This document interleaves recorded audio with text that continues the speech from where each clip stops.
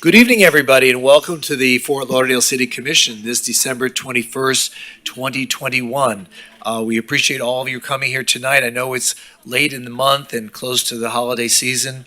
We're working as hard as you are, so let's hope maybe we can wrap through this meeting quickly and allow ourselves to move on with the holiday. What do you have here? Oh. Okay, so for those of you who are here for the first time, there's a certain format that we follow here. It starts with the Pledge of Allegiance, and then we make certain announcements, and then we go into what's called presentations. And the presentations are at an opportunity for this community and this commission to recognize individuals, organizations, or events that have taken place or will take place in our community. And tonight we have 4 such presentations. And so before we begin, or as we begin, I would invite you all to please rise with me and recite the pledge after me.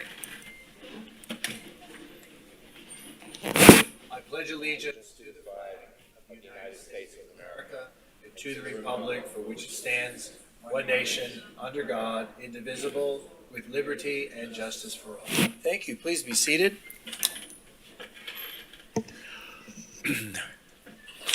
Mr. Clerk, would you please call the roll? Is Mr. Clerk here? Oh, yeah. Yes. He was off on an errand. Okay. Vice Mayor Moritas? Here. Commissioner Glassman? Here. Commissioner McKenzie? Not present at the moment. Commissioner Sorensen? Here. Mayor Trentalis? Here. So we have a quorum. We have one walk-on. It's a resolution appointing Robert Vaughn and the law firm of Kin Vaughn Lerner LLP as special counsel to the city of Fort Lauderdale in connection with reestablishing the boundaries of the 4 city commission districts following the 2020 decennial census. This is the redistricting. I was asked to take this up at the beginning, so when we get to the agenda, this will be an item we'll talk about before we get to any of the other items. So in addition to that, there's a couple of changes. CM1, a memo titled Updated to reflect the proper district, and M3 is added as Exhibit 1 to the settlement agreement. Having said that, would someone like to move to approve the minutes and the agenda for tonight's meeting? Mayor, I did have just one edit.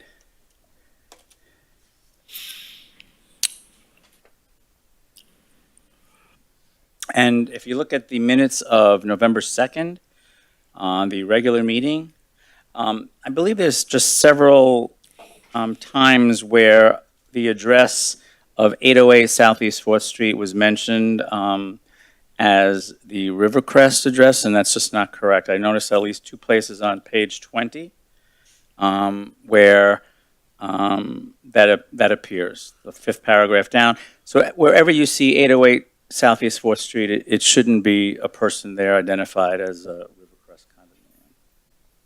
Wait, repeat that? Say it again? Yes. 808 Southeast 4th Street is not Rivercrest. I believe Rivercrest is 818.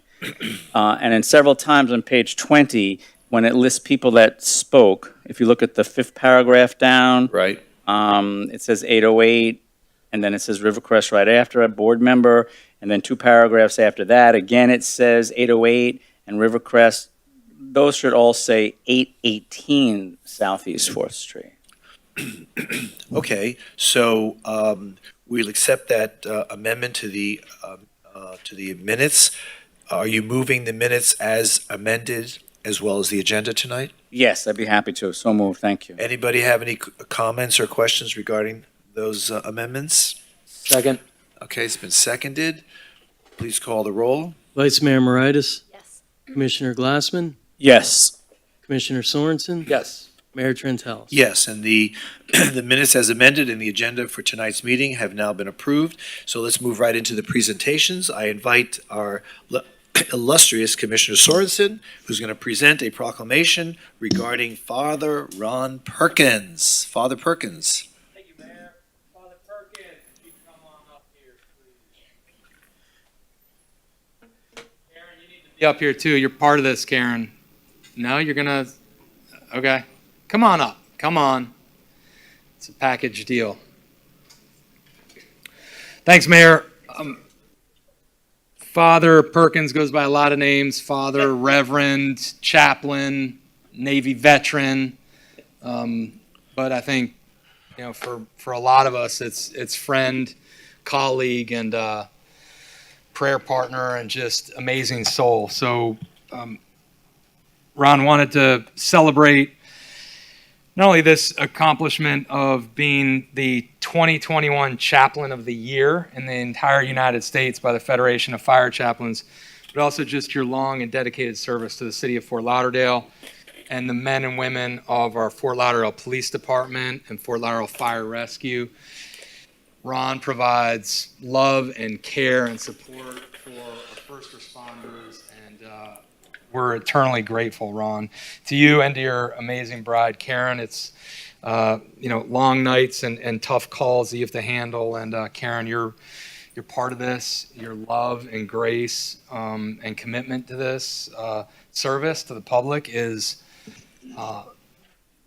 so appreciated by our community. So I thank you, Karen, for what you do. So, Ron, here's a recognition of Reverend Ron Perkins, 2021 Chaplain of the Year by the Federation of Fire Chaplains, December 21, 2021. Whereas the Federation of Fire Chaplains is an international fellowship of fire rescue chaplains whose mission is to bring together persons interested in providing aid, comfort, and help to firefighters, their families, and victims of crises with the intention of improving all areas of fire and emergency services. Whereas in 2019, Reverend Perkins was ordained an Orthodox Catholic deacon and advanced towards priesthood in 2011. Reverend Perkins has been a public safety chaplain serving the Fort Lauderdale Police Department since 2009.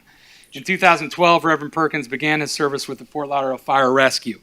He also serves fire departments in Coral Springs and Tamarack, dedicating thousands of hours to assist fire rescue and law enforcement personnel.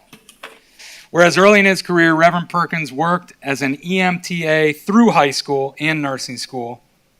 He graduated from Marcy State Hospital School of Nursing in 1972 and served as the United States Navy Nurse Corps officer specializing in pre-hospital and hospital-based emergency services. Go Navy, Commissioner Vice Mayor Maritas. Beat Army, as we did. Very nice. Whereas while stationed in Guam, Reverend Perkins developed and implemented an EMTA program for the Emergency Medical Service Team. In 1975, he was deployed from Guam as part of a surgical team to support the evacuation of Saigon. Whereas following his military service and prior to his religious calling, Reverend Perkins spent over 30 years in senior management and marketing positions in healthcare and business services. Whereas Reverend Perkins has served on community charitable boards, Fort Lauderdale's Parks Rec Beach Advisory Board, and the city's Code Enforcement Board. He's past chair of the Business First venture between City of Fort Lauderdale and Greater Fort Lauderdale Chamber of Commerce Board of Directors. Reverend Perkins resides in Fort Lauderdale, I believe in District 2, if I'm not Commissioner Glassman. Yes, he's good taste. Very good taste. Very good. Thank you, Commissioner. You're welcome. With his wife, Karen, and as a proud grandfather of two, he continues to serve the city's fire and police departments and is an outstanding asset to the city of Fort Lauderdale. Now, therefore, we as city commissioners of the city of Fort Lauderdale hereby proclaim December 21st, 2021 as Reverend Ronald G. Perkins Day in the city of Fort Lauderdale in recognition of Reverend Ron Perkins' selection as 2021 Chaplain of the Year, dated the 21st day of December, 2021, signed your mayor, Dean J. Trantellis. Thank you. I'd like to ask Chaplain Ron to say some words. Well, if you look at this proclamation, I think it makes me very, very old to begin with. But Ben is absolutely right. I could not do what I do on a day-to-day basis without my lovely wife, Karen Unger. And thank you very much for being there and allowing me to do what I do for our fire rescue and police officers here in Fort Lauderdale and throughout the county. So thank you very much for this honor. It is an honor and a privilege. Thank you and God bless. Merry Christmas. Ron Perkins has been a fixture in our community for so many years, and we're certainly blessed to have him as our chaplain and all the things that Commissioner Sorensen called you. Yeah, right. In many languages. Yeah.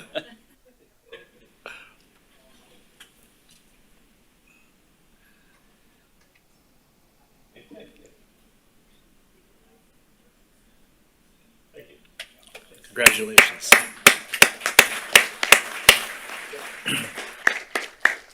Is that like a Lifetime Achievement Award, I guess? Thank you, Commissioner Sorensen. I would now call upon Commissioner Glassman, who will present a proclamation regarding Jim McCready. Is Jim here? James?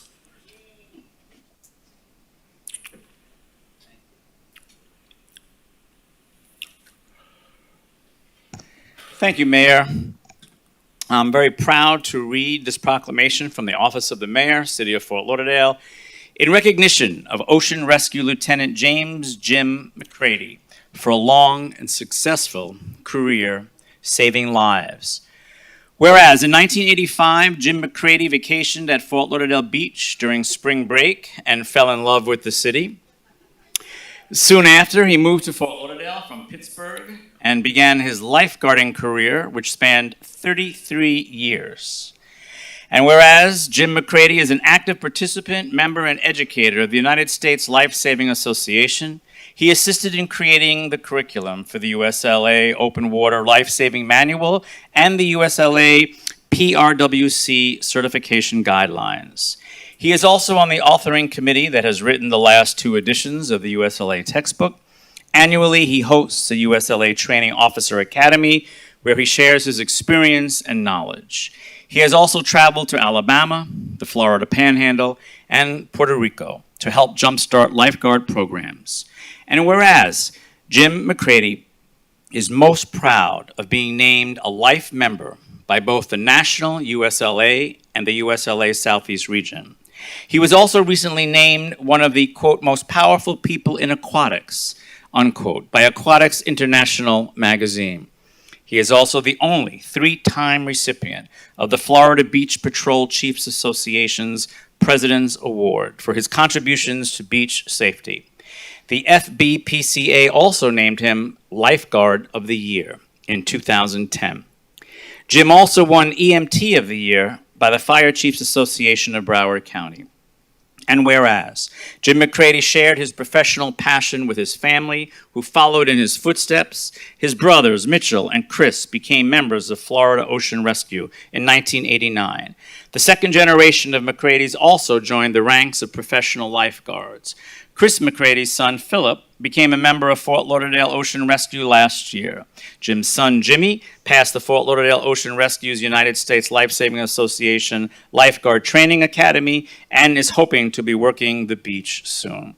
And whereas Jim McCready also has a love for rowing, he will frequently remind surf life-saving athletes the importance of rowing and promotes the addition of rowing in USLA events. He has been an advocate for adding a women's row to USLA events, adding a 3rd lap to the women's row, and changing the American Ironman Iron Woman event to include a rowing portion. And whereas Jim McCready lives and breathes life-saving, he constantly tells people there are 2 types of lifeguards. There are the lifeguards who want to collect a paycheck, and there are lifeguards who make lifeguarding a lifestyle. Jim is the latter of the 2. He has spent his career advocating for lifeguards everywhere to better the profession. Even though Jim has retired, he is a lifeguard for life and will continue sharing his knowledge and experience. Now, therefore, we, as City Commissioners of the City of Fort Lauderdale, Florida, do hereby proclaim December 21, 2021 as James Jim McCready Day in the City of Fort Lauderdale. We recognize and congratulate his long and successful ocean rescue career and wish him the best in retirement, dated this, the 21st day of December, 2021, and signed by our Mayor, the Honorable Dean J. Trentalis.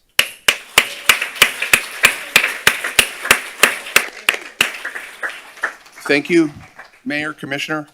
I came down here, like the Commissioner said, on spring break in 1985. Had a really good time, went back to Pittsburgh, decided to come down in 86. Figured out this would be a good place to start a career. I was a lifeguard up there at Pools and Lakes. Decided I was going to lifeguard for 6 months, save up some money, go to Broward Community College. 34 years later, here I am. If I wouldn't have changed anything had I have it over again. Thank you very much. Let's get it.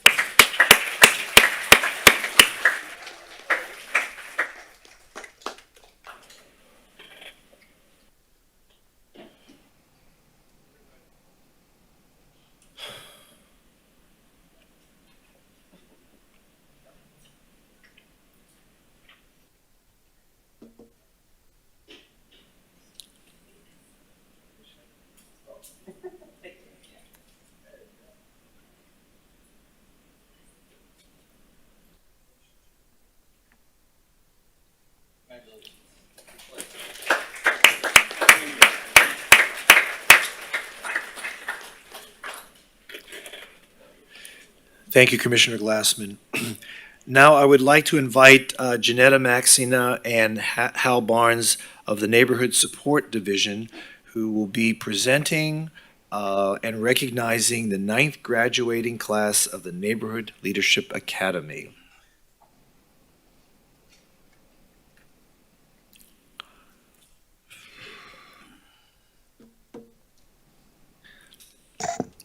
Good evening, Mayor and Good Commissioners. evening. Janetta Maxena, Senior Management Fellow, Division of Neighbor Supports. I am extremely excited to present the 9th class of the City of Fort Lauderdale's Neighbor Leadership Academy. NLA was created under the leadership of our Neighbor Support Manager, Hal Barnes. NLA is offered twice a year, once in the fall and once in the spring. We are so proud of our participants who have undergone a 5-week civic engagement opportunity, which has provided invaluable knowledge on how our city works.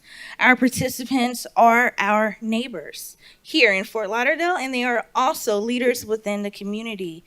During the 5-week academy, participants were exposed to our city's structure, communication strategies, volunteerism, ethics, budget, resiliency, and neighborhood programs provided by our city.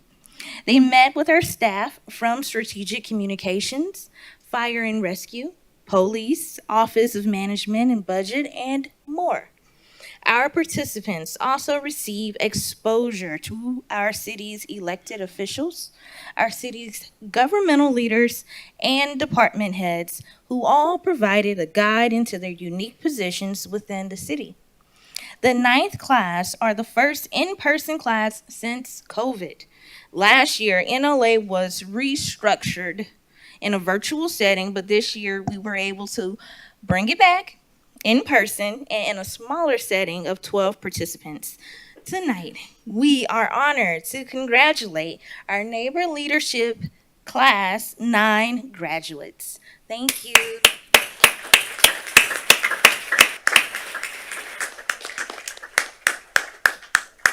First up, Denisha Brockington. If you hear your name, please come on up. Susanna Coleman. And Hal, you want to come up to the center here with them and present them their certificate?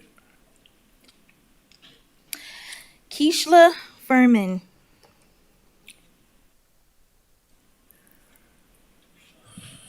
Carolina Gonzalez.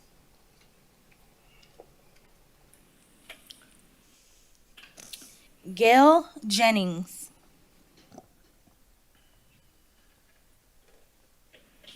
Joanne Kitchen Simmons.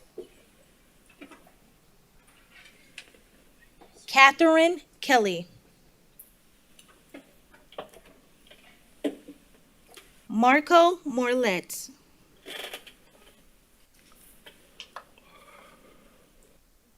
Sunday Phillips. Edward Rebels. Marisol Simon.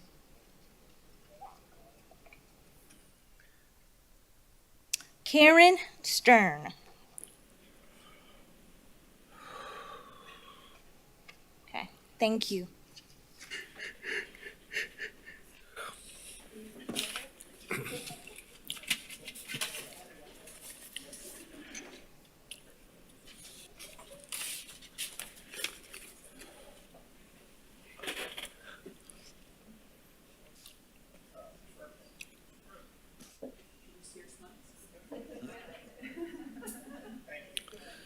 Thank you. Thank you so much, and congratulations.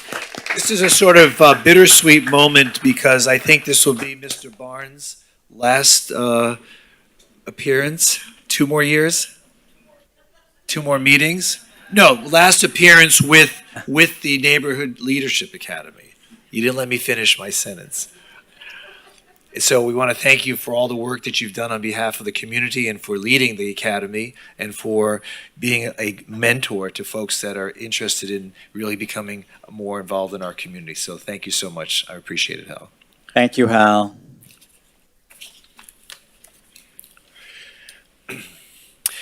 I now have the pleasure of introducing members of the U.S. Masters National Swim Team champions.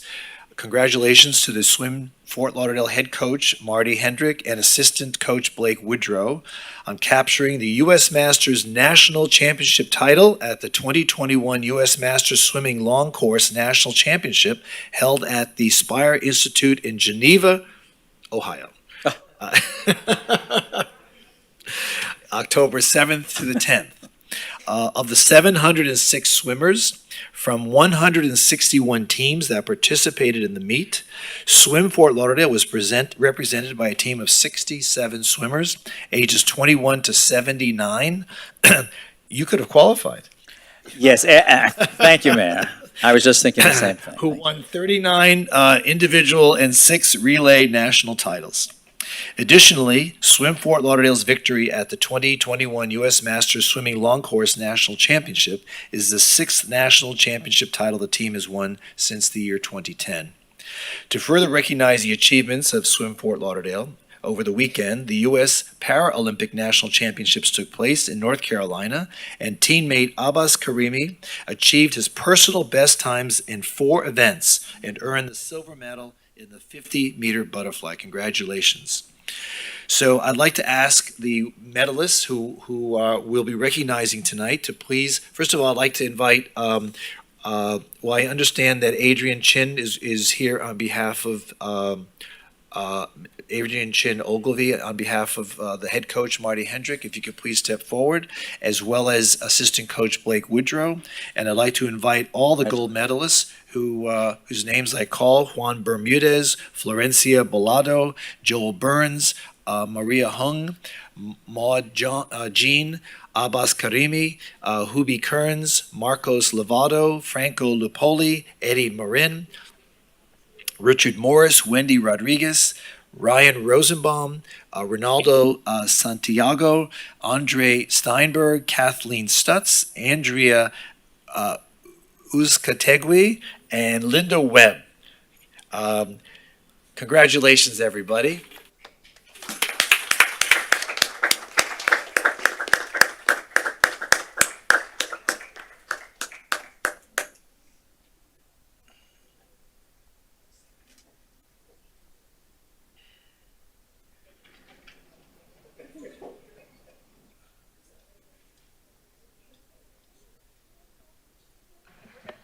We have a microphone. Great. So it is my honor to present these. First of all, congratulations. You are better than I am that could swim that well and earn a gold medal. So you really bring a great deal of pride and joy to our community. So thank you for all that you've done. Who's 79? Don't have to say. So I'm presenting these basically on behalf of the team, but I do believe that it's going to go, there's 2 specific people that I'm supposed to provide these to. I think, Adrian, that's you. Thank you so much. I appreciate it, and thank you on behalf of the team. And also, Blake Woodrow, where's Blake? Blake, there you go. Thank you. You're the assistant coach, right? Great. So do you have a few words you'd like to share with us regarding your success? Howdy, everybody. I'm assistant coach Blake Woodrow with the Swim Fort Lauderdale Masters team. This competition was actually a long course competition, Olympic-sized pool. If you guys watch the Olympics, that's what we were swimming in this time. There's short course and long course. And we actually are waiting, if you guys do or do not know, for the International Swimming Hall of Fame to be done with its renovations for us to come back to an amazing facility. Thank you very much to the City of Fort Lauderdale for doing so. So we have not been able to train in a long course pool since that pool has been down. We've been at the city pools. Thank you to Desiree Shirley, Barbara Barber, Carl Williams, and all the people at the local pools. And it's been somewhat difficult for us to train and not been able to do long course. However, we have had a lot of inspiration from, if you guys might have heard, Abbas Karimi. He is a refugee from Afghanistan who does not have arms, who got away or fled Afghanistan for a better life, and he landed in our arms here in the city of Fort Lauderdale. If you guys have time, please check him out. Very inspirational, I know. He's kept all of us swimming, and he's been a big inspiration for all of us. And thank you very much to the city of Fort Lauderdale for all that you do to allow us to keep swimming, and we're excited for the Hall of Fame to open back up. Well, we're really excited. The aquatic center should be available, I believe, this year, and then certainly the adjacent buildings in a couple of years. But you know, the Masters team has always brought great pride and joy and victory to the city of Fort Lauderdale. So we appreciate all that you continue to do. Does anyone else want to say anything? You're all good? Fine? Okay, great. So let's have our picture taken. Why don't you...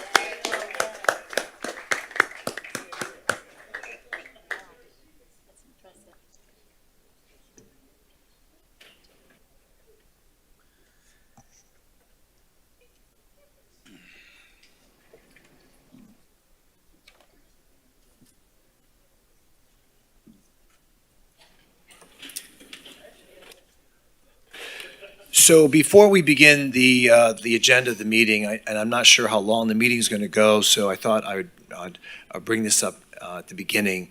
I just want to take this moment and thank each and every member of this commission with whom I've worked this year. Thank you so much for all the good work and the camaraderie and the success that we've been able to achieve as a commission. And I want to thank everybody in this community who provided support, ideas, and hope that we will continue to function as a beautiful city that we've become. And so I want to wish you all a very, very happy holiday, a safe holiday, and let's all pray for a rewarding new year. 2022 is going to be a great year for everybody. So we thank everybody and colleagues. It's been great, and we'll continue to try to fulfill the expectations of our community going forward. So thank you, everybody. So now we go into the regular agenda. What that means is that there's what's called a consent agenda. The consent agenda is a list of items that are on the agenda that we vote on all at once. If an individual commissioner wishes to pull an item to discuss it separately and to vote on it separately, I will call upon that commissioner to see if they want to pull any items. If you're here to speak on an item and it's being pulled, it will be at that time that you'll be able to speak. If you find out that the item you're here for is not being pulled, then I would invite you at the beginning to raise your hand and say you want to speak on that item, and I'll be happy to have you speak on it before we vote on the rest of the consent agenda items. So I see a whole bunch of let's see, really just three. Mr. Corbin has asked to speak on three different items. So does the commission, let's say, Vice Mayor, do you have any consent agenda items that you would like to have pulled? I do. CM 11, please. What is the CM11? Correct. CM 11. Okay. Commissioner McKenzie? Okay. Commissioner Glassman? Thank you, Mayor. CM1 and CM2. And Commissioner Sorensen? No, thank you. Okay. So CM 1, 2, and 11 have been pulled, and I see Mr. Corbin, you've asked to speak on CR2, CM14, and CM10. So are you here in the audience, Mr. Corbin? Yeah, why don't you come up here at the podium and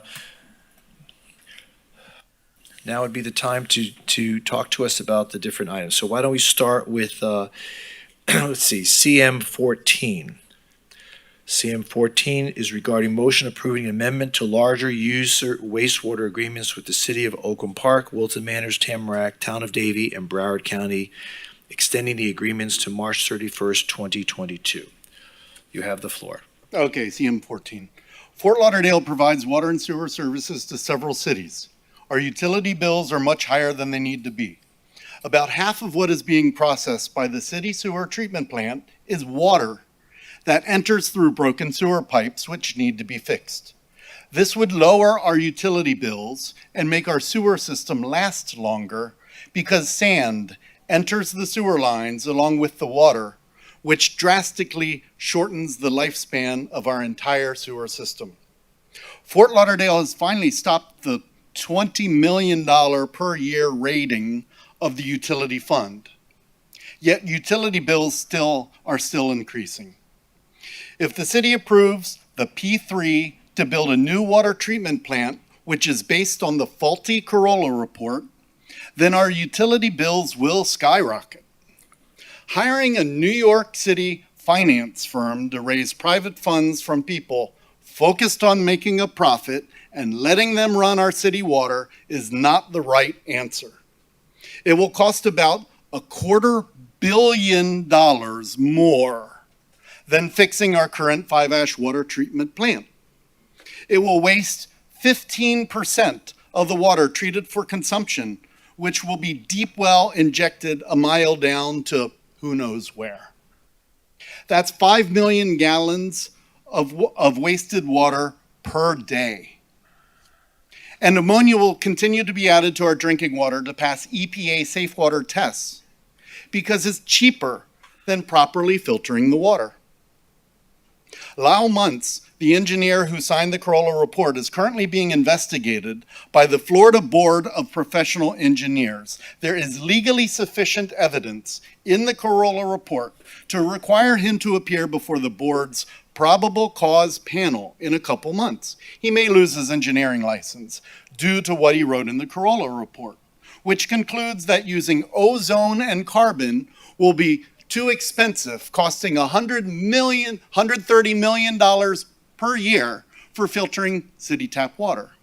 Reese Engineering estimates it'll cost $6 million per year to use this technology.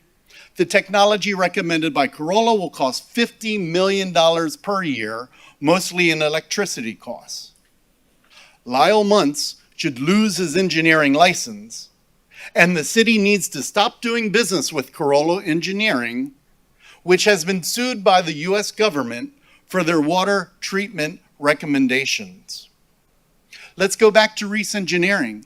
Let's keep using them. We've been using them for 30 years. We need to listen to them. Thank you. Thank you.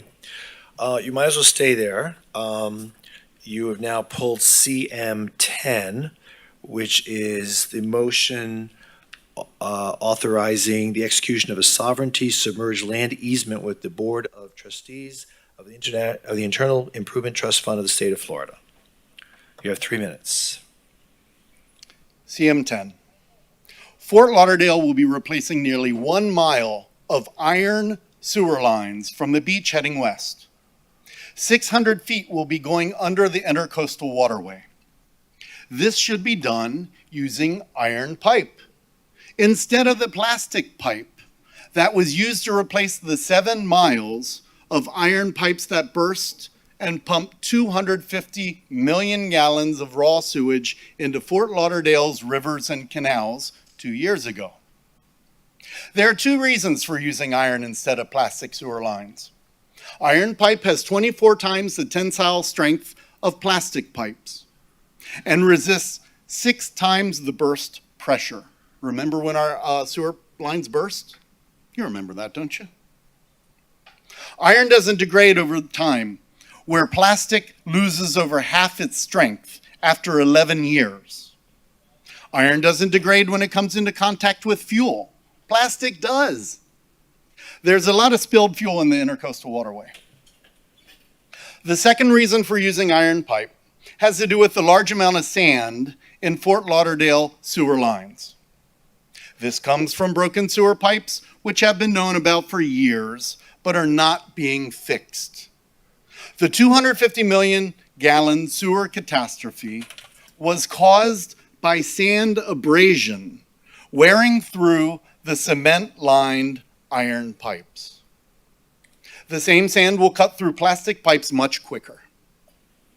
Now, there is technology with ceramic epoxy-lined iron pipes.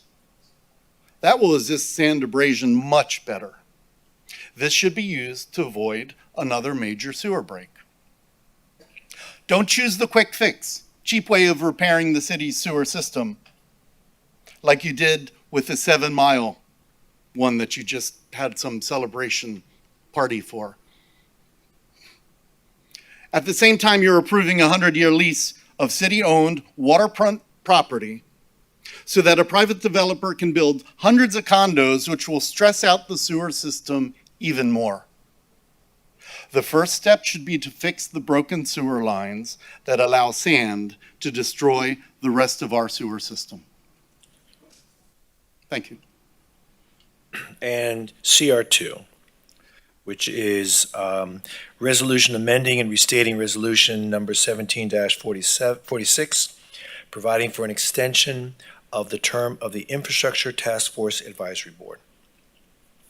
Inflow and infiltration, I&I. The Infrastructure Task Force Committee has been talking about it for the past 5 years, ever since the committee was created. It simply means that water and sand are getting into broken sewer lines. These pipes need to be fixed because it's not only destroying our sewer system, but it's destroying the marine life in local rivers and canals due to massive sewer spills. There's always a debate on whether it's safe to swim there, since even a tiny cut has landed people in the hospital for a long time. The City Commission ignores the committee's advice to fix these broken sewer pipes. There isn't enough money to do the job, then file for a bond.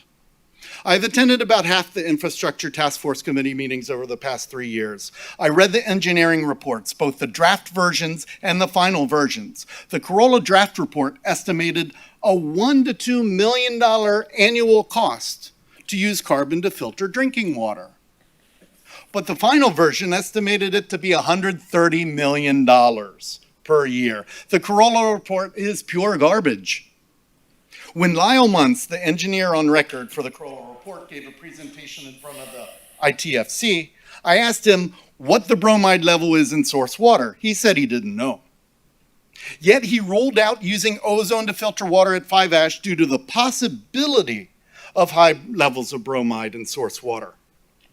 Ozone and carbon are the best and cheapest ways to filter drinking water in South Florida. They can even remove PFAS and other chemicals that cause cancer, which Corolla's recommended technology cannot.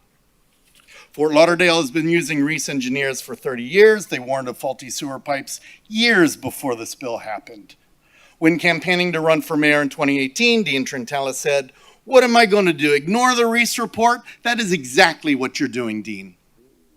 You need to invite Ed Talton, the engineer who wrote both the 2017 and the 2021 Reese reports, to speak in front of the ITFC instead of ignoring the fact that these reports come up with conclusions that are opposite of what Corolla recommends. 250,000 people drink and bathe in green or yellow water from the 5-ash water treatment plant, which is run by Fort Lauderdale. It contains over 5 times maximum levels of EPA toxic chemicals for several weeks every year due to the fact that ammonia is added to cheat and pass safe water tests. You have wasted 3 years by ignoring recommendations by Reese Engineering. Instead, you have this garbage Corolla report written to back up the unsolicited P3 proposals, which will cost each and every customer of 5-ash water an additional $1,000 to build and another $250 each year in increased utility bills. It appears that this is being done to get massive kickbacks for the city commission, city management, and utility managers. Okay, Okay, all right, your time is up. Line, this Your time is up, $430 sir. million mistake Your time will is go up. down in history as the biggest theft Thank in you. Broward Thank County. you. Don't Thank do you, it. Boyd. Okay, thank Wilton you. Manors is calling, Mr. Yeah. Bull. For those of you who are here for the first time, you may sit down. You may sit down. I wasn't talking, I'm going to talk about you, but not to you. Yeah. So many of the things that Mr. Corbin said tonight, we dispute. And in particular, I want people to know, you may sit down. There's a chair for you, I'm sure. It has your name on it. Right there. An example of matters in dispute, there was the accusation that we're not dealing with the infill and the infiltration aspect of our underground sewage system, which is basically old pipes that get groundwater seepage into them and adds to the impact on our water treatment, on our sewer treatment plant.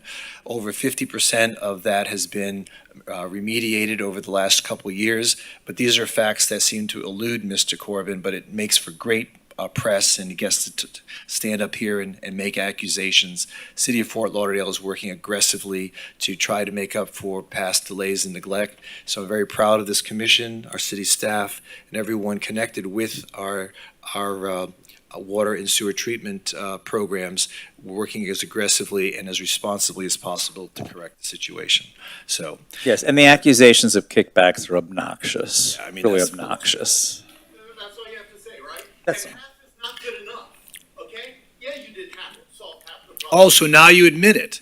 So you were saying we did nothing, now we've got half, you admit to it. So please sit down, and, it's really, you consumed 10 minutes of our time, so I'm happy you had that chance. But now we have the commissioners who have their own items they've pulled, and now we're going to listen to them. You're leaving? It's a long trip back to Wilton Manors. Okay. Anyway, CM 11, we have Vice Mayor, motion approving an interlocal agreement between the City of Fort Lauderdale and the City of Wilton Manors ratifying the installation of an interconnect to the redundant sewer force main located at Northeast 15th Avenue and 18th Street. Vice Mayor. Thank you, Mayor. And I promise I didn't talk to Boyd in advance, but this has to do with I with our sanitary sewer collection basins. And actually, one of my questions is, I know this will connect to Wilton Manors. Do we require the cities who we service to also pump out their mains, their sewer mains, to get rid of the sand before it gets to us? We do have maintenance agreements with the people that we contract with for outside services, but let me get our Public Works Director, Mr. Dodd, to the podium. He can explain in better detail how the systems are maintained once they're outside of our city limits. Okay, because that was one thing that was brought up from a constituent in my district last night, to make sure we had a maintenance agreement with the other cities that we service for sewer. Okay, thank you very much, Mayor and Commissioners.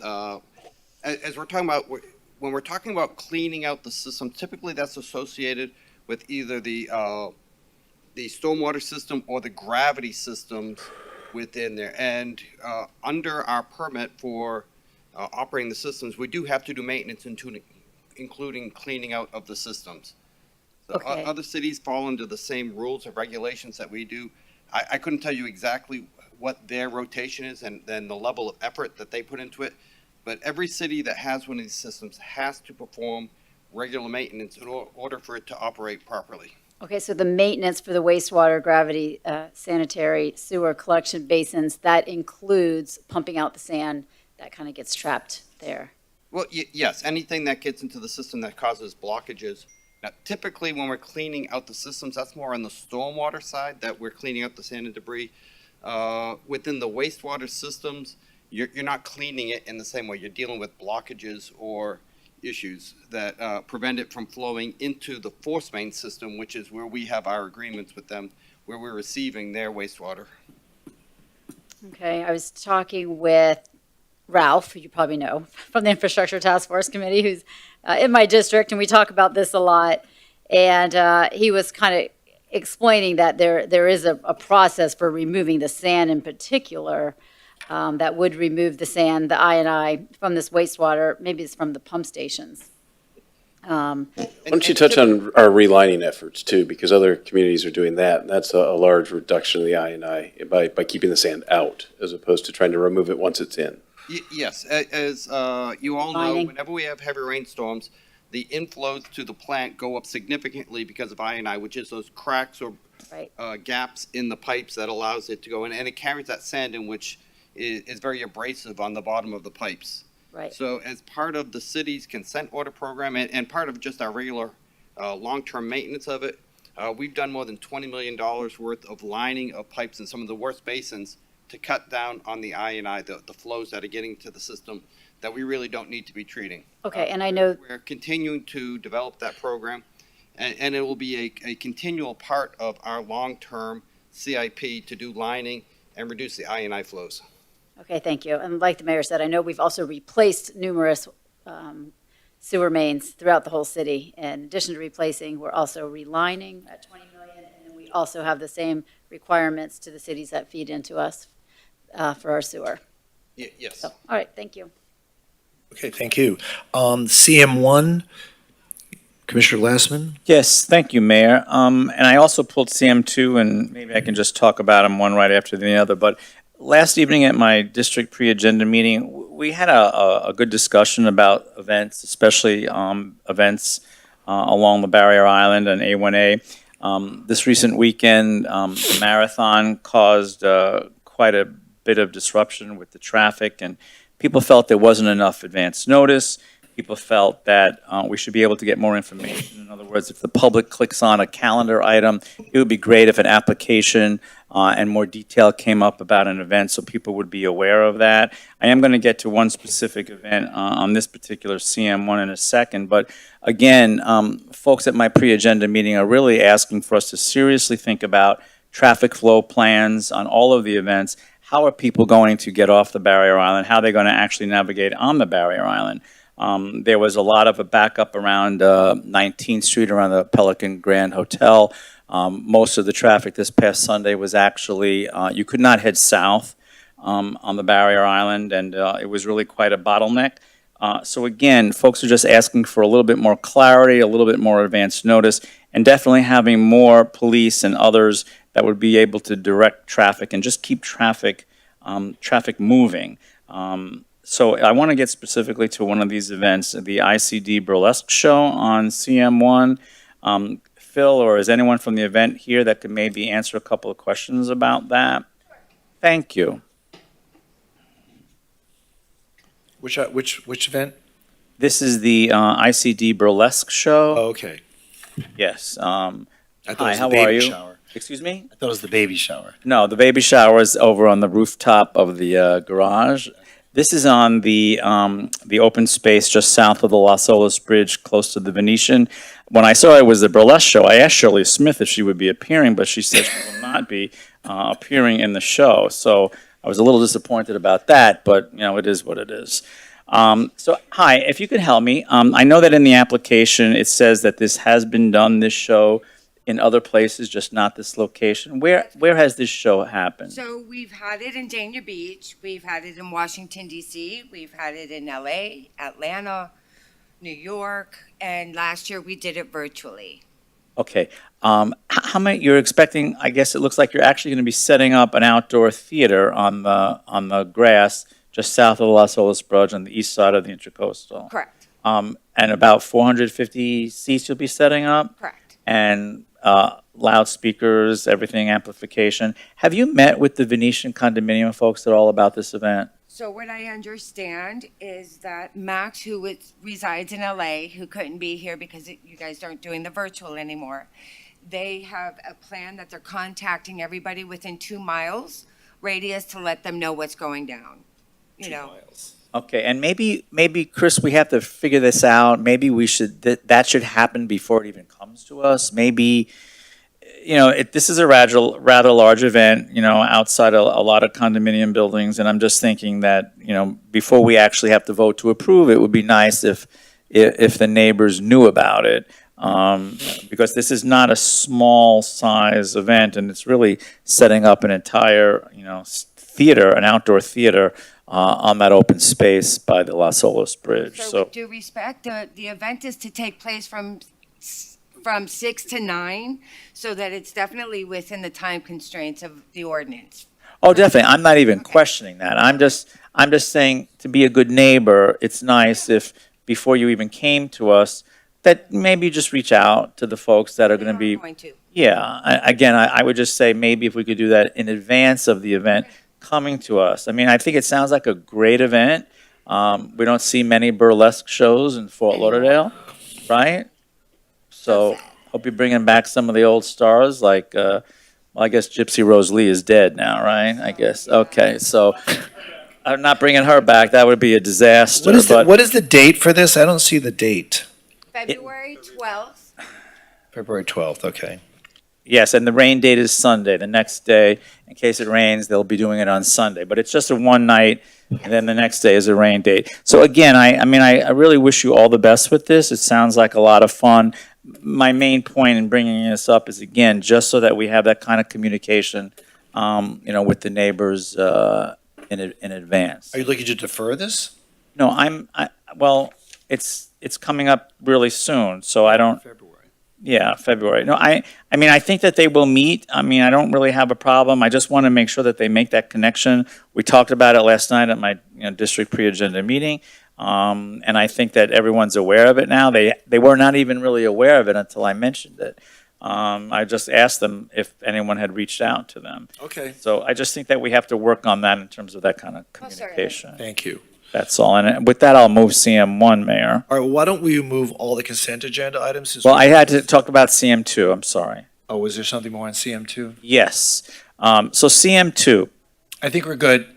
You can sit down now. Thank you. Thank you so much. With CM2, again, we talked about difficulty navigating the barrier island, and with regards to CM2, recently the March for Cancer and the triathlon, both excellent events. But I just was hoping that Chris staff could be a little bit more conscious moving forward. Around March, we're going to probably have a lot of road closures because of the Las Olas Marina construction that hopefully will start by then. And folks are just looking for us to be a little bit more conscientious about events around that part of the barrier island, especially with all of the road closures we're going to experience with that marina closing.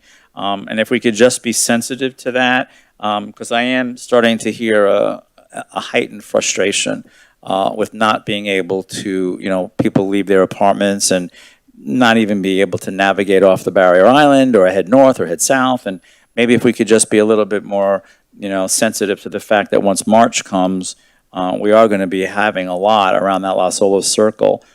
So maybe we can just be cognizant of that as the events start coming to us for approval. And with that, Mayor, I can move CM2 as well. Would you move all the consent I'll be agenda? happy to move the rest of the consent agenda items. Thank you. Do I hear a second? Second? It's been moved and seconded. Please call the roll. Vice Mayor Moritas? Yes. Commissioner Glassman? Yes. Commissioner McKenzie? Commissioner Sorensen? Yes. Mayor Trentalis? Yes, and all the consent agenda items are approved. Want to do the walk-on item, Mr. Boileau? I can't hear you. Yeah, that's fine. It's up to you. Yeah. Okay. Before you move on to that, just because it was on the consent motion, and I think it's important to highlight that what you all did tonight was approve our new city clerk's contract. So Okay. that's official with that vote. So usually those stand out on their own, but tonight that one's blending into the consent motion. So I just wanted to highlight and say congratulations to David as his appointment now is official. Okay. Congratulations. City manager, I still haven't signed the contract, just. right. And does Jeff get to sit in that chair for the rest of the night? Does Jeff go home now? We'll keep him as long as he'll stay. Okay. Just checking. So let's do the walk-on item, Mr. Boileau. Very good.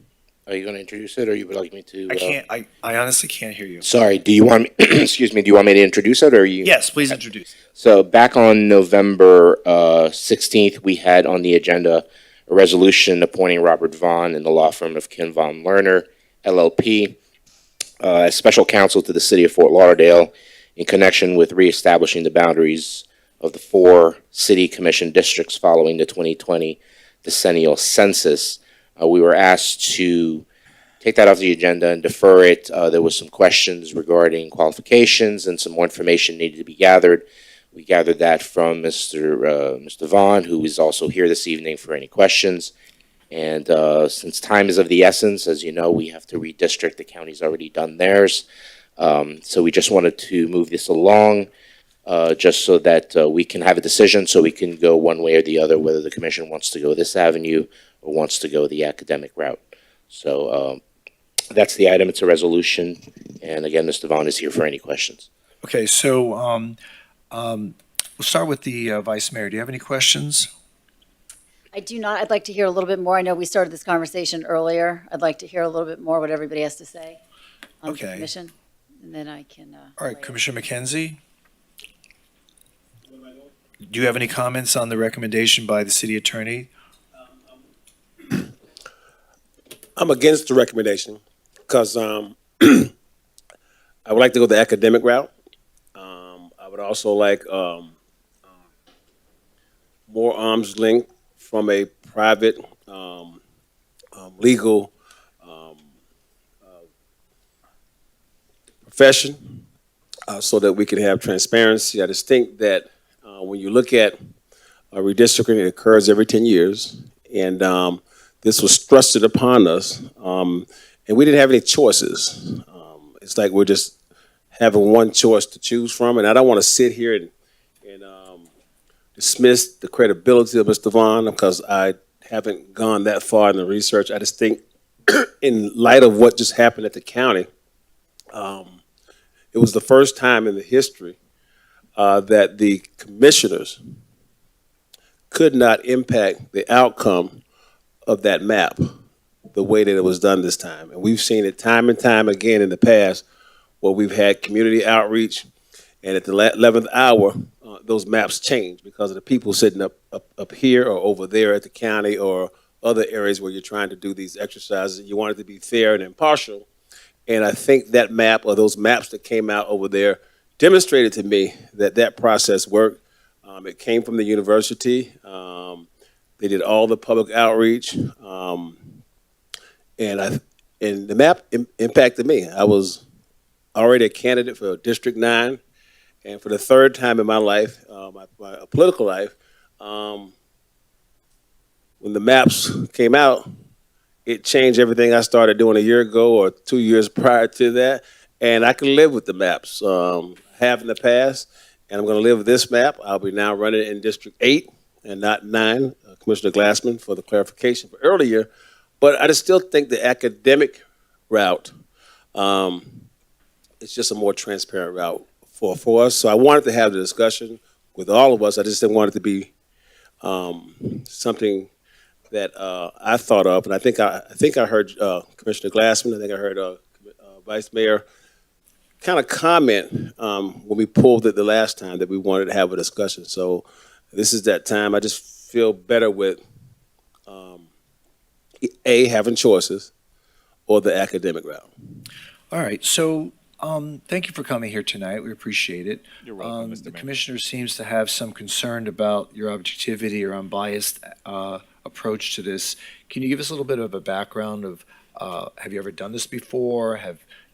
What are your methodologies that would give us some comfort to knowing that we're going to get a fair product at the end? Good evening, Mr. Mayor, members of the commission. Commissioner McKenzie raises obviously a fair question and one that the entire commission should be asking. I think you all mentioned that the redistricting takes place every 10 years. So I'm happy to say I only have one cycle's worth of experience because I am not that old.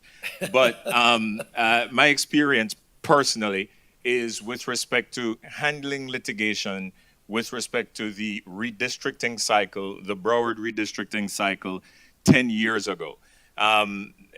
In addition to that, we have an expert, Dan Lewis, who is to provide the technical expertise, the drawing of the maps, the analysis of the data, the analysis of the underlying blocks. What do we bring that is different from the academic route, which is absolutely an option that should and can, and I believe was considered? by the city manager and city attorney. In this cycle, you are dealing with the first go-round after the adoption of the Florida Fair District Amendments. You're dealing with virgin territory when it comes to analysis of that case law post Shelby, post and the implementation of the Fair District Amendments to the Florida Constitution. As our clients, it is going to be our job. We are not advocating any particular map, any single map. We're not advocating on behalf of any group. It is going to be my job and my firm's job to advise and counsel you as our clients with respect to maps that you are considering, maps that you are proposing, maps being submitted by your constituents. Because, as I think Commissioner McKenzie just pointed out, you don't want to find yourself in a position where you have adopted, considered, implemented, or seek to implement a map, and you are unaware of challenges that may be raised to that map. You're unaware of whether or not it runs afoul of the Florida Fair District Amendments or, God forbid, the Voting Rights Act. So it's going to be our job to provide you with guidance and counsel as you are considering these maps. Again, not as advocates, but as your counselors and special counsel, and then you make the decision.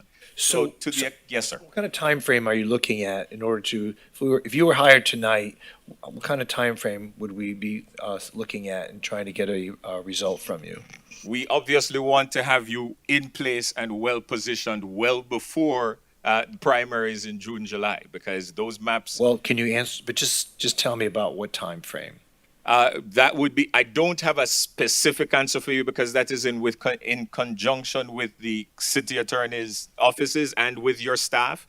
The goal would be to seek input from your constituents, have them have maps in, have you have time for individual consultation and discussion and selection of those maps so that you can vote on them and have them in place well before primaries, which would the primaries in August, right? Yeah, June through August. I think you want to have them in place before people are qualifying. So, right. Yes, sir. So you're looking at March or April? That would be the preferred timeline.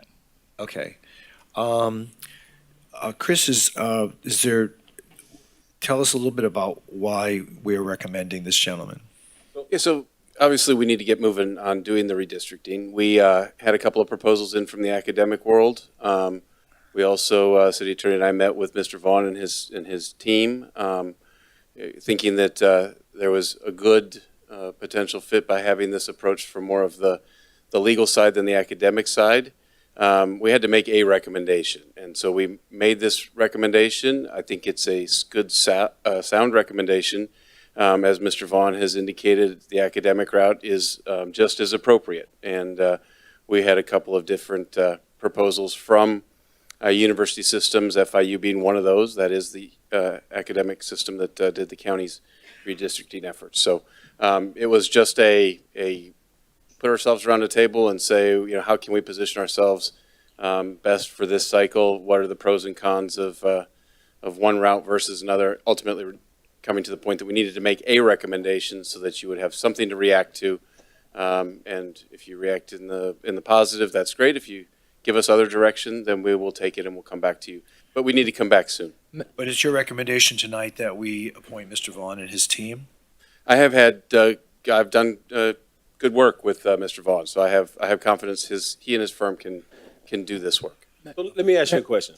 And I know what you're asking him, but it is clear to me, crystal clear, that Mr. Vaughn's firm has no experience in drawing maps. They have experience in litigation when maps don't turn out right. The academic route has proven time and time again a transparent process that works until the political side of it influences it. What we witnessed at the county was where they took the commissioners out. It was the public, it was the demographics, it was the population, it was the law that was just recently passed, as Mr. Vaughn indicated that they had to do. They have done all of the legwork. Everything is there. They probably can have this to us quicker than Mr. Vaughn and his team now, who's going to go out and pick a person that can draw a map and bring the demographics together to try to get and meet our deadlines in the future. So there's no way I'm trying to dismiss what he does for a living, because he's done things for us before. But I think this is not his area of expertise, but it's an opportunity to present something to us. And I just think when you and the city attorney had all these options in front of you, that's the time that you should have, shared it with us, that we have all these ideas and allowed us to sift through that process and say, hey, yeah, you know what? This is the right one, or that's the wrong one. And when I first saw it, I raised a concern to it. And we pulled it, we brought it back. I know we're up against a deadline, but I still think we have an opportunity for choices, rather than just taking this recommendation and saying this is the one, when it clearly shows that he's never done a map before. If I might, Mr. Please Mayor. go ahead. Thank you. I may have been remiss in not highlighting that our team is a combined team. It's with Kim Von Lerner and with Mr. Dan Lewis. And Mr. Lewis is not an attorney. Mr. Lewis will be working in conjunction with our firm. He is the expert on the drawing of the maps, the collection of the data, the analysis of the underlying blocks. Mr. Lewis has been involved in the creation of 7 of 9 district maps for Broward County in the last cycle.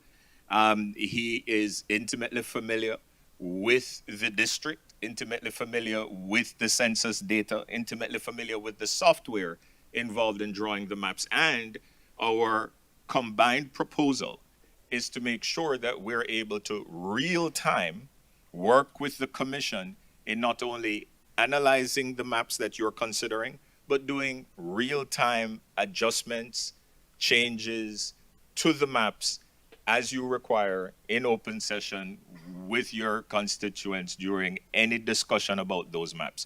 So I think Commissioner McKenzie is dead on. I would never come before you and suggest that I am a statistical or map expert.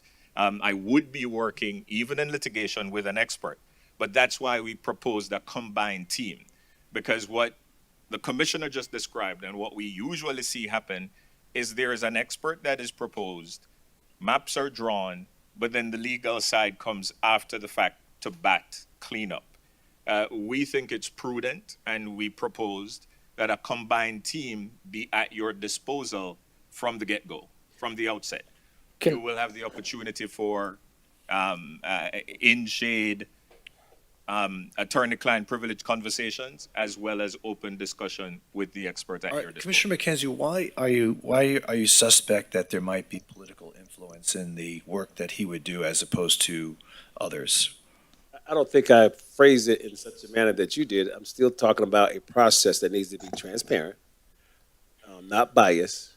And in my opinion, what I just witnessed with the county was one of the best in my lifetime that I've seen. Now, when I was pitched this by the city attorney's office, he told me that this firm had the best experience in this area.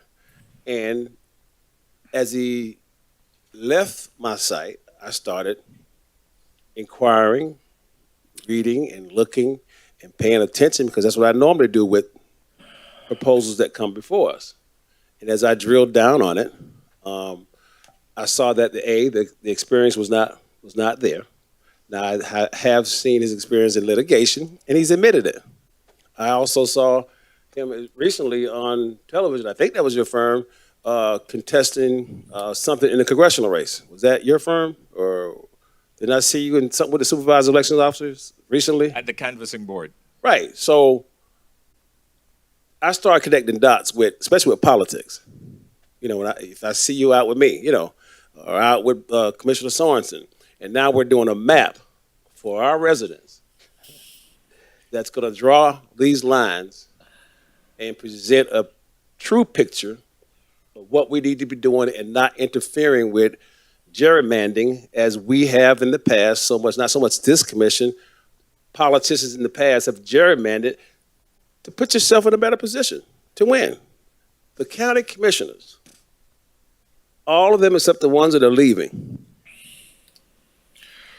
woke up with a different picture that they couldn't control the outcome and they have to live with it now and run or present to those new constituents or demographics that were presented during that process. So that just galvanized me and caught my attention of a real fair process. And I was in the middle of it because I'm a candidate now for county commission and I was impacted with the outcome, but I still can live with the outcome. I still can now go and run in a district that doesn't have the people that I represent now.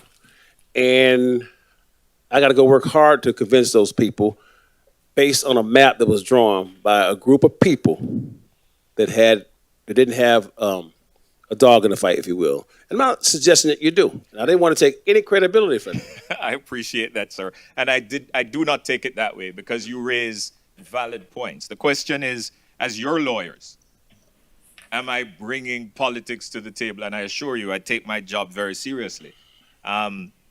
It is an apolitical engagement. It is not my job to be advocating, pushing, or in any way, shape, or form suggesting the viability or preference, I should say, of one map above another. It's my job when you ask a question, when you propose a map, it's my job to let you know whether or not under the Voting Rights Act, the Florida Fair District Amendment, and the prevailing case law, is that a supportable option?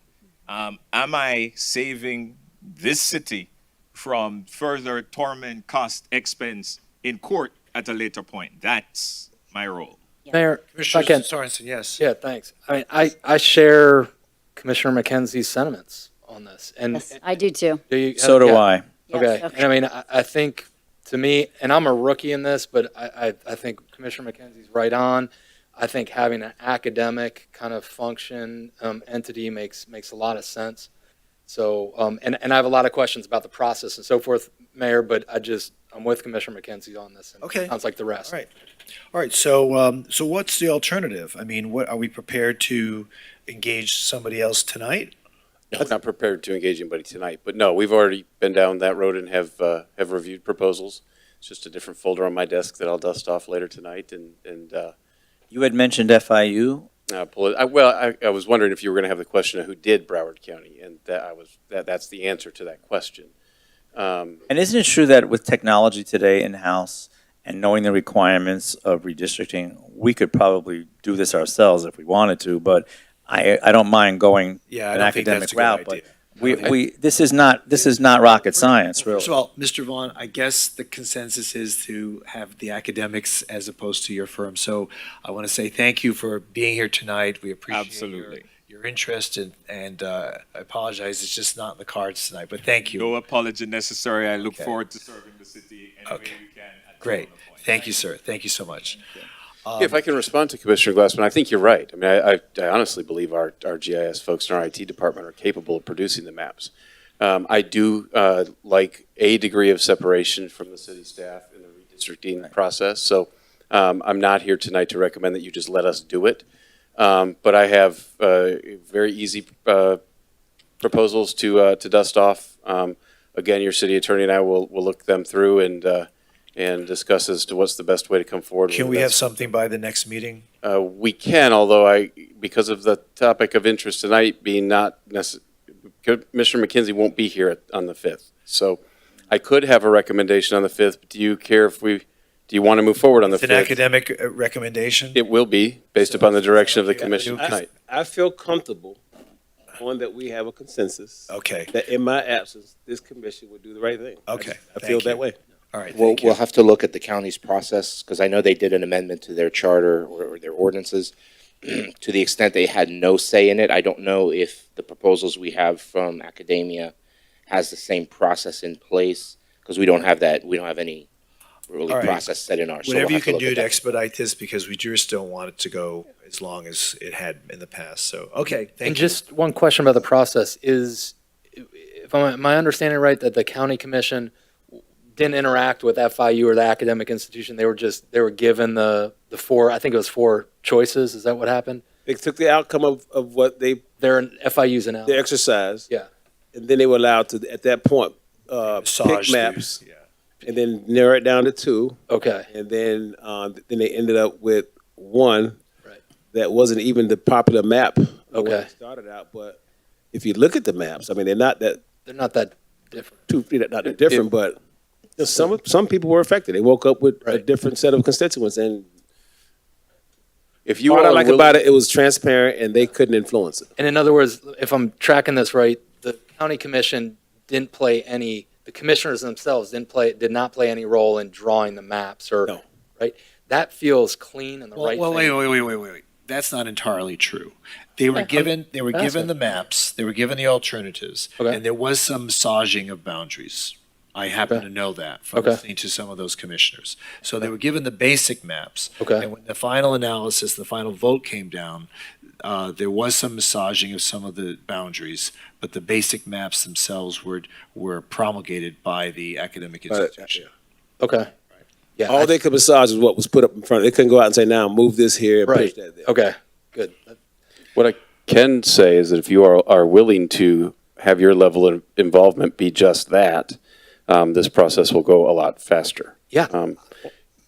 I don't think we should be involved in a significant fashion on this. Because the population is going to dictate most of it. Say it again? The population is going to dictate most of it. Exactly. Well, I do think we should have the final say. Yeah, well, they did present the maps, Right. yeah. There's going to be some significant changes. Looking at the population numbers, there's got to be some shifting. So And we've seen this. Address is the No, commissioner. but we saw this before. No, but Mayor, we saw this before, you and I. Yeah. And we both were impacted by it. If you look at my district, and when people speak of the history of District 3 and the economic engine we once had, it's not the Sixth Trunk Corridor. It's the piece contiguous to the tracks. It's Flagler. It's that little Trunk Park area. It's Regal Trace. It's all the things now that lie in District 2. It was you then as a commissioner, and now Mr. Glassman then. So we're talking about preserving history, but because the numbers shifted, we had to give up some things.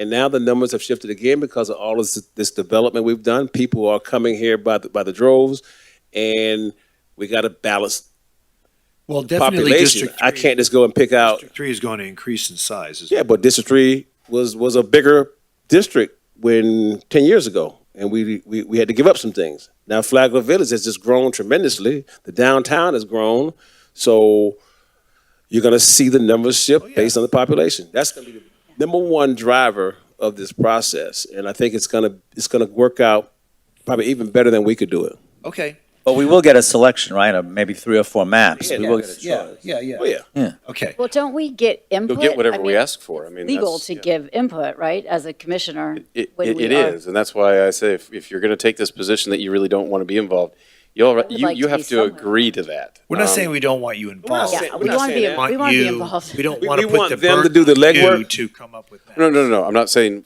me. I'm saying the No, commission, they do the elected legwork, officials. and at the end we say, look here, we not push this, or let's make this fairer, or this is the real picture.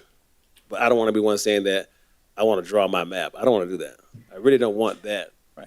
Okay. But All right, we we're saying the but same we do thing. want Get some back- input. if you- Yes, if you we get all back agree to with what- that.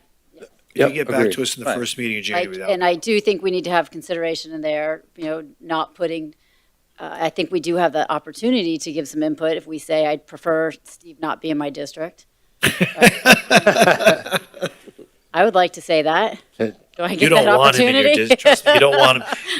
I don't want to. He was in my district once, and it wasn't pretty. I'm telling you, he was in my district. We could all be so lucky. What did I do That's to the only thing deserve I have all to the say. love? All the love. Yeah. I do like Steve. I don't like Steve. prefer not. I don't want to run against him. All right, let's move on to I love M1. It's a motion approving an application for a temporary beach license, outdoor event agreement, and music exemption for Sea Glass. We haven't seen that in a couple of years. Fort Lauderdale Rose Experience. Anyone have any comments on that? We had one person signed up, Ms. Toothaker, for questions only. Someone like to move the item? So moved. Do I hear a Second. Second, okay. Please Vice- call the roll. Vice Mayor Moritas, Yes. Commissioner Glassman, Yes. Commissioner McKenzie, Yes. Commissioner Sorensen, Yes. Mayor Trentalis. Yes, and the item is approved. Congratulations, Carlos. Thank you. M2, motion approving an event agreement, related road closures and request for music exemption for Sock Up Day Fete. What'd you say? What'd you say? Sock Up, S-O-K, Sock up. Okay. Sock Up. Soak Up, So okay. Soak Up. Soak up, not sock up. It does. Sorry, I learned English as a second. I know. Stephen. Soak Up Day Soak Up. Fete. Any questions? No one signed up to speak? No questions? Do I hear a motion to approve? Moved. Do I hear a second? Second. Moved and Second. seconded. Please call the roll. Vice Mayor Moritas, Yes. Commissioner Glassman, Yes. Commissioner McKenzie, Yes. Commissioner Sorensen, Yes. Mayor Trentalis. Yes, and Soak Up is approved. Mayor, I think someone had a question. I don't know if that's a A question on Soak Up? You're good? Wait a minute, you can't speak from there. You have to come up here to the podium. It's already been approved. Please come up here. We want to see your pretty face on camera. Great outfit.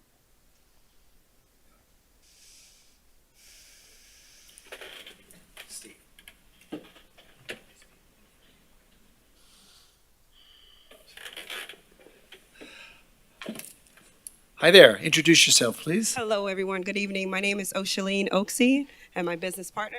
Hey, good evening. My name is Ronald Joseph. Yes.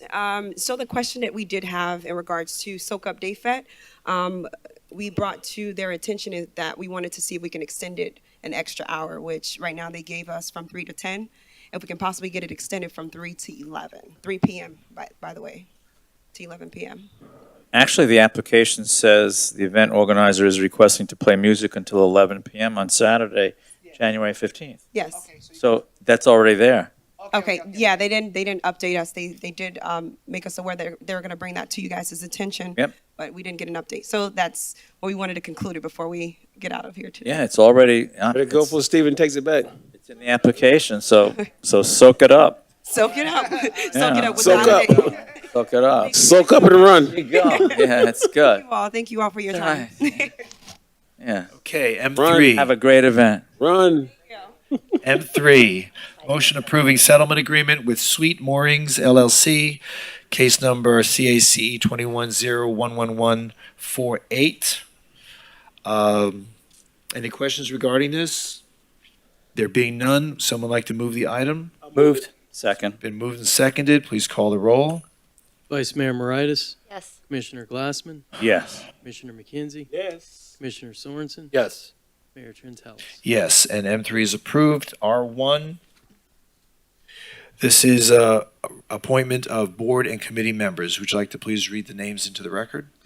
Mayor, Vice Mayor, Commissioners, for the January 5th resolution, we have a few names that have been brought forward and nominated.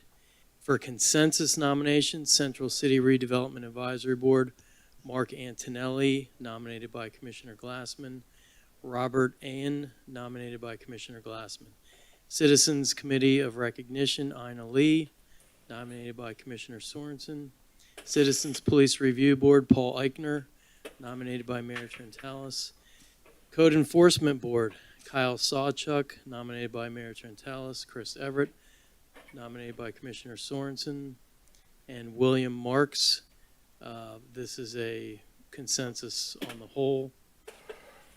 For Nuisance Abatement Board, Glenn Lindsay, nominated by Vice Mayor Moritas. And then we had a few individual nominations that didn't make it in time for this particular resolution.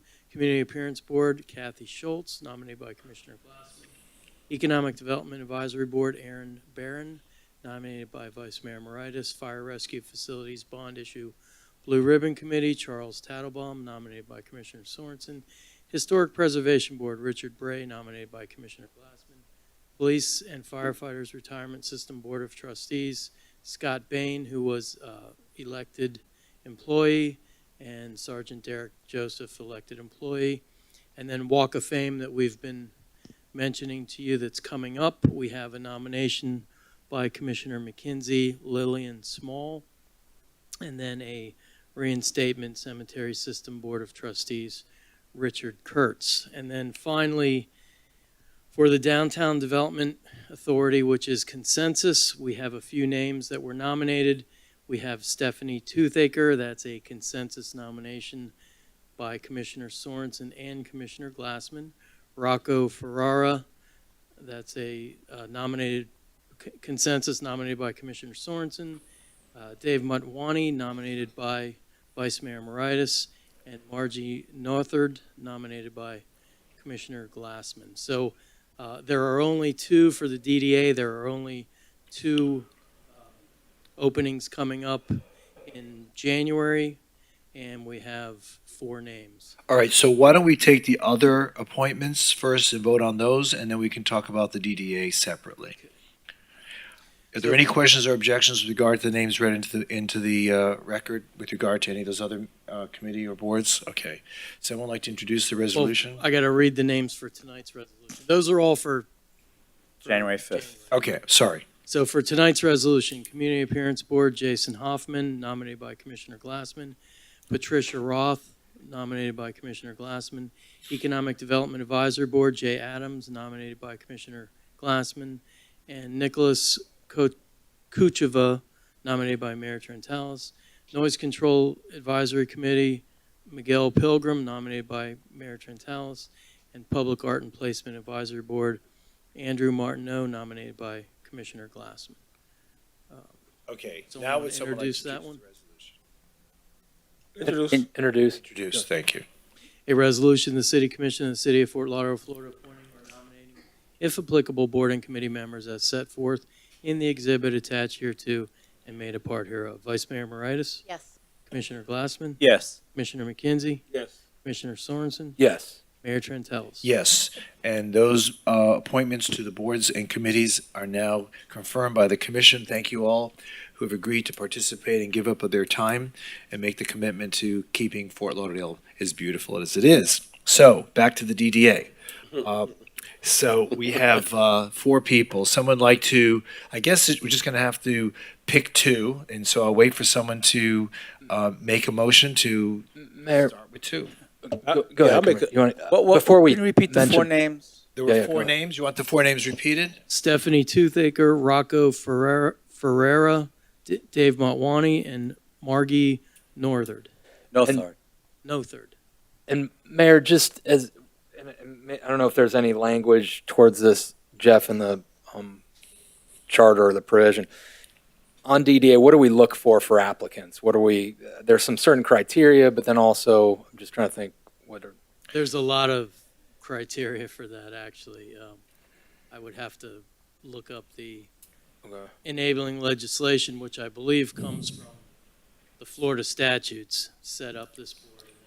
Well, Create first of all, board the purpose of the DDA. yeah, Mayor, it'd be helpful if you, yeah. The purpose of the DDA, of course, originally was to establish a self-taxing district in which the members would basically be stakeholders within the defined area of the DDA. And they would make determinations as to what's in the best interest of that defined geographical area in order to enhance economic development within that area. It has traditionally been populated by stakeholders, people who own property or represent interests of people that own property in the area. And you know, it has been very effective in many ways. Its executive director, as we all know, is was she here tonight? Commissioner, I do have the language from the statute if you want me to read it. Yeah, is Jenny here? Yeah, there she is. So So go ahead, yes, Okay. please. Each member of the board shall reside in or have his or her principal place of business in the city.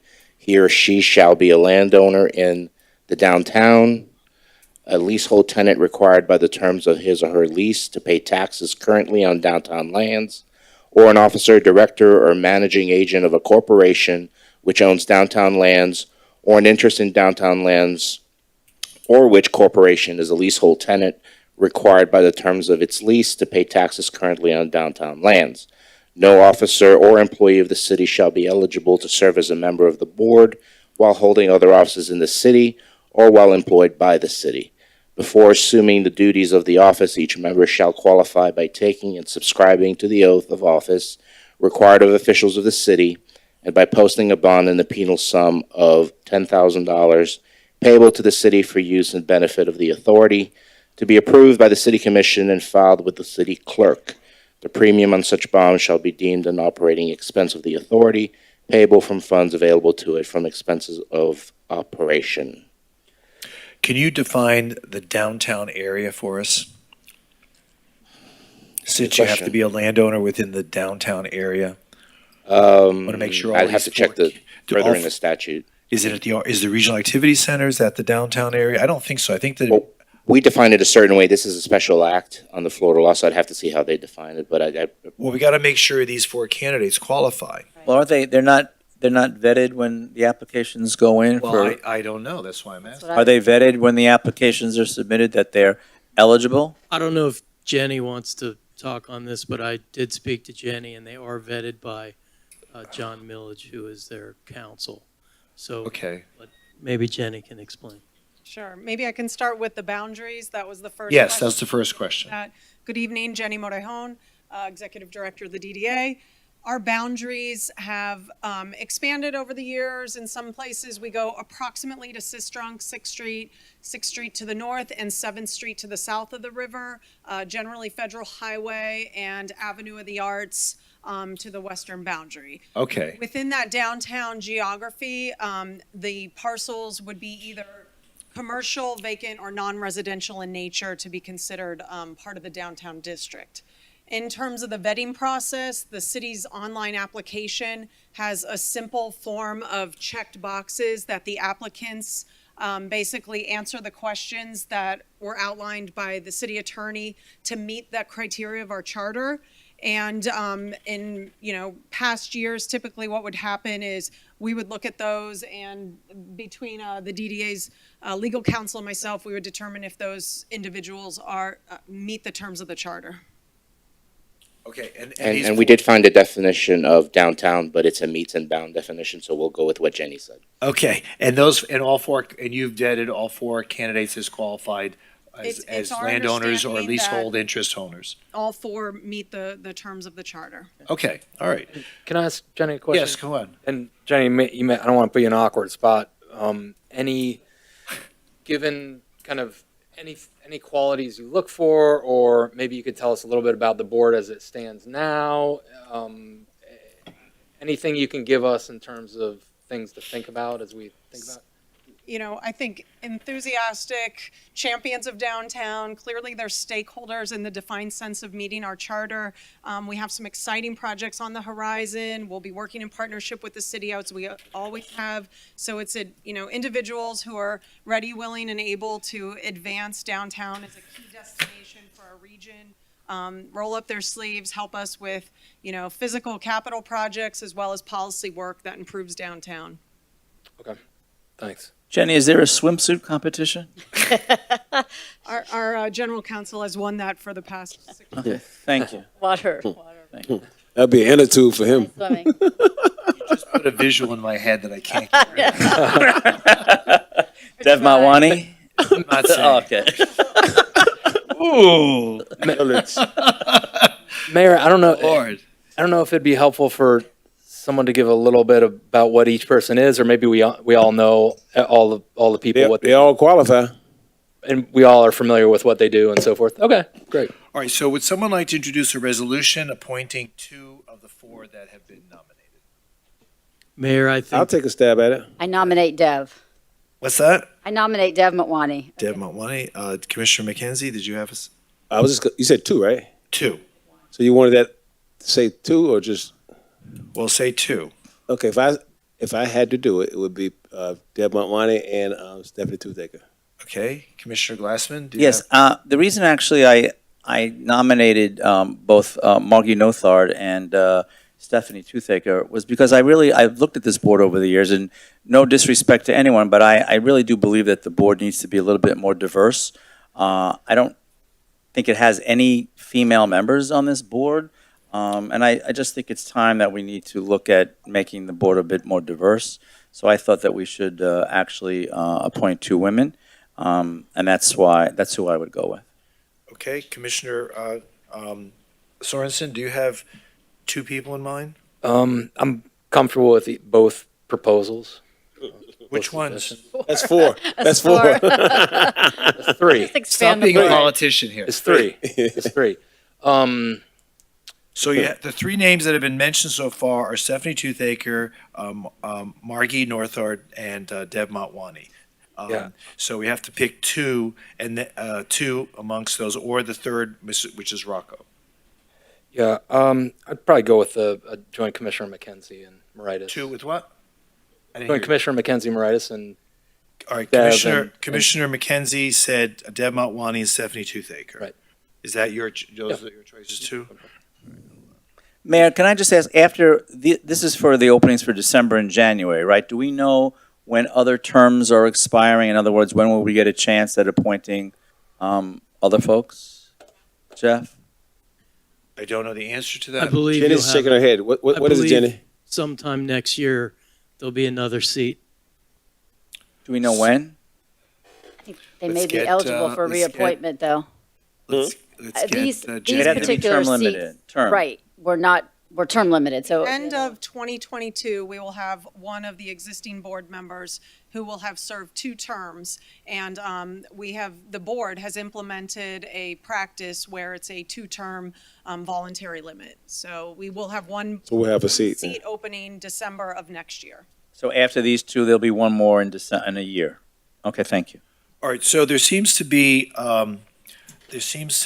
amongst the ones that I've heard so far, Stephanie Toothaker is chosen by 3 of the commissioners, Deb Motwani is chosen by 3 of the commissioners, and Margie Northard was chosen by 1. So basically, we have a majority amongst those 3. So perhaps would someone like to introduce a resolution appointing Stephanie Toothaker and Deb Motwani? Introduce. Actually, you don't have to vote on that. You'll be voting on that next, so you're just selecting the names. So to let's be just put. nominate them tonight and. They'll at be on least- the next resolution. Right, so it'll be January 5th. Deb Motwani and Stephanie Toothaker? Are we good with that? Yeah. Let's make sure that third one in December Maybe is Mark? still around, yeah. Yeah, Rocco. Margie's a very talented architect who's done some great work downtown. She's just redone Oh, I a read- building I on read. 3rd Avenue. She's a real class act. Okay, thank you. You're welcome. Okay, next item. And thank you, folks, for putting your names in nomination. We really appreciate it. R2, resolution adopting a net zero greenhouse gas emissions policy and supporting joining the ICLEI 150 race to zero. No one signed up to speak. Someone like to introduce the resolution? Introduce. It's been introduced. Any questions? If not, please call the roll. A resolution of the City Commission of the City of Fort Lauderdale, Florida, adopting a net zero greenhouse gas emissions policy and supporting joining the ICLEI 150 Race to Zero initiative with ICLEI USA and authorizing the city manager to execute any necessary documents. Vice Mayor Moritas, Yes. Commissioner Glassman, Yes. Commissioner McKenzie, Yes. Commissioner Sorensen, Yes. Mayor Trentals. Yes, and that resolution is adopted by the City of Fort Lauderdale. R3, quasi-judicial resolution approving a plat known as Lucky's Plat, located at 1100 West State Road 84, 1100 Hotels LLC. Anyone wishing to speak must be sworn in. The Commission will announce any site visits, communications, or expert opinions received and make them a part of the record. Is there an attorney representing the folks here on that? I don't recall. All right, any disclosures, Vice Mayor? No. I don't know, either. Commissioner McKenzie? Not that I recall. Is anyone here tonight on this? Oh. Are you representing the applicant? Okay. Commissioner Glassman, any disclosures? No, I wasn't contacted by anyone. And Commissioner Sorensen? Yep, none, likewise. Did you have any communication with anybody here on the commission? No, okay. Okay, so no one has signed up to speak, so I'd like to hear a motion to close the public hearing. So move. Second. Please call the roll on public hearing. Vice Mayor Moritas? Yes. Commissioner Glassman? Yes. Commissioner McKenzie? Yes. Commissioner Sorensen? Yes. Mayor Trentalis? Yes, and public hearing is now closed. Someone like to introduce the resolution? Introduce. It's been introduced.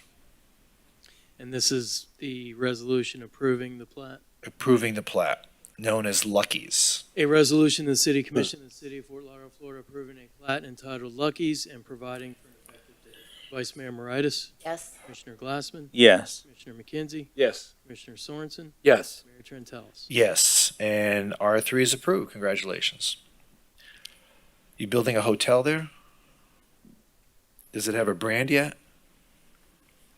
No. Okay, moving on. You're free to go. He's not. He has to listen to it like the rest of us. Unless you're looking for an attorney. Yeah. PH1, resolution awarding city-owned surplus property located at 4270 Southwest 11th Street in Plantation to the city of Plantation pursuant to section 8.02 of the Charter of the City of Fort Lauderdale. I have no one signed up to speak. Public land, Steve. This is only about the 10th time it's come before us. I hope it really works out this time. Can I go out there and pitch a tent tonight? Someone like to introduce the resolution? Introduced. Introduce, yeah, really. A plane to catch tomorrow morning. Go ahead. Need a ride to the airport? A resolution of the City Commission of the City of Fort Lauderdale, Florida, approving and ratifying the transfer of city-owned property located at 4270 Southwest 11th Street, Plantation, Florida, to the City of Plantation, Florida, providing for an effective date. Vice Mayor Moritas? Yes. Commissioner Glassman? Yes. Commissioner McKenzie? McKenzie. Yes. Commissioner Sorensen? Yes. Mayor Trentalis? Yes. And PH1 is now approved. Okay. Now for the big show. PH2. This is, the big guns are lining up. This is PH2, a de novo hearing, consideration of a quasi-judicial resolution for site plan level 3 application, 808 Southeast 4th Residences. To put this into context, commissioners, this was a call-up item that this commission approved the call-up to hear a de novo presentation regarding consideration of the 808 Southeast 4th Residences application. Tonight we have the representatives of the applicant, and Ms. Toothaker, are you going to be giving the presentation? About how much time do you need for the presentation? 2 minutes? May I ask for 15 and I will endeavor not to take it? But you got to speak in the microphone. Mayor, may I ask for 15 and I will endeavor to go faster? Yeah, that's fine. That's fair. I mean, this is a factual hearing. Yeah, absolutely. And is there and I have a number of people who've signed up to speak, about 20 or so. So you'll get to have your chance after the presentation is made, and then the commission will deliberate. So let me bring you up to 15 minutes. Let me know when you're ready to start. Will you have co-counsel with you? Yes, I do. Will there be people people other than yourself testifying? I think I will just, Mayor, I'll make the presentation and then there may be others who will answer questions. Okay, very good. Okay, shoot. Okay, well, thank you very much for the opportunity to be here. I'm Stephanie Toothaker. Happy holidays, everybody. With me is my co-counsel, Ken Keachel. I also have the developer, Randy Tulipin, and Rick Bittner with Roberts Equities. Estefania Mayorga, who works with me. Our architects are Joe Biordi and Jaime Blarte with Adachi Architects. And thank you for the opportunity, as I said, to present this to you this evening. I know you're all very familiar with it. This is obviously a call-up, so we presented this to the Planning and Zoning Board, and you've heard from us, and I know you've heard from our neighbors. And I want to tell you that we've really worked very hard to accommodate all of the requests that we could of our neighbors, and I'm going to talk about that briefly as I get into the presentation. So, of course, I want to just take a minute. This is an aerial. Usually I kind of fly right through the aerial, but I think this aerial is really important is because what it shows you is that this piece of property is not in a sleepy little neighborhood. It's in the downtown rack, immediately adjacent to the downtown core and surrounded by multifamily on all sides, and 1 block from Las Olas, which is our most important, most significant shopping and street that not only is used by neighbors but visitors alike. And if you look at it in that context, I think it's really important to understand that when the developer purchased this piece of property, they looked at it in the context in which it sits, which is not.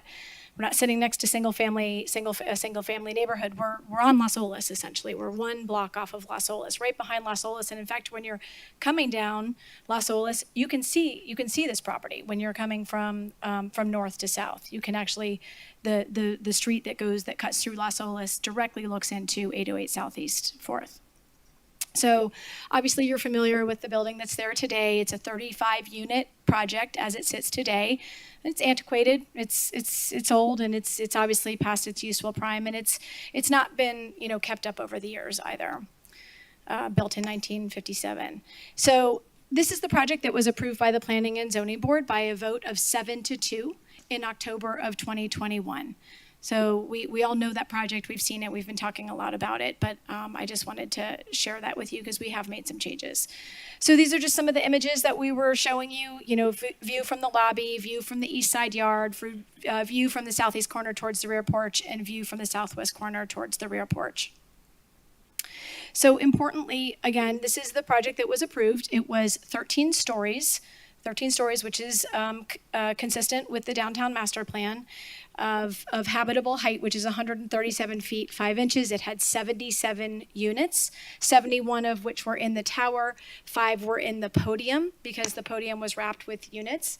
And it did have on the east side a ground floor setback of 3 feet, but at the podium level, it came to a 0-foot setback. And on the west side, it had a 5-foot setback on the ground level, but the podium had like a cantilever, which is why we talked about 0-foot setbacks. It was actually 3 and 5 at the ground level, but it was the podium that was at 0. And Stephanie, I'm sorry to interrupt you. Why does it say 77 units, 71 in the tower, and 5 in the podium? That equals 76.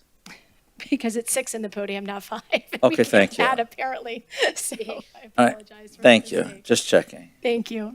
There's a hidden apartment in the attic. I was just wondering where that was. That's where Anthony Perkins is there. My mother has her doctorate in calculus. She would be mortified right now. The front step back was 15 feet above 5 stories. Side step back 15 feet. Side step back on the west and east, both 15 feet, and the rear step back on the New River is 30 feet above 4 stories. It had 155 total parking spaces and 9 total bicycle parking spaces. So this is a quasi-judicial hearing, and I think the legal standard is important. And essentially what it says is that for site plan approval, the applicant has the initial burden of demonstrating that the project complies with the applicable criteria. A local government staff's determination that the application complies with the regulations demonstrates that the applicant has met its burden of making a prima facie showing of compliance with the criteria that is what's required. And that's, I believe, what we have done. Where an applicant makes its prima facie case showing that it has complied with the applicable criteria, which I think is proven by the staff report, by staff testimony, and by the approval at the Planning and Zoning Board of 7-2, the burden then shifts to the governmental body or the opposition to demonstrate by competent, substantial evidence that the applicant has failed to meet their criteria. And again, we did meet all that criteria both in the staff report, through staff testimony, and by approval by the Planning and Zoning Board. So we believe we have met the standard of what is required for the burden to show that the project complies. So this is a really important slide. This is something new that I wanted you to consider. And I think this really tells a very, very important story of how we got to where we are. So in September of 2016, Southeast 4th LLC, which is Roberts Equities, purchased the site. That's a long time ago, right?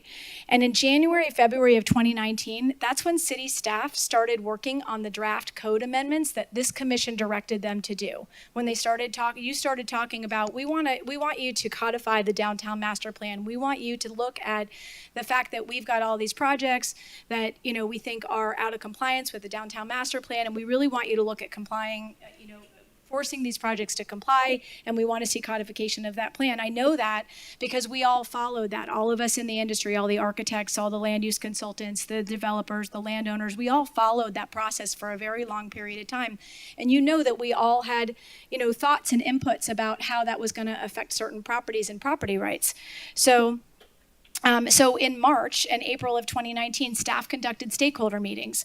They reached out, and they did a very good job. They reached out. I participated in many of these meetings where staff reached out and said, listen, the downtown master plan, which has always been a goals document, is going to be adopted as code, and you're going to have to all live with it. So now's your time to speak up. If you have any issues about how this downtown master plan is moving forward, we want you to tell us now. Tell us what you think those changes should be. And there were changes that were incorporated as a result of those stakeholder meetings.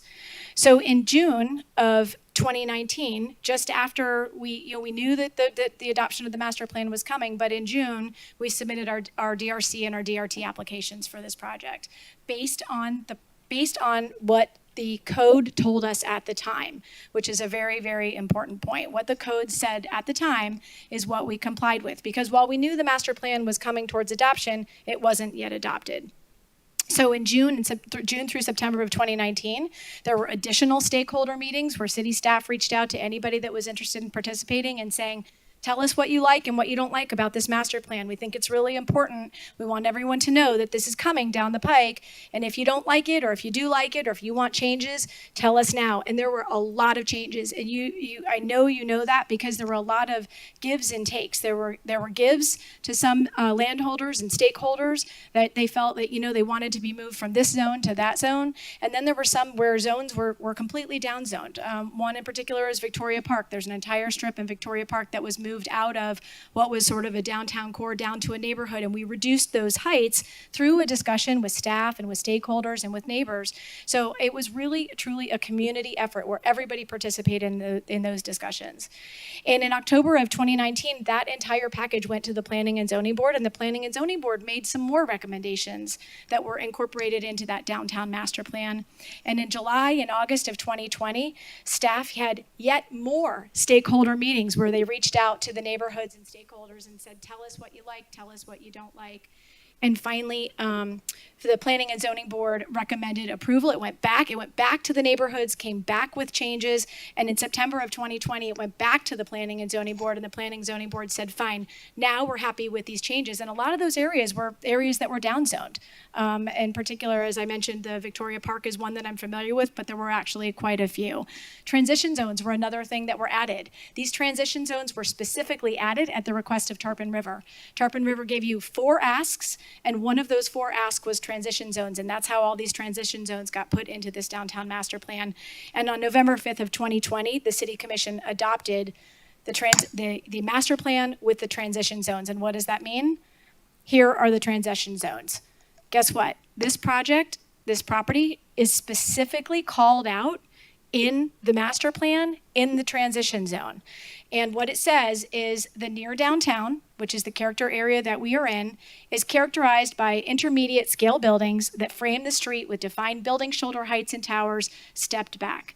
This project was submitted prior to the codification of the DMP and is subject to the ULDR existing site plans in the downtown RAC, which state, and it goes on to read what the master plan says, development applications received and pending review by the city or approved by the city on or before November 5th of 2020, which is your date of adoption, may be amended and modified through the use of the provisions of the zoning regulations in effect at the time the approved application was submitted. But let's go in a little bit further. So let's talk about the transition areas, because I think this is a really important point. If you zoom in on this, on the second slide, the bigger of them, it shows you that this property is smack dab in the middle of that transition zone. And this project complies to the T with that transition zone. What was the subject of stakeholder meetings, community meetings, public hearings, and what was submitted complies with what the code tells you you should do. And in fact, if you look at the image on the left, it goes even further and it gives you an actual image of what you expect to see when you submit a project in the transition zone. And what it shows you there is that next to a project, it basically outlines what the outline of the mass should be in the downtown master plan that was voted on and adopted by the Planning and Zoning Board and this commission. And if you look at what we have here compared to what is on this page of the downtown master plan that's been adopted, that's exactly what's before you this evening. It's exactly what's called out in your master document that tells a developer, an investor, what they should expect to have to do when they come in and what they should expect to be compliant with what the city put down in their code as required. So what is neighborhood compatibility? So I think that's where we find ourselves now. What does that mean? So we comply. I think that, we've made that case. Everybody acknowledges and agrees that we comply with the downtown master plan. We comply with it to the letter of the law, and we comply with it even as it relates to the actual images that are in the codification documents that tell you what you can expect to build if you sit in this transition zone. So neighborhood compatibility is a lot of things. It means it's consideration of other factors: scale, mass, location, size, and height of a proposed project, as well as the use. I would argue that the comprehensive plan, the ULDR requirements, the downtown master plan, and the New River master plan guidelines inherently consider neighborhood compatibility. That's what they do. When they came up with these transition zones, that's what they are saying. This is what we think is compatible. When you're next to something shorter than you can only go 2.5 times the height.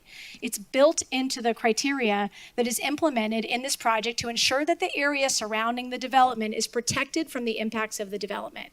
The projects compliant with the intent of these guiding master plans has resulted in a thoughtfully designed, slender riverfront tower with exceptional architecture, landscape, and streetscape design.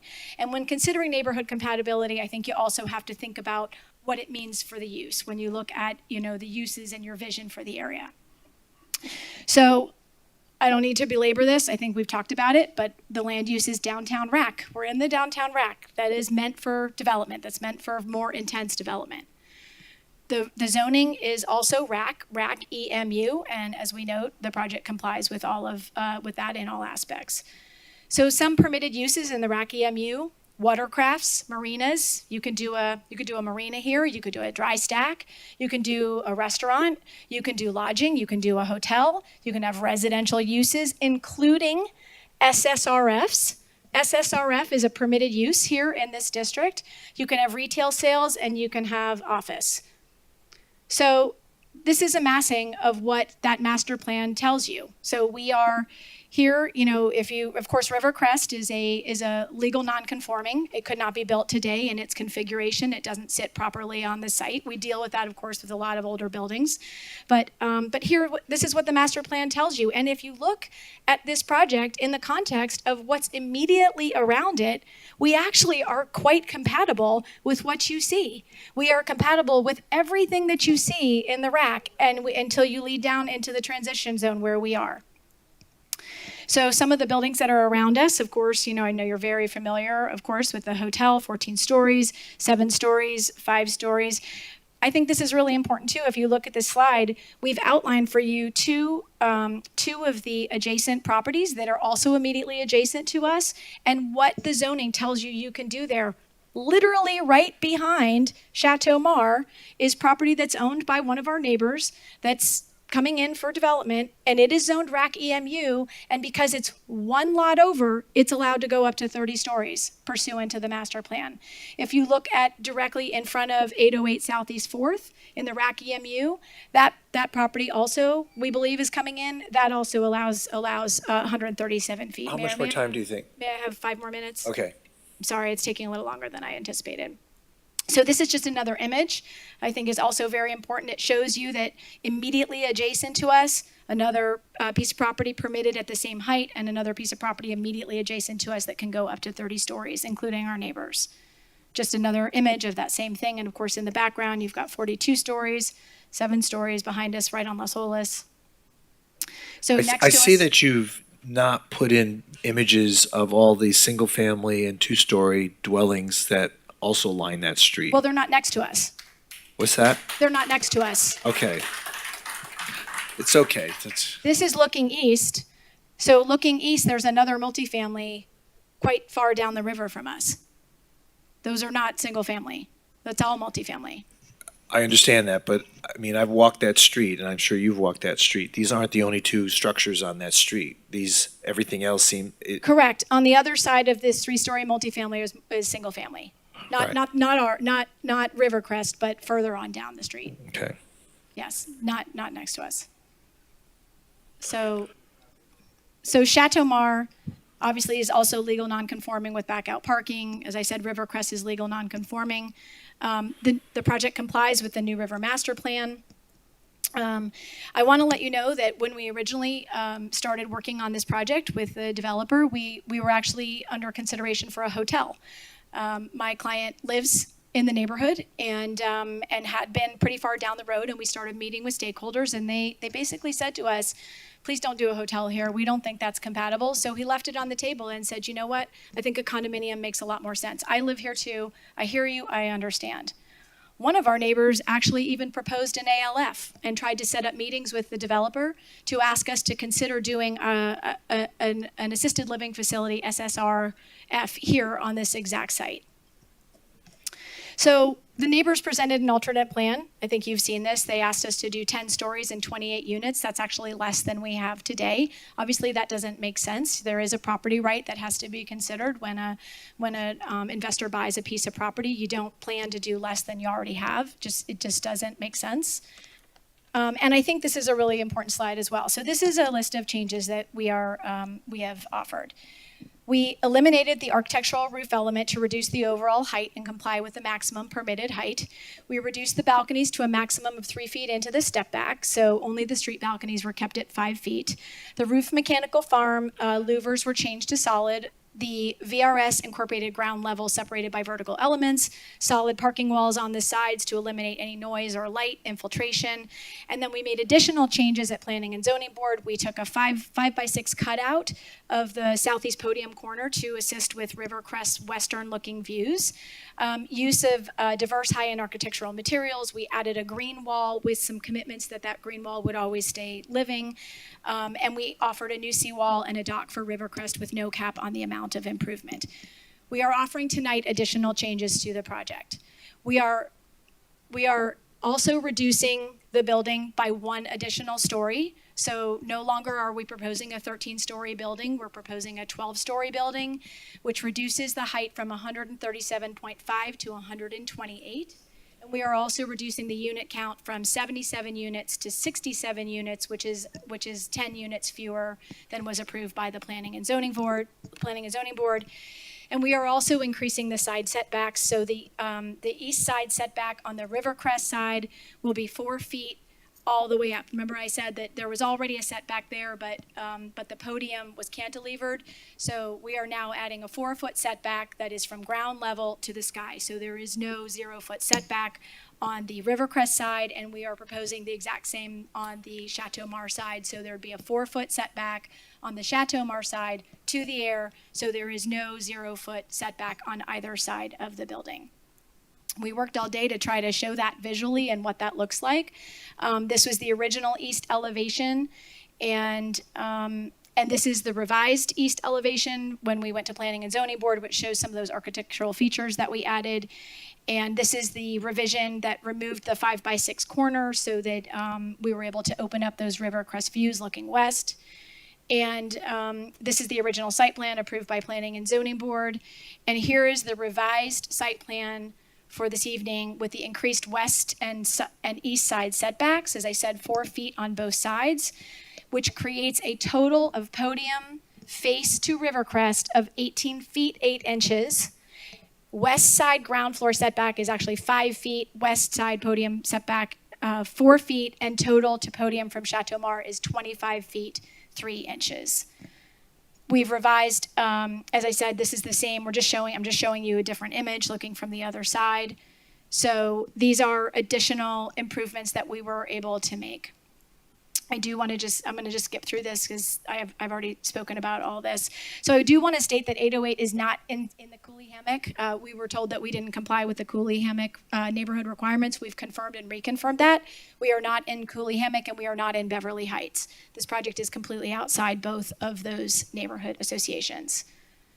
And obviously with the reduction in units, we're reducing the number of parking spaces required and also reduces the traffic. And we did submit previously, I did not submit them again, but we did submit over 160 letters of support, including from the president and board of Rivercrest and the Las Olas Association.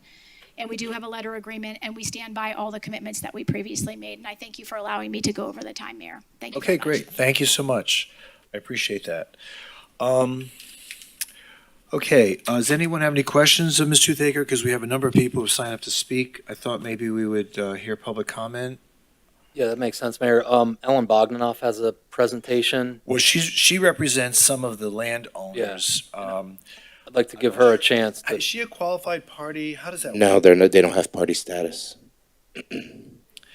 So she can't present? She can. I'll tell you what. I'll call upon you right now, and I'll give you more than 2 minutes. I'll give you your 5 or 6 minutes, and however long you need, really. But yeah, well, she's the applicant, so I have to respect that. And I see Mayor Noggle's in the crowd. Good evening, Mayor Noggle. So why don't you go ahead and make your presentation, and let's see how far it goes. All right. That's the one.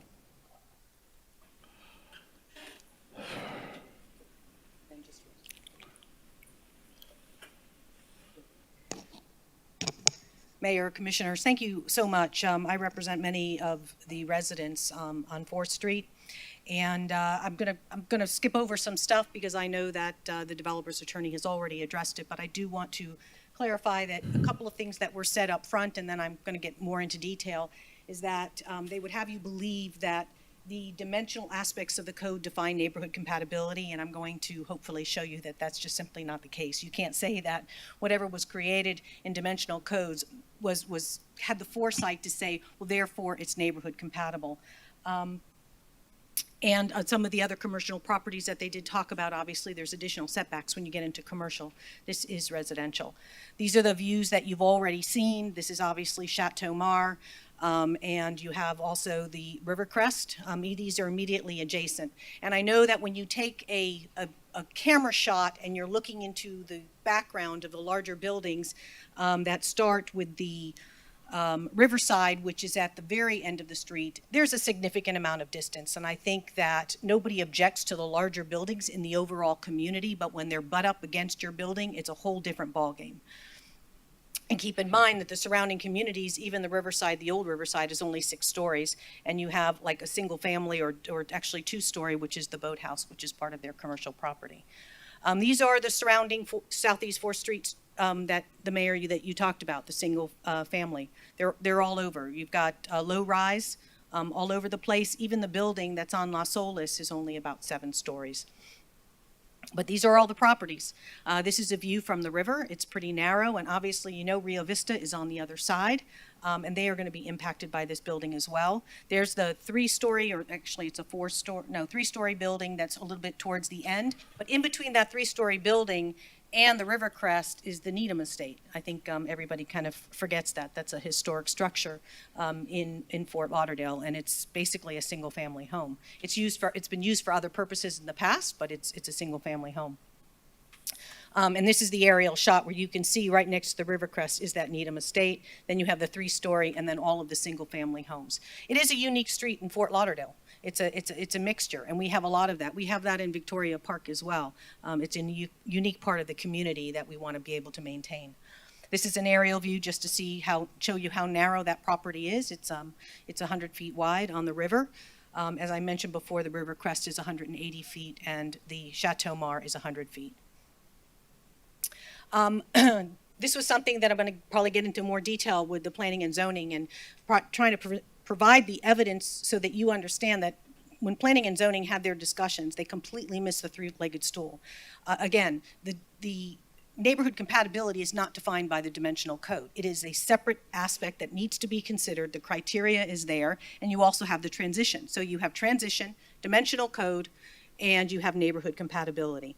Transition zones shall be established to ensure a suitable transition for more intensive zoning districts within the downtown regional activity center to those less intensive zoning districts outside the downtown regional activity center.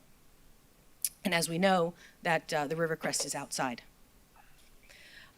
We have, when you look at the buildings in the context of the immediate, which is important because nobody wants to necessarily have, that's why you have transition, is you have 25 units sitting on 180 feet, and that's the Rivercrest. It's 30 feet from the river's edge.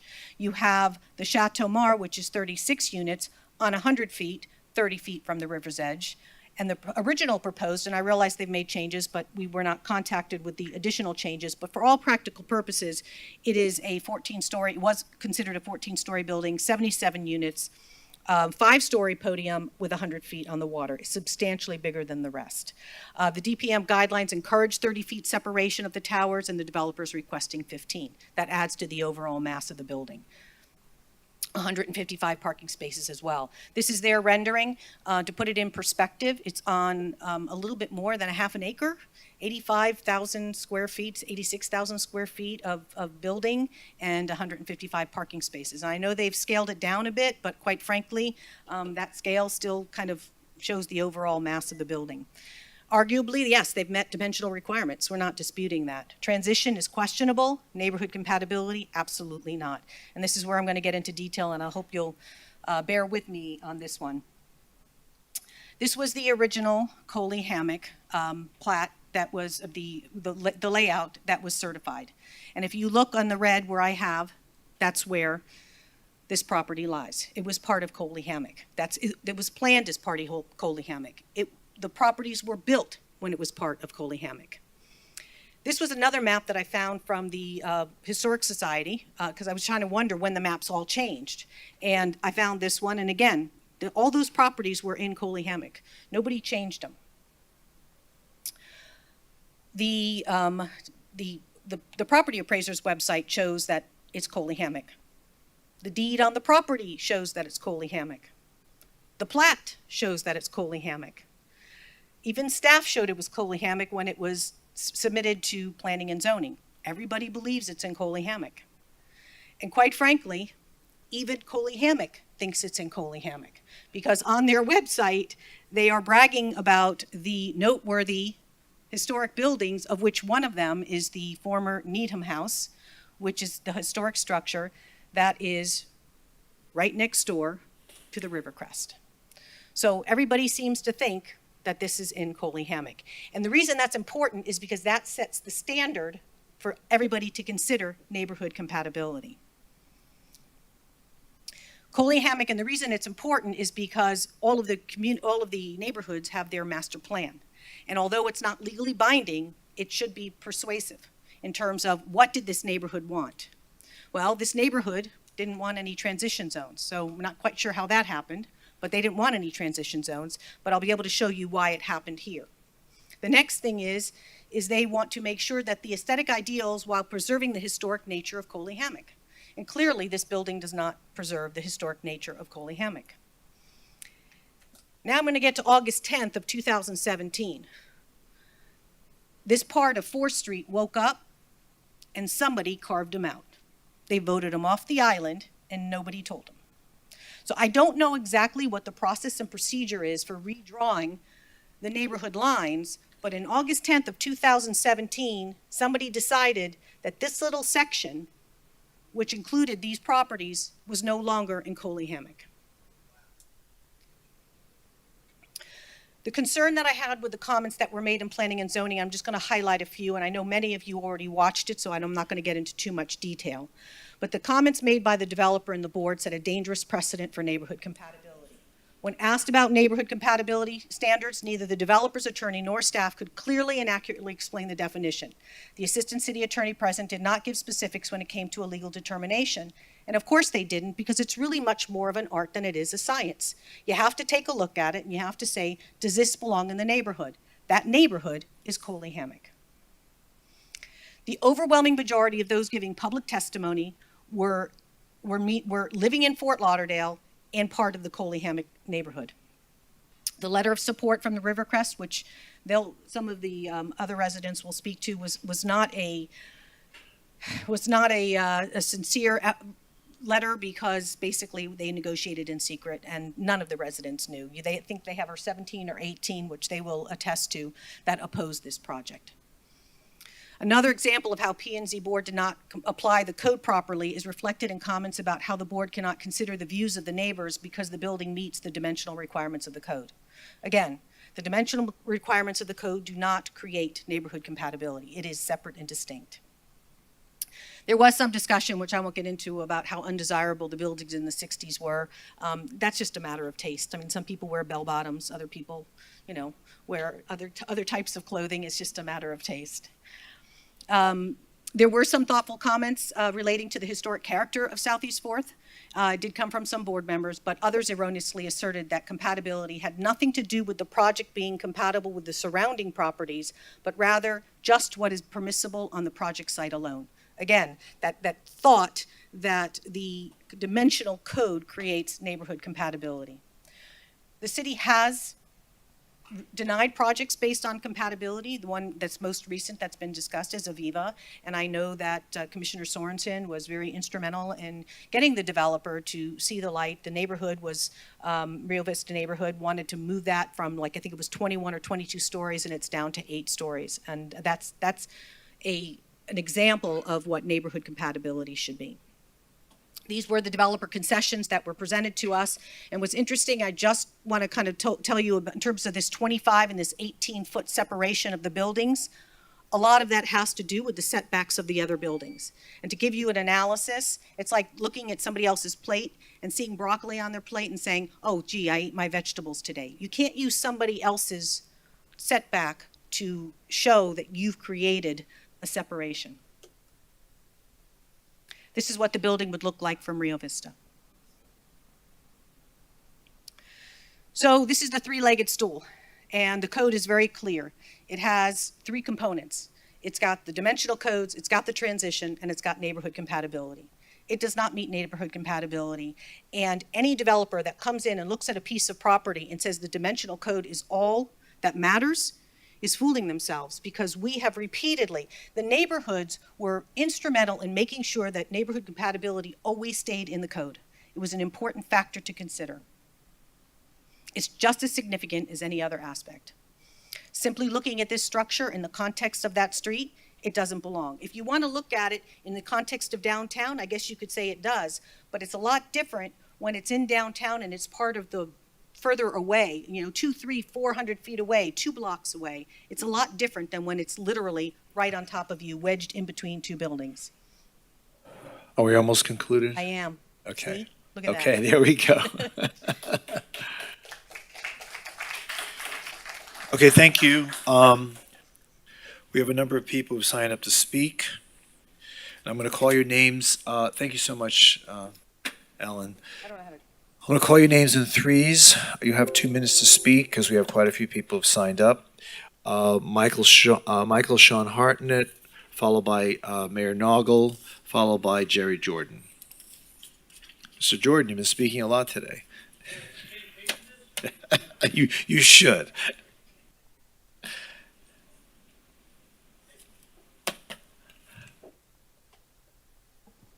Good evening.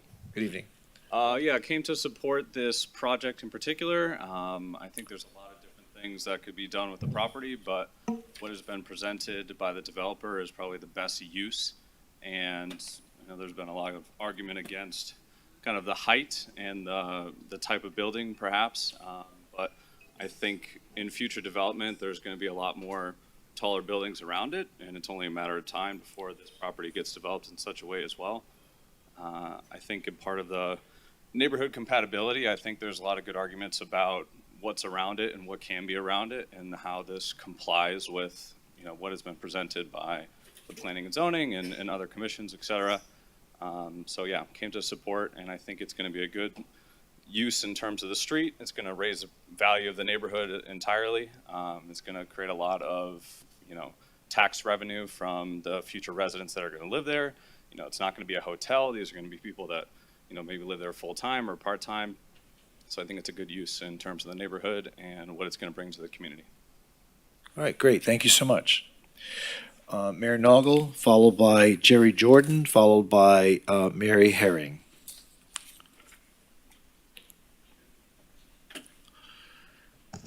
Thank you, and thank you for allowing this to be called up and get further discussion.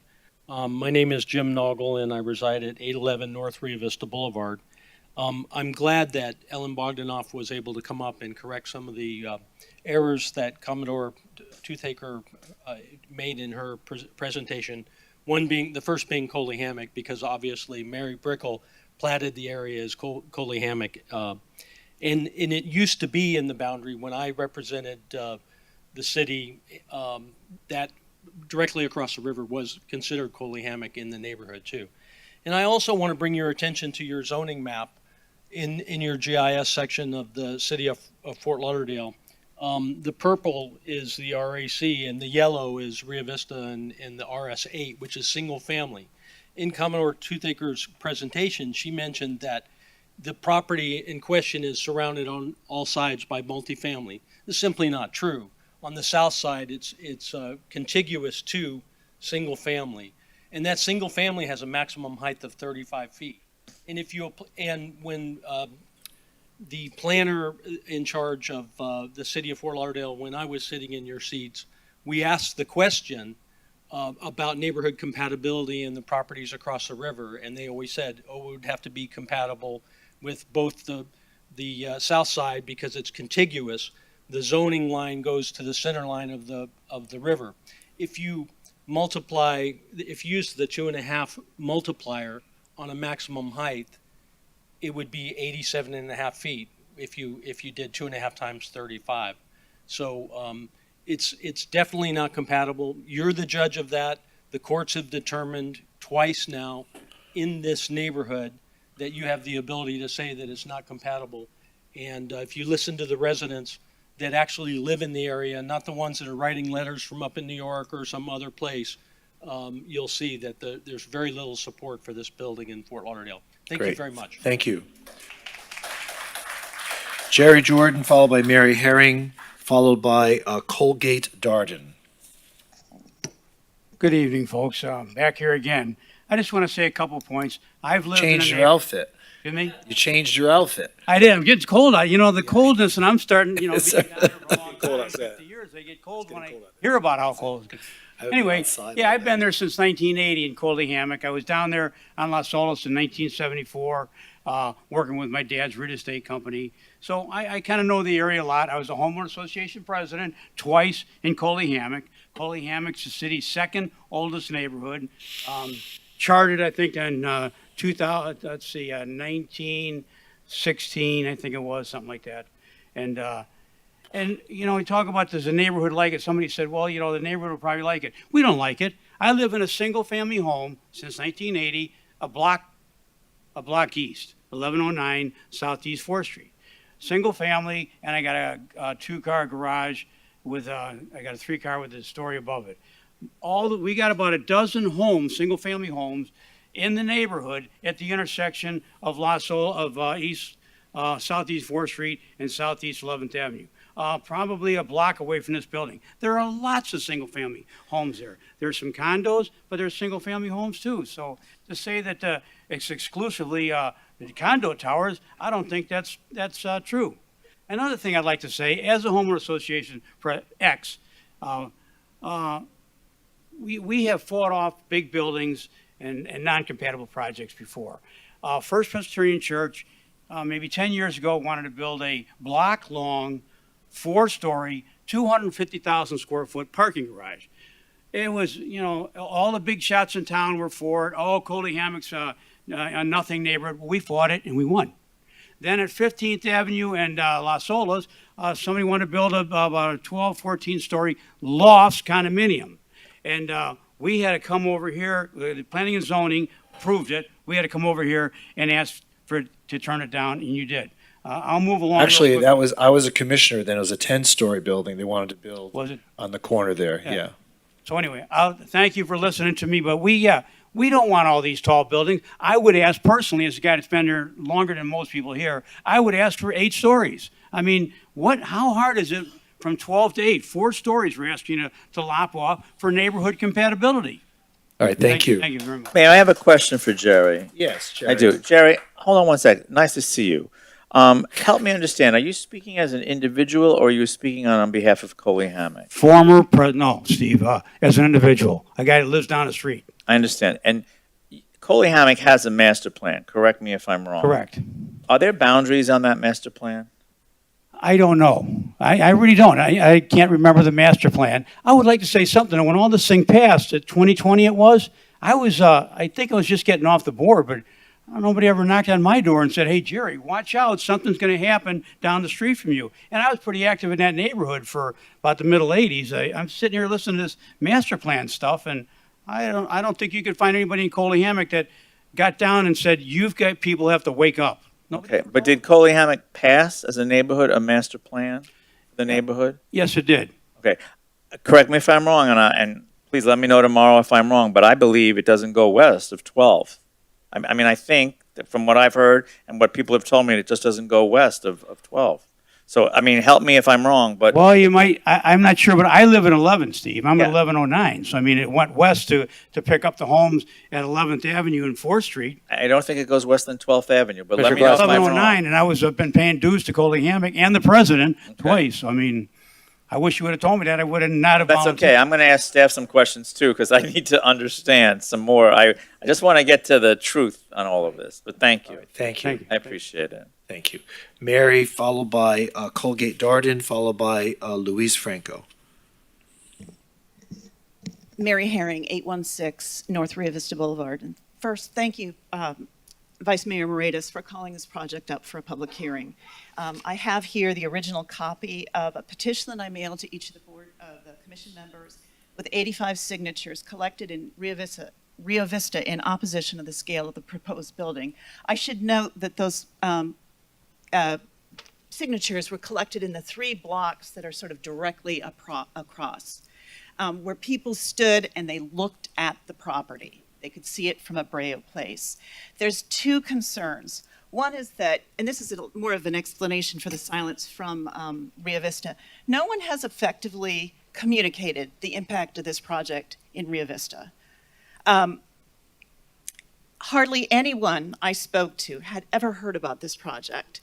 I moved here a year ago, and there is nothing in the e-newsletter or on the website that was communicated about this project in the last year. It's the very briefest of mentions in the last 3 years of board meeting minutes, and most of those are saying that there's not enough opposition for the board to take a stand. However, they have taken a stand by not publishing updates. We didn't get notice of the August meeting with the developer to meet with residents. And even this public hearing, the Civic Association gave notice just 4 days ago in the newsletter with absolutely no information other than next week commission meeting with 808 Southeast Street project. Agenda item a residents may be interested in. It's no mention of a public hearing, no context. So please do not interpret the silence from Rio Vista now as tacit approval of this project. People are really angry. Okay. And really, a lot of it has to do with when they look at the site, they say, yes, all but one actually, there was one outlier, said, yes, it should be redeveloped, but only if its scale is compatible with the neighboring buildings. Great. Thank you so much. Colgate Darden, followed by Luis Franco, followed by Steve Gannon. Are you still here? Did you go home yet? Mayor, just on. We talk. Okay. Oh, I'm sorry. I believe Mr. Gannon is on the Planning and Zoning Board, so I don't think it would be appropriate for anybody from the Planning and Zoning Board to speak on this tonight. It's been before them. They've made commentary already on it, so it'd be very irregular. Well, he already voted, though. This isn't like it's coming up. Right, but your record includes the P&Z record and things that have transpired there already. It'd be very irregular, and you all are going to make a decision tonight, and I'm just trying to preserve that process so that whatever decision you make doesn't get you. Okay. Are you asking me to, is that a cautionary thing to him, or am I required to preclude him from speaking? I'm just advising on, as your counsel, what you should do to preserve your record. It would be very irregular for a member of the Planning and Zoning Board to speak after the fact on the same project they've already voted upon. Okay. All right, when we get to you, I'll have you speak. Okay, Mr. Darden. Hi, my name is Colgate Darden, 833 North Rio Vista. I've just spent 3.5 years and a ton of money renovating one of the city's historic homes, the E.N. Sperry home, right across from the Needham House. And Thank you. Thank you for doing that.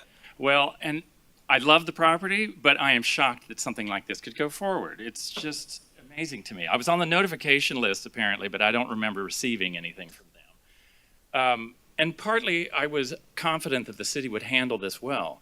I have read the codes, and I had thought the transition did a pretty good job of managing the issues and competing interests. I mean, first of all, you must consider adjacent existing uses, not future uses and future heights.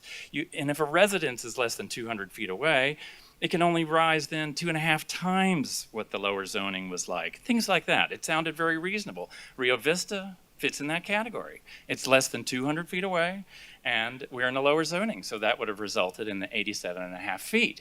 Okay, that's manageable. Everyone's happy? No, everyone's not happy.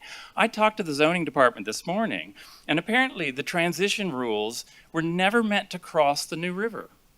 Now, this happens to be something very unusual in my experience, because the city of Miami Beach, it does cross bodies of water, especially if there's a number like 200 feet away. I mean, why would you eliminate something like a body of water? And I can't find this written anywhere. Let's be clear, the river here is narrow. It's as wide as many street corridors, and it's narrower than my own lot. This is narrow. We are close enough to notify, but not close enough to consider our interests. I think this is the only reason why they've been able to satisfy all the numbers that they've been talking about. And quite honestly, you'd have to conclude that Rio Vista has been purposely carved out of this, because this kind of rule doesn't exist. My property value is going to be affected. It will suffer terribly, and all you have to do is look down North Rio Vista Boulevard and see the properties that get closer to the high rises get lower and lower in value. There's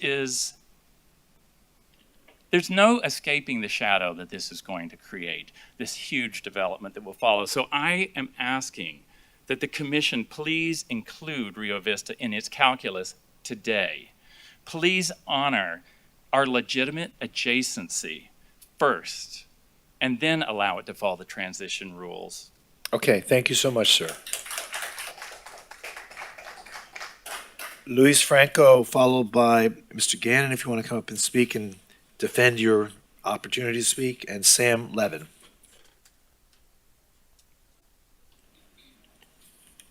Mr. Mayor, Commissioners, Louis Franco here. I'm actually speaking on behalf of a unit owner in Rivercrest, Megan Hartnett, and I want you to envision her right here. Mid-20s, accountant, young professional who has a strong support of the development of the 808 unit. And I'll tell you why. Because for us, for the young professionals who want to envision a life living among the river in Fort Lauderdale, the properties that are there are not quite that attractive. A building like the 808 is somewhere that I could live, where I could start a young family. You have to look at the opportunity that is being created by the development there. What else can they put there? The more units, the better. The opposition so far has made the efficient use of resources sound negative. The buildings that exist adjacent to it occupy more land, house less people, and are older. So for the reasons that you need to create opportunity, right now, I actually live at 4093 Spinnaker Drive, which if you know the zoning, is just outside of the Fort Lauderdale district, Dania Beach, because that's what was attractive to me. The areas in Flagler Village are beautiful, and they are kind of targeted for us, but they're apartment units. Where can we own in the city without having to pay the exorbitant fees of the appreciation of land that has happened over the decades here? Ms. Hartnett actually grew up in Rio Vista. And now as a young adult, she's supporting the development of the area where she grew up for people like her to start families and one day be supporting the neighborhood that they have helped create.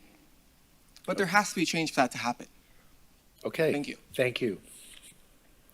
So, Mr. Gannon, there seems to be some controversy. You're being able to speak.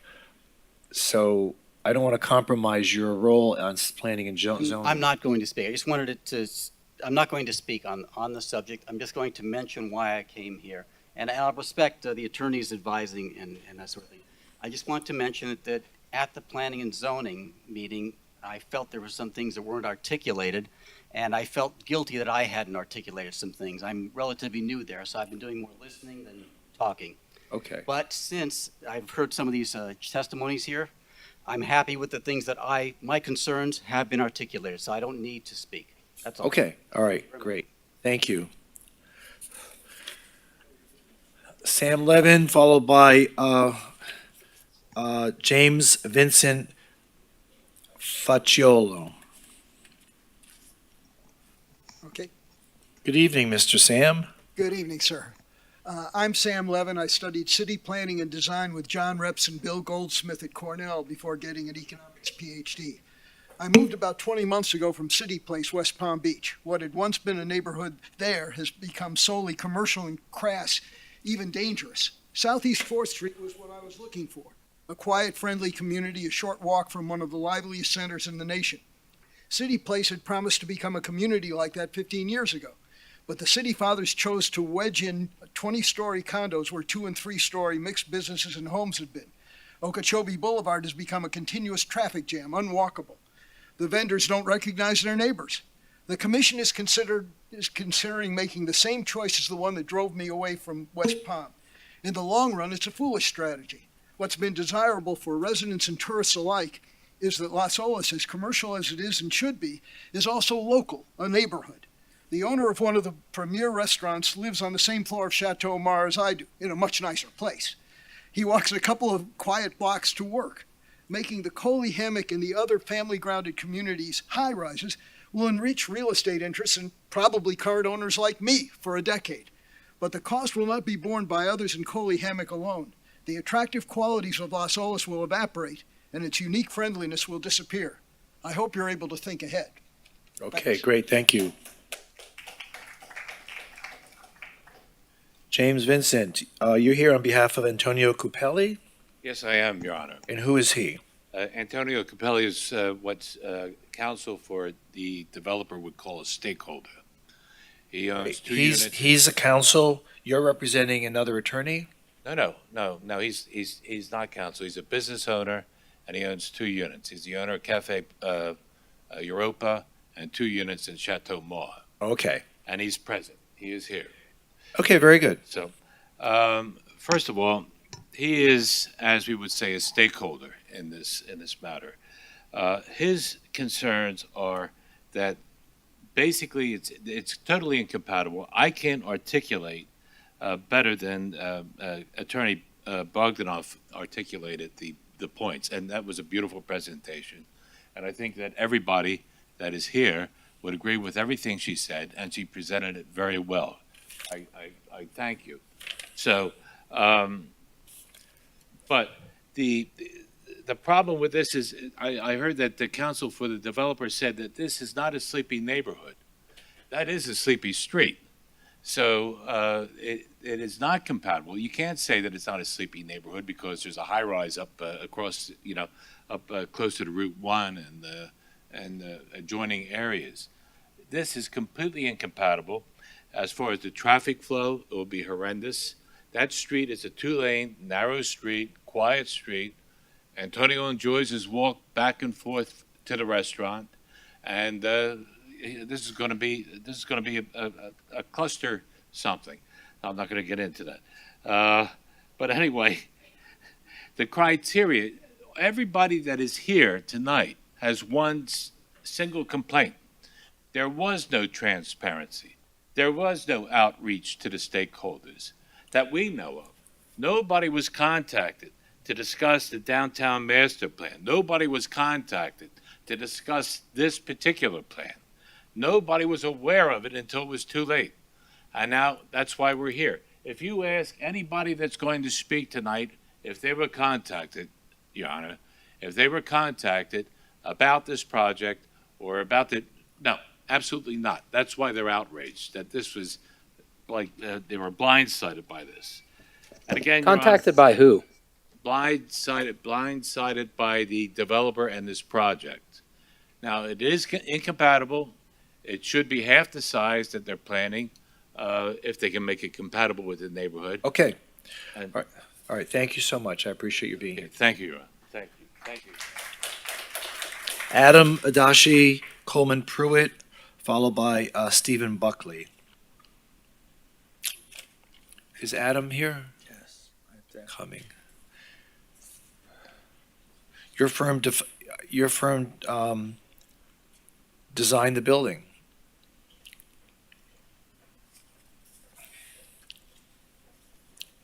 Good evening, everyone, Mayor, Vice Mayor, Commissioners. Mayor, it's important to note that even though I share the same last name as the architect, I'm not the architect. I'm not involved with the architectural firm. I don't work for the architectural firm. Although I'm a developer, I have no involvement with this project whatsoever. Okay. So just for the record on that, there is now clearly a defined downtown master plan and downtown New River master plan, and I believe the project meets the intent of both. The P&Z board approved this project because it meets that intent. You know, what concerns me the most are not necessarily the arguments so much for why people like a specific project or why they don't, but it's about the city implementing specific master plans, encouraging development based on those master plans, a developer meeting the plan and spending millions of dollars making an investment in the city, and then potentially being punished for following the plan. That's not right, and simply it isn't fair. The developer's not in front of anyone asking for a variance away from the code or from the master plan. That would be a different discussion. If there's a problem with the plan, then the plan itself should be argued, and that should be a different discussion in the future. Based on what I've seen, this developer is simply developing a project within perimeters already set by various city agencies. The city should stick with and encourage sensible development within its defined plan. I strongly recommend you approve this project. Thank you for your time. Mr. Adashi, don't go away. Let me Sure. ask you a question. Absolutely. So it was represented to us tonight by one of the speakers that there are different criteria for development. One talks about height, one talks about setbacks, and then there's another layer of review, which is known as neighborhood compatibility. Okay, so when you speak tonight about this developer fits all four corners of the zoning district, I assume you're talking about height, and I assume you're talking about setback. Now, there's a question of neighborhood compatibility. Is it your opinion tonight that this particular building satisfies the neighborhood compatibility requirement? It is my opinion. I think there's different documents floating around out there that suggest that the building and the lot that the building's being built on is not in the neighborhood. It's not in the neighborhood? What does that mean? No, it's not in it's not in the Amicolic neighborhood that they're mentioning. Coley Hammock? Yeah. Coley Hammock, excuse me, neighborhood. But I've is that seen how- several documents. I know Ms. Toothaker spoke about Yeah, but it is not that how being we in the define neighborhood. by just the name of it, or do we look at the overall, when you walk the street and you look at what's already there, should the city commission be influenced by what's there, or do we look to see what the name of the neighborhood is when we talk about neighborhood compatibility? Well, no, I think all of the neighborhoods surrounding it have to be taken into consideration. So I think that you do have high rises around, you do have lower rises around, you do have buildings that are blighted, that are older buildings, basically. You do have beautiful historic buildings, but you know, Las Olas is in the downtown. It's part of the downtown. I mean, that part of the river is part of the master plan, and it's in the master plan. So, you know, I think part of the argument of neighborhood compatibility is really going to lie on, what neighborhoods the building actually sits in. So yes, there are multiple neighborhoods around. There's single-family neighborhoods across the river. There's some single-family to the east. And there's many high-rises around. And like Ms. Toothaker mentioned earlier, I mean, there's directly across the street, there's high-rises that go up to about 130 feet. So when you're looking at these future high-rises going up to 130 feet, almost directly across the street to the north, I believe it is, I would say absolutely it meets the neighborhood compatibility. Okay, great. Thank you. Right, thank you. Coleman Pruitt, followed by Stephen Buckley, followed by Kathy Haynes. Is Coleman here? You had to leave. Okay.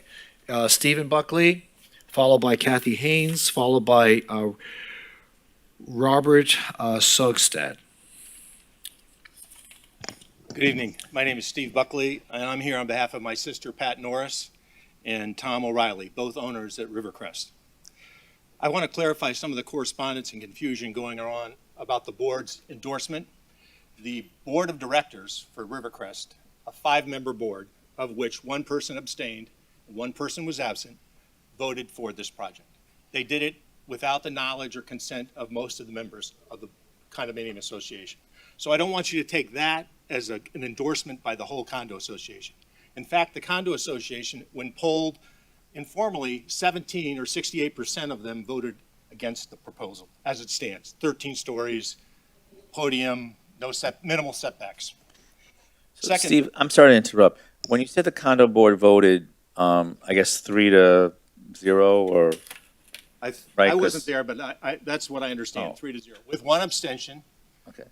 Because he didn't think, my understanding is he didn't think it should be voted on without the general condominium association being aware of it, because it was done somewhat, I don't want to say secretively, but most of the members didn't know about it. So maybe there'll be someone from the board here, I don't know, but don't meetings have to be duly noticed and aren't members attending board meetings? The Sunshine Act only applies to public. No. Condominium boards have to only meet, if they have a quorum, at a duly noticed meeting to all of the owners of a building. And then everyone is entitled to go to a meeting. My understanding is they consulted their condominium attorney and they were within the bounds of their. Strange. I would okay, agree. I hear you. Strange. Okay, maybe we can hear later some more detail, but thank you. Yeah, I didn't think understand that. That's something to look into. Okay, thank you. So just take that vote as a vote of the board members, 3 of the 5 board members, okay? As far as I know, they never polled or took a vote of the other members of the entire 25 unit owners. So that's 68% that voted against it as it was presented. The other problem I have is that at the P&Z meeting, it seemed to be some of the members thought it was a fait accompli, that it was a done deal because they met the dimensional and statistical parameters. But as Mayor Trentalis was just talking about, neighborhood compatibility is a critical feature of that approval process. And it doesn't say neighborhood compatibility up to my neighborhood line. It doesn't say anything about being compatible with Coley Hammock, Rio Vista. There's no mention of a neighborhood restriction. So compatibility, in my mind, it runs the entire street. So I think, to summarize, I think the Rivercrest Board appears to have negotiated with the developer without the knowledge or consent of a majority of the Rivercrest unit owners. The vast majority of the Rivercrest unit owners, upon learning of the board's vote and a formal endorsement, joined forces to oppose the proposed development. They put up their own personal funds. I know my sister told me she put up quite a bit, and Mr. O'Reilly put up even more, so that they could hire an attorney to represent them. And I think she did a fine job. Okay. Can you wrap it up? Okay, that's it. Okay, great. I think compatibility is the key issue here, and I don't think that it meets the neighborhood compatibility. Okay. And I don't think that neighborhood is restricted to Coley Hammock. Okay, very good, thank you. Kathy, followed by Robert, followed by Leanne Deuser. Hello, Kathy. Hi, Mayor, Commissioners. I'm Kathy Haynes. I live in Rivercrest, and I'm going to cry because this is my house you're talking about. I've lived there for 21 years, and they're talking about it like it's ripe for development and doesn't belong there, and this cruise ship should be built next door. 15 stories, 14 stories, and I live in a beautiful little 5-story building. I have 180 feet of seawall out my back door, and I have a lawn, a grass. We have a pool in the street. We park our own cars. It's almost like a single family home. It's a wonderful way to live. You don't have to live in a high rise with a pool on the 5th floor of the parking garage. But these are, there's 36 homes in Chateau Mar. This is not a building. These are people's homes. There's 25 units in Rio Vista. These are people's homes. And you're saying it's a building. It's a building. It's not a building. It's our homes. And I'm just begging you not to wedge this monster in between our two buildings. Thank you. Okay, thank you. Robert, followed by Leanne, followed by Lillian Hessing. Good evening. Good evening, Mayor and Commissioners. Thank you. My name is Robert Sogstad. I live at the Rivercrest, and I'm the board member that voted. I abstained from the vote. It's important. I'll clear this up. I had some knowledge about Mike Harnett, our president, negotiating with Ms. Toothaker for weeks before. No one else other than 3 or 4 other people knew anything about what this was about generally. When this letter came in, it came in on the 19th, late afternoon, and it came into our management company. Then it was sent to Mr. Harnett, who immediately called an emergency board meeting. I was there. I know what happened. This is the truth. When I read the letter, I was outraged. It sounded like a kumbaya letter that everybody at the Rivercrest was on board. When I read it, I couldn't believe it. I said, Mike, I'm not voting for this. I'm going to abstain. This should have gone out. This letter should have gone out weeks before to all our members. They're not morons. They're owners. This should have been well disseminated to everybody to get their opinions. He ran this through on his own and with 2 other members. One of our board members has been in Europe. He's got a girlfriend. He fell in love, and he's gone. He has. It's a true story. Why isn't he here tonight? True story. Yeah, because he's it's great. It's wonderful. Okay, but very few people. No one knew about this. I'm telling you the fact. So I'm just astounded. Aviva, that the condo that was supposed to go up. It's maybe a quarter mile from us. That was supposed to be 21 units, and it's now 8. There's a hotel going across on Las Olas, across from Louis Bassi. That's only 8 stories. And they want to put up this monster. And Dean, you said it best. They're trying to shoehorn this building into this little lot.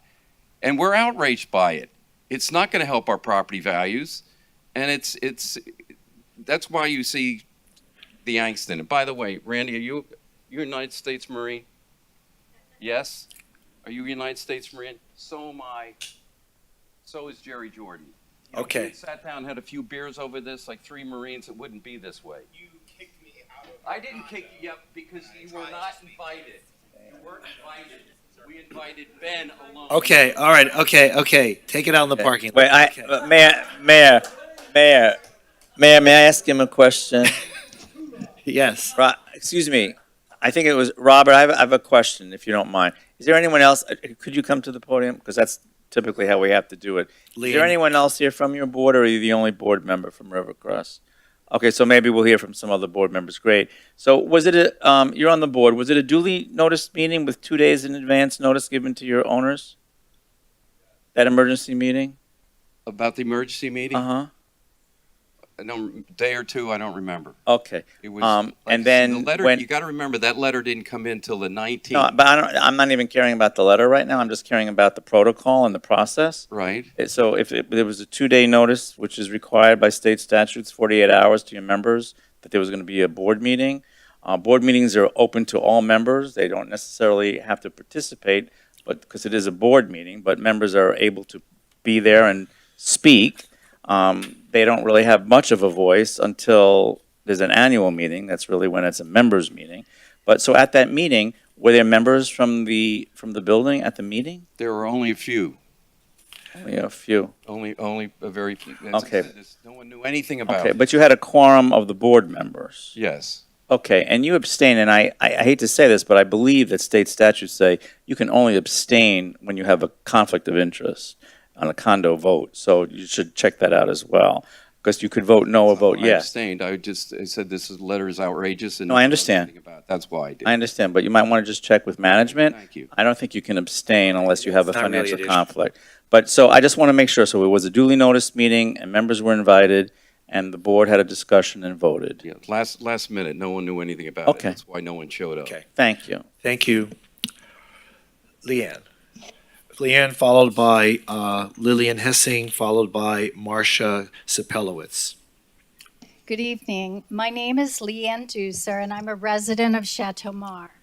I've always anticipated this property being redeveloped. In fact, I looked forward to it, but I never imagined it to potentially be what has been proposed. We always assumed a new development would be compatible with the small lot size, 100 feet wide, and compatible with the neighborhood, not destroy it. What we have here is a grotesquely oversized structure being crammed onto a tiny 100-foot wide parcel of land. No one here is against new development. Simply put, this just does not fit. The developer's most recent proposal from last week, but I'm just seeing what is a new proposal as of this evening, actually moved the building directly onto my property line. Now I guess we have 4 feet between our property line and their building. And I don't understand about the setbacks, including really, we're like 23 or 24 feet from the line, and then they're including that in their setbacks. I don't follow all that. But at any rate, it still ignores the setbacks. This new proposal still includes a massive concrete walled 5-story parking garage for over 155 cars. Plus, I guess maybe, I don't know how many now, seven additional stories with 60 or 67 units. Remember, this is Southeast 4th Street, a residential street of single-family homes and low-rise buildings. This building would be better suited in another location. We would welcome a development that is compatible and would enhance the neighborhood. We ask that you please respect our neighborhood, respect our properties, and respect us, the citizens of this city where so many of us have lived for years and will forever call home. Thank you. Great, thank you. Can I just ask city staff, why is our screens blank? Why are our screens blank? I can't see. Yeah, the video's not on, and the reason why I ask is because mine also has the what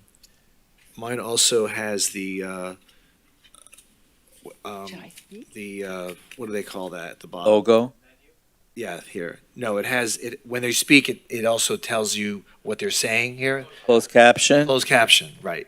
And I can't always hear what they're saying, so I rely on that. Ready? Thank you. That microphone system is just horrendous. It's just, I mean, no one can hear what they're saying half the time, so, anyway. Keep working on that joint campus, Mayor. Yeah. Right? Come on. Lillian, are you We are here? with Palm Beach County. Commissioners, Lillian Hessing, followed by Marcia, followed by Arden Kalo. What did I do? My name is Lillian Hessing. I am an original owner at Chateau Mar, moving there from Floral Park, New York, with my parents in 1967. I'm so unhappy that once this 12-story condo is built, I'll never again see the morning sun shining through my bedroom window or in my kitchen either. That's a huge lifestyle loss for this 91-year-old senior citizen. Thank you. All right, thank you. Marcia, followed by Arden, followed by Gerald Fritz. Marcia, good evening. I'm Marcia Cepelowitz. My husband and I moved here from the sunny city of Rio de Janeiro to live near our daughter and son-in-law, Drs. Juliana and Dr. Jean-Jacques Reiter, who have been fighting the COVID pandemic and playing a huge role in guiding the city. They would be here to voice their opposition and worries about how we are going to fit in such a busy street, the security of our buildings, and all the next things that it will come together. They will be here, but they had previous professional commitments that they couldn't make it. Please, Honorable Mayor and distinguished commissioners, let the sun keep shining for us at Chateau Mar. Thank you. Great, thank you. Arden Kalo, followed by Gerald Fritz, followed by Steve Craven. Yes, good evening. Good evening. Actually, it's Arden Kahlo. Just to get it right. Sorry, That's Kahlo. okay. Sorry. It's all been said, and my husband and I have a unit in Chateau Mar, and we've heard it clearly and beautifully described. So I'm going to cut my time totally quickly and say the incompatibility is not to happen. I hope. Okay, thank you.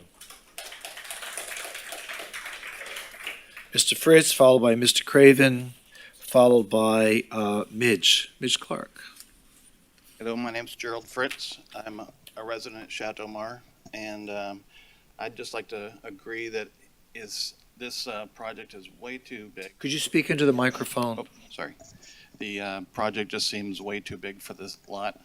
I agree that they need to have the right to develop this property, and we'll all look forward to it, because the current owners haven't done any maintenance on it, and I just think there's no way it's going to fit in its current form into our neighborhood. Thank you. Okay, great, thank you. Steve Craven, followed by Midge, followed by Alyssa Espinoza. Mr. Craven. Thank you, Mayor. Thank you, Commissioners. Thanks, everybody. My name is Steve Cravens. I moved into the Rivercrest earlier this year. I've lived here you saw me a couple weeks ago. I lived here for over 40 years, and there's a reason I bought on that street, because I knew it's very, very unique. And all they do is build high-rises around here. Sorry.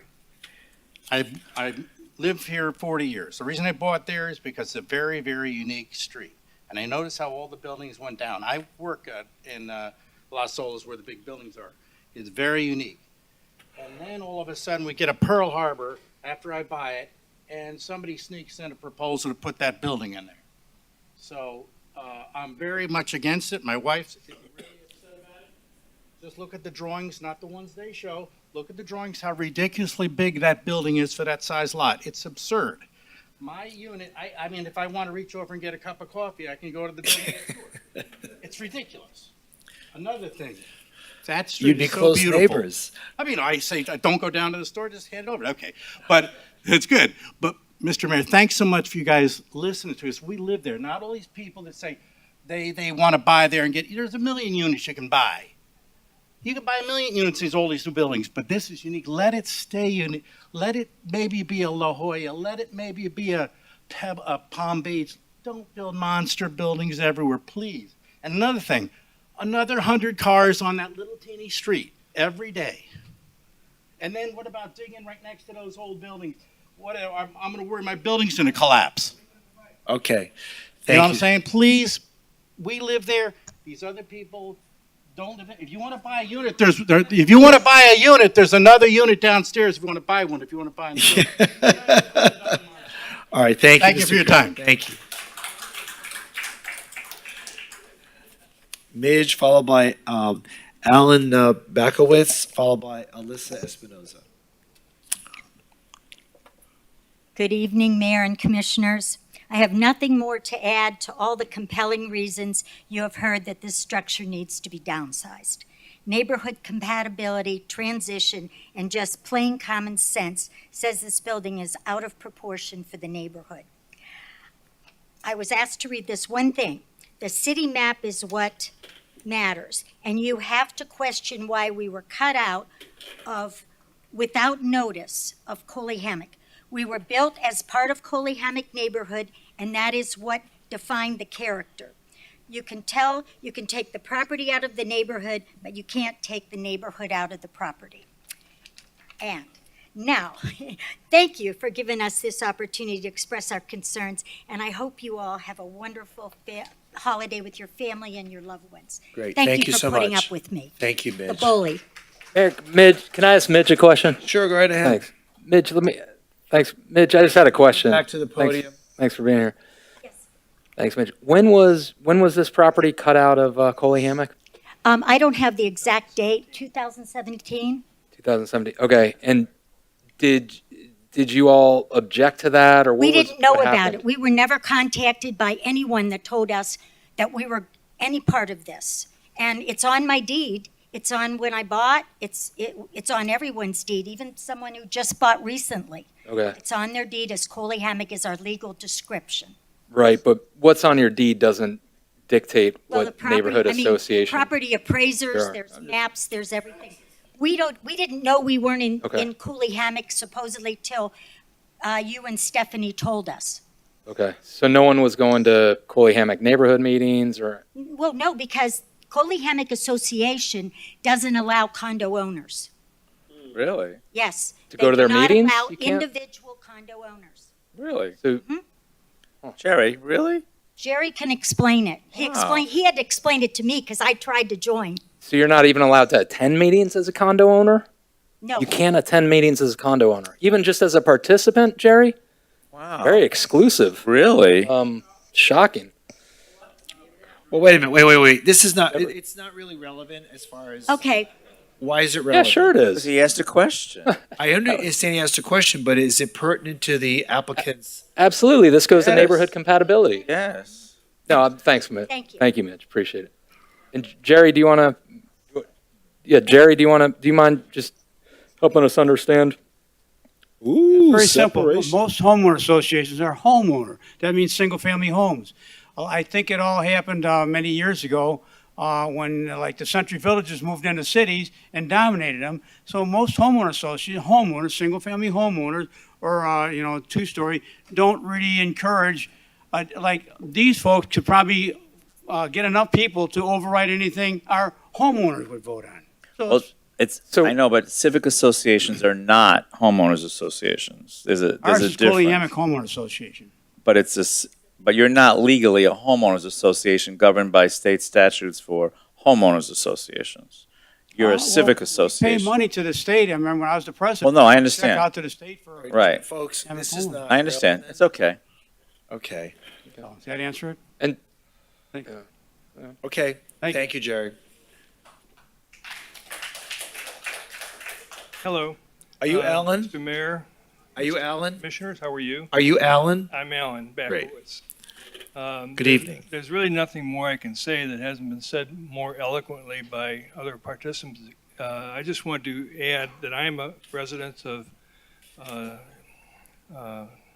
Rivercrest as well, and we were never informed of this action until fairly recently, and I just wholeheartedly against this. I ask your consideration to consider, especially about neighborhood compatibility. Thank you very much. Okay, thank you. Alyssa Espinoza, followed by Luis Franco, followed by Michael Hartnett. Good evening, everyone. My name is Alyssa Espinoza. I know that I'm probably not going to get a lot of applause after this one, so I'll just put that out there. But I am a renter in this district who aspires to own in Fort Lauderdale, and this is an excellent opportunity for young professionals who have grown up in Fort Lauderdale to want to buy a home in this area. I am actually recently have come home. I've lived in San Francisco, I've lived in New York City, and I understand the apprehension about development. We don't want it to take away from the integrity of Fort Lauderdale. That's what makes it beautiful. That's why I came home. But it is undeniable that we do need progress in this city.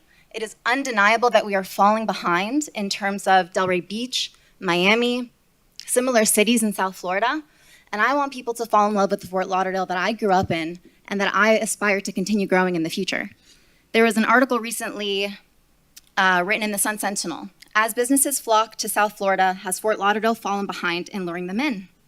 The answer is yes, but you need to ask yourselves why that is.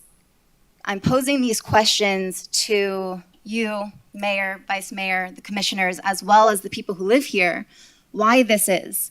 You need to better understand why folks like myself, young professionals who have worked, who have aspiring careers, who want to contribute back to our communities, want to come back to South Florida and Fort Lauderdale in particular, but don't feel like we're necessarily welcomed.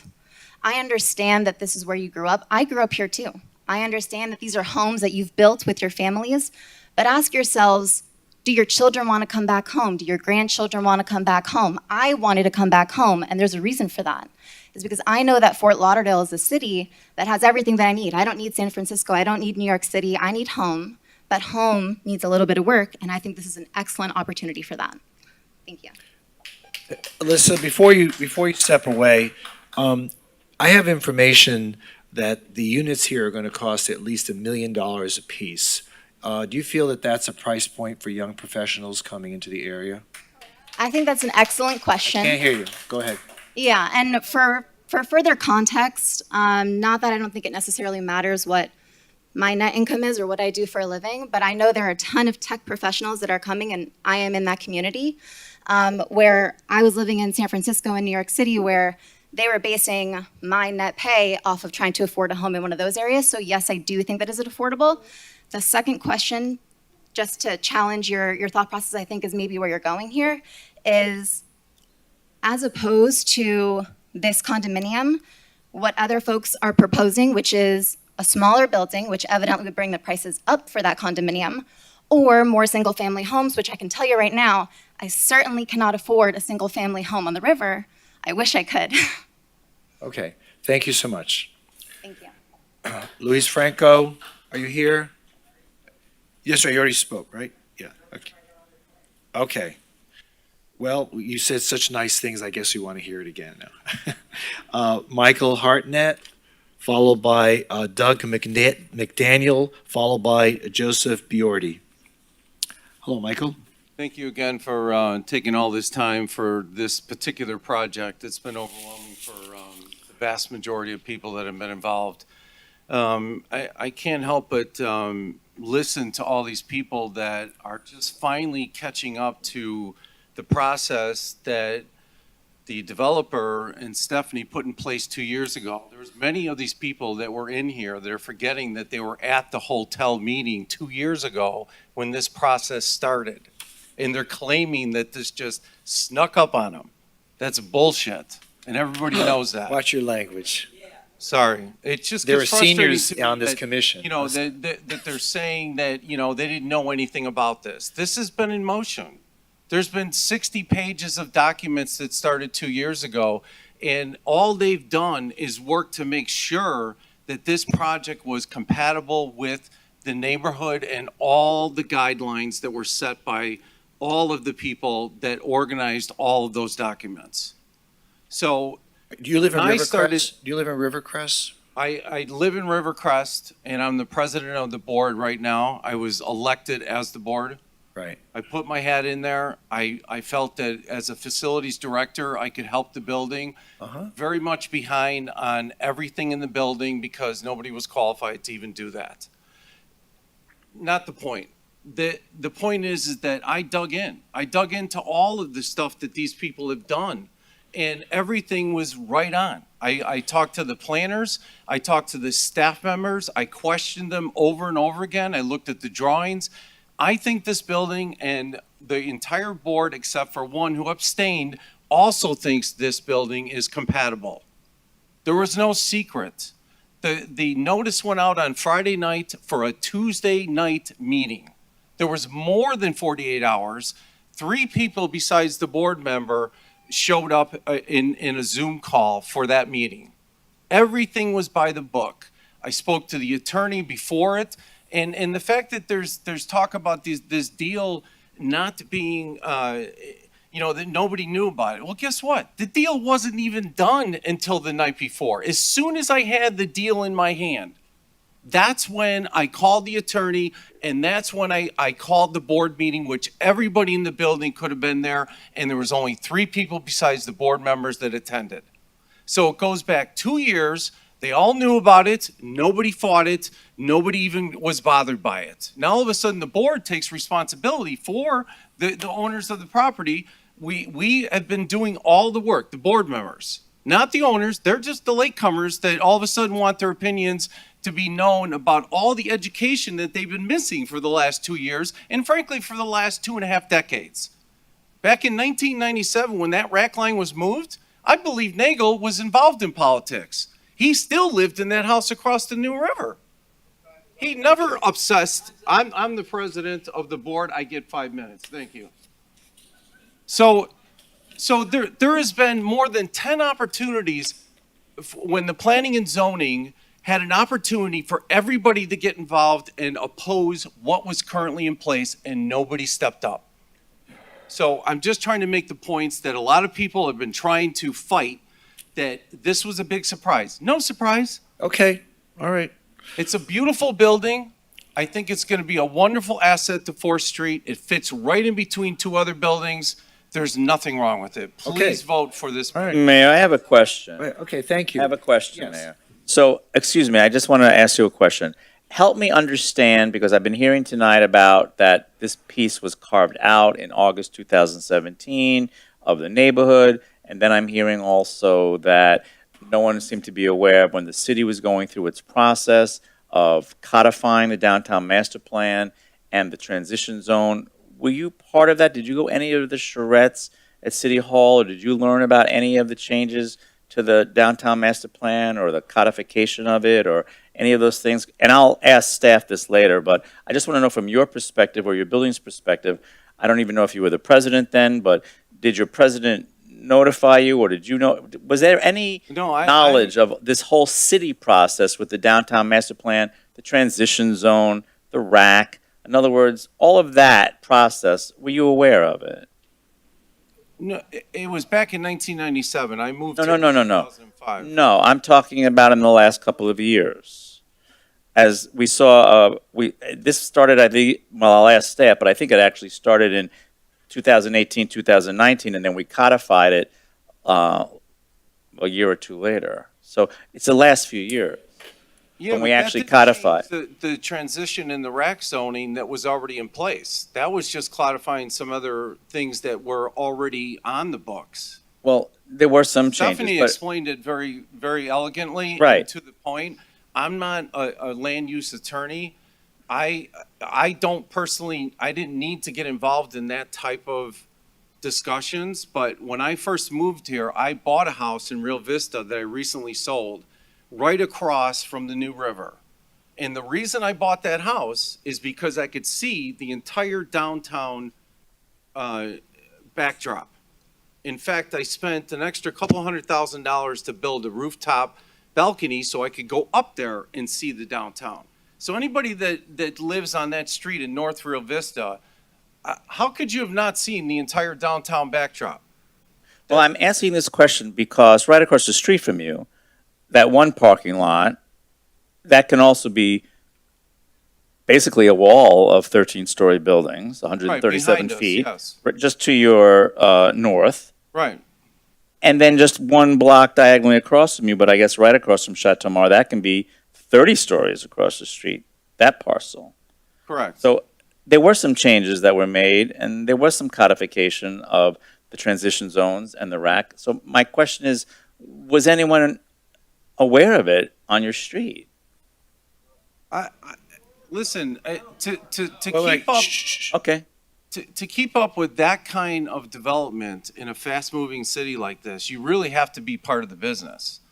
Like from time to time, I will go on the internet and I will look at the websites that the city has provided us. that literally shows 3D models of all of these buildings coming up. It's the most beautiful thing. It's all state-of-the-art technologies. The information is there. What are we supposed to do? Drag people over to look at it? Well, also, you and everyone are entitled to sign up for city emails. I'm just perplexed by all of a sudden people just not knowing about what we're doing when we send out so much information. I'm trying to figure out who is the onus on? Where is that responsibility to know what's going on?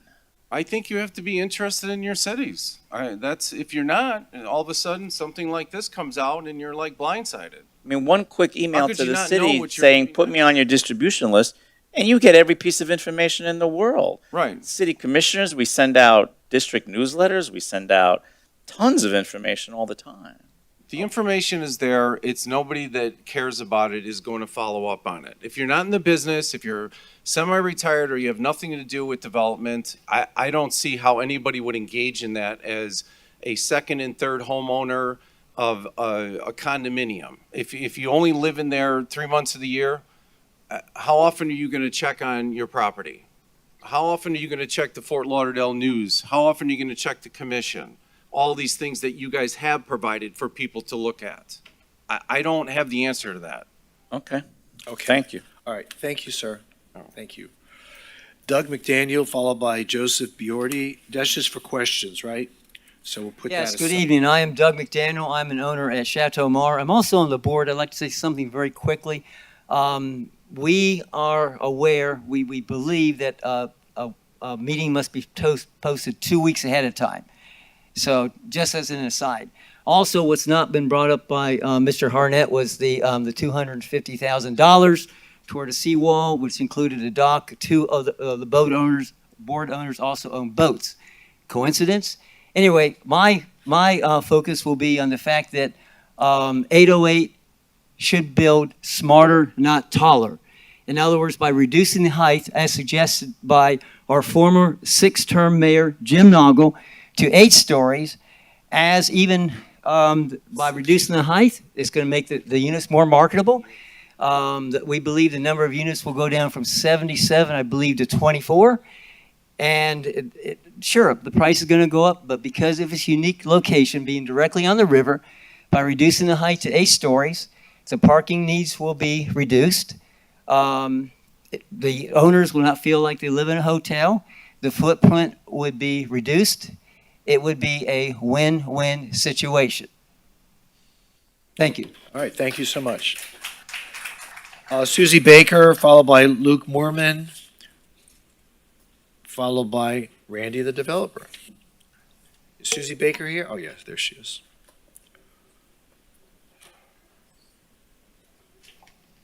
Hi. Hi, Susie. I'm Susie Baker. I'm a board member at River. Put the mic closer to your mouth. Yeah. Hear me now? Yep. Okay. I'm a board member at Rivercrest. I live there. It's my full-time home. I am vice president. I've been on the board for a few years. I lived in Fort Lauderdale for over 35 years, full-time resident. Been selling real estate for 35 years. I'm for the project. I feel the project has little to do with the effect for the residents at Rivercrest, because the reason you buy at Rivercrest is because of our view of the river. And all of our windows are faced southeast. So we all look down the river. That's like the only reason it's beautiful, plus Las Olas, of course. Whoops. So that's what I feel about, that part of it, that we're not, the building that's going to be built is west of us. And so we're all looking southeast at an unbelievable river view. Also, I feel that,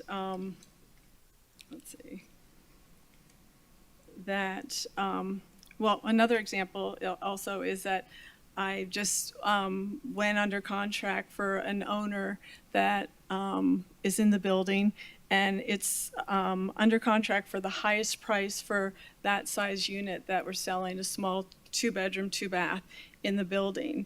I've told the buyer that, what's going to be built next door. he's fine with that. He's buying full price. He loves the view. He loves the location. It's not about what's next door. And also, I've had numerous other offers on the property. This one, is full price, so that's what we're going with. And the last is that all the other prospective buyers, which we've had it on the market for 6 months, I've told them all about the property that's possibly going to be built next door to us. There's been no negative responses from people that are interested in moving into the neighborhood. So thank you very much for your time. you so Can I much. ask her a question? Yes. It's curious. Go ahead. You piqued my interest. Your view again. Can you tell me what your view is of? My view is southeast, and it's just the river. It's just the river. It's in the other direction. So the building that's next to you now, or the airspace, or whatever's next to you now, you can't see that? We have, Can no, you you can cannot- you reach out and get a cup of coffee? No, I cannot reach out. Only there's 25 units in Hold the on a building. second. I hear testimony from folks at the podium. Now listen to all of you. And all I'm doing now is trying to understand what it is she's saying as opposed to what others have said. So the right thing for you all to do is stop shouting from the audience that someone's wrong at the mic. I'm just doing a fact-finding expedition right now to find out about these views and the serving of coffee from building to building. So you're eastern. Okay, our building, Rivercrest, has 25 units, 5 floors, 1 through the 5 line. The 5 line, there's 5 units, and we all face southeast, which we all look straight down the river. And so, but the 5 line, I'm in the 4 line. The 5 line is the most west unit in our building. It has all of its panoramic view windows that are facing the river and down the river. But it does have 4 windows on the west side. They're the last one that faces the property that we're talking about. The rest of the units in the building, none of us, because I'm in the 4 line, from my windows, you cannot see, unless I been out and looked out, out the window, could I possibly see an inch of the property from my southwest exposure of the window. I've had other owners that have called me, been in that building for years, but said they bought for the view of the river, not for the view of the neighbors, left or right of them. So those units are river views. Yes. Thank you so much. Yeah, and the ones that, when you walk into the apartments, that's on the north side of the building, but majority of us have shades, or, you have the smoke glass, whatever, so you're not, looking out that. But the reason why you buy at Rivercrest is your southeast exposure. That's what I heard. Unblocked. Okay, That's what I heard. great. Okay. Thank you so much. Thank you. Luke Merman. Hello, I'm the Luke Mormon, president of the Los Olas Association. The developer asked us to present to our members. We did a Zoom meeting. We let the members be aware of it, did a Zoom meeting. We had no negative comments about the build. To me, to the members that I heard from, it fits into the community of Los Olas. I also do own a 900 square foot single family home in Beverly Heights, and I'm happy to see this being built.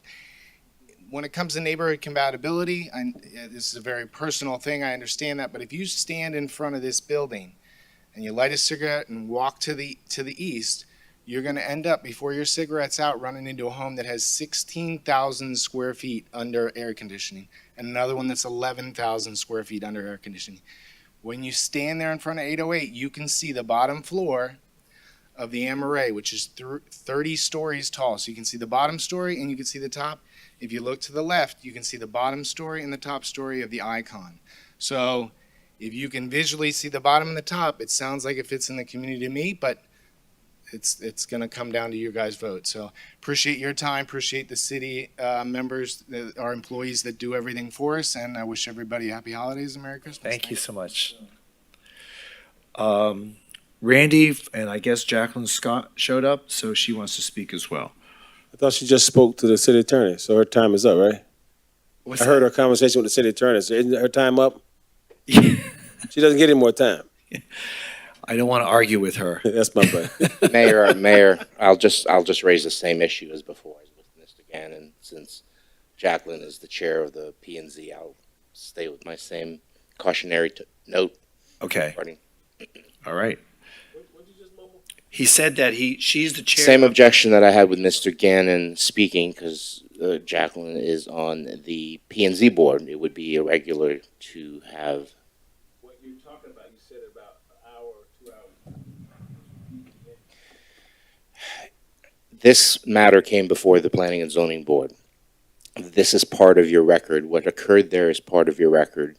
And it would be very unusual for members of the P&Z, even Mr. Gannon, what he said, sort of adopted some of the things that were being said tonight, which were not done at P&Z. So we're adding to the record inappropriately. You have to rely on the record that's before you, that's already occurred before P&Z.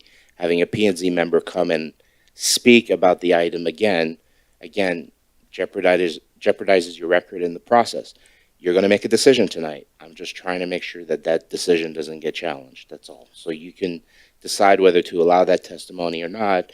I'm just trying to preserve the record. And Alan, Mr. Gannon did speak eventually as a member of the Planning and Zoning Board, but I would be interested in hearing from Ms. Scott as a resident and president of Coley Hammock. Nothing to do with planning and zoning. Is that okay? Again, I'll stick to my objection, but you all can decide that. You decide. You're the judges, so you can decide who speaks. Thank you. Okay. Randy, please proceed. Thank you for letting me speak. The legal arguments have been made eloquently by Stephanie. I'm not going to comment. Can you speak a little louder in the microphone? Yes. Ms. Bogdanoff, I actually happen to agree with her about neighborhood compatibility being an art, not a science. So really quickly, I'd like to talk about what neighborhood compatibility isn't and my thought process since we own the property 5+ years. We did look at a hotel here, and it was spec'd out. We had some conceptual drawings, pro forma, very profitable. There was no other hotel on the street, but after meeting with stakeholders, residents, I felt that was not compatible for the neighborhood. I did not want to see transient population churning through, in and out. I felt it was wrong. We shifted. The next thing we looked at was multifamily, which that business is still on fire. Cap rates have compressed. Incredibly profitable. I pondered that as well. Again, I thought that was not compatible. This is a neighborhood of condos and homes. I didn't feel it was right to put that there.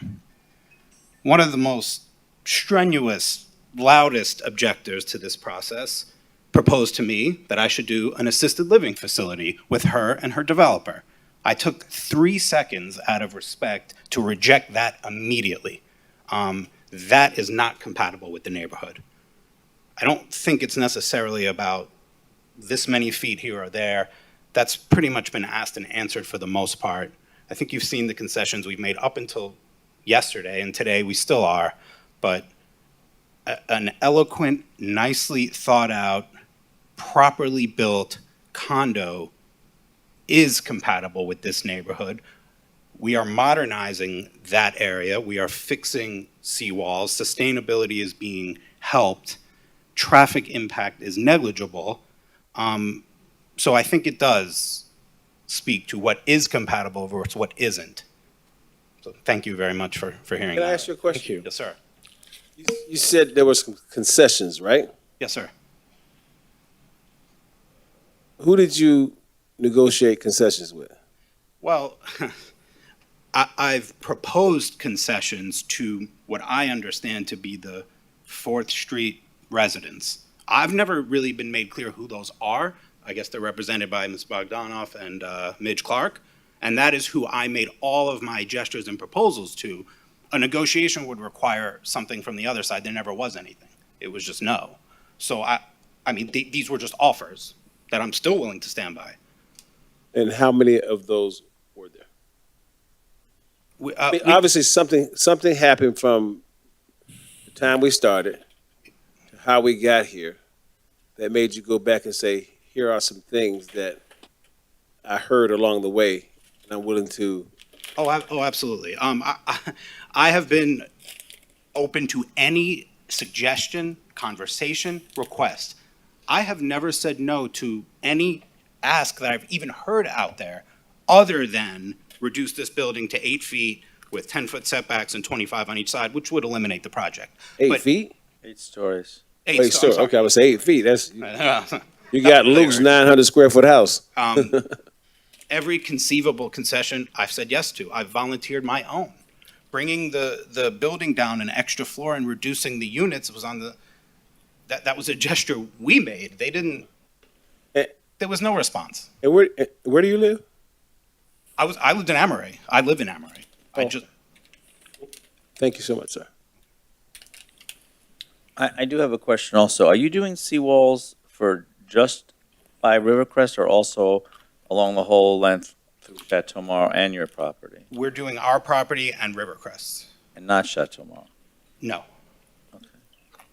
Okay, thank you. Thank you. Jacqueline Scott, please don't compromise us. Good evening. I only came over because as I was listening to this public hearing, I heard a lot of things that I thought were inaccurate in regards to Coley Hammock as a neighborhood, our boundaries, how we function, and I'm here to answer any questions you might have. Does anyone have any questions regarding Coley Hammock? Can you expound on that? How you function?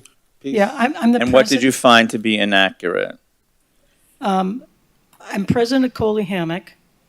I have been involved in the neighborhood since 1983. I've been more years president as not president. I was one of the original authors of the master plan. Before I took over as president, Tom Moss, who you know, the Moss family, had run the neighborhood for years. We reformed the association to get everybody resurrected and moving in the right direction to protect and enhance. The neighborhood boundaries that were defined before me and recognized, the city recognized them as well. They went from the river to the south, to Broward Boulevard to the north, to the east, to like South Victoria Park Road, and to the west, 12th Avenue. So as a neighborhood, when we applied for the original master plan, we master planned those boundaries.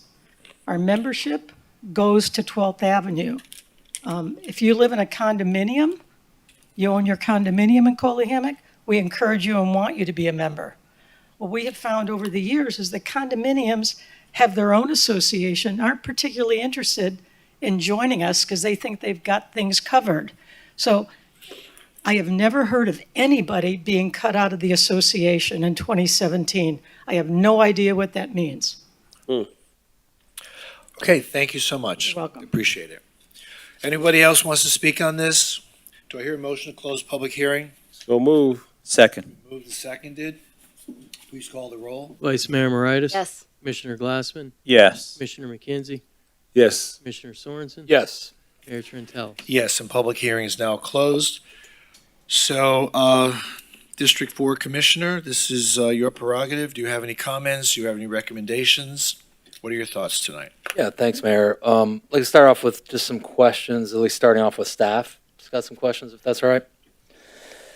Alan, if you could give us just overview, what are we here to do tonight? And what are the outcomes and how are we able to arrive at outcomes? Well, it's obviously it's a de novo quasi-judicial hearing, so you are the approving body. You're guided by, your decision has to be based, and you have to follow the essential requirements of the law, which is your code. It has to be based on competent substantial evidence, which is the evidence presented before you. As alluded to earlier, the record before you, staff reports, staff recommendations are presumed to be competent substantial evidence. There's evidence that you hear, obviously, that you heard this evening that you're confined to. It has to be fact-based, obviously. If someone comes up and says, I think it's ugly, that's not necessarily evidence. It has to be fact-based.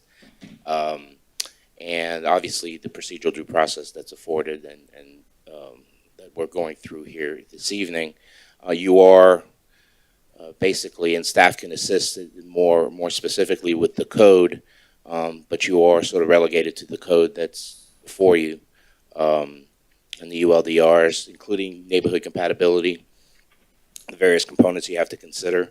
Obviously, professional staff does a lot of the legwork, and typically you do look to them for their recommendations, but you can obviously deviate from that if you have anything that you believe is inadequate or somehow is not being met. So you have the ability to do that, obviously. But staff can assist you with the various criteria that is relegated to you for your decision. Okay, thanks. So if I'm hearing you right, you're saying that we have to base our decisions off competent and substantial evidence. That includes things like records, staff reports, code, neighborhood compatibility, and that deferring to staff's position and insight is advisable.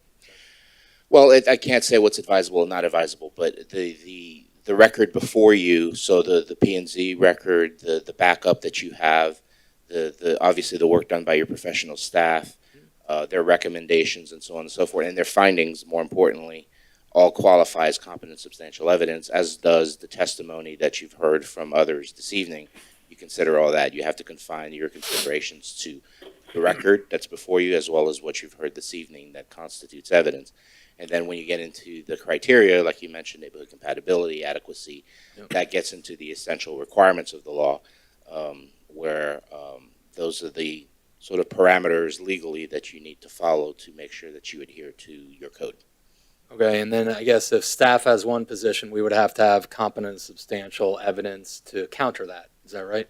Right, it gets a little bit more. So if for some reason you find that staff is erroneous on a particular finding that they've made through their analysis, we do have to articulate on the record a basis for that if you believe that there has been some kind of error or a failure to review something or consider something. We would have to have some reason to articulate, again, to support your decision and make sure that it's binding.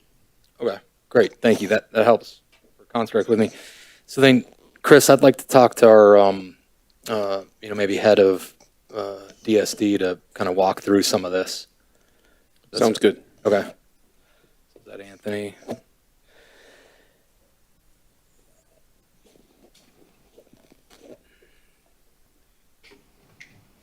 Thanks, Good Anthony. evening, Mayor, Vice Mayor, Anthony, and rest of the commission, Anthony Fajardo. Great, thanks, Anthony.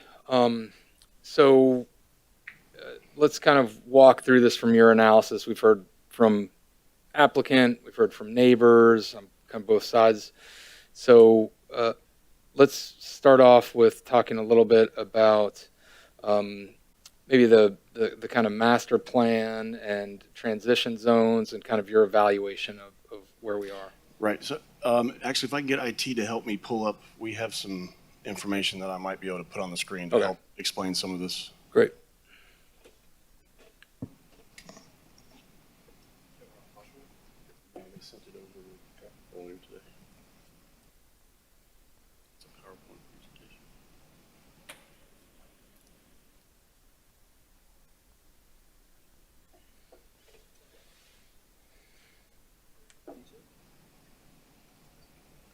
No, I don't recognize any of those. Okay. No.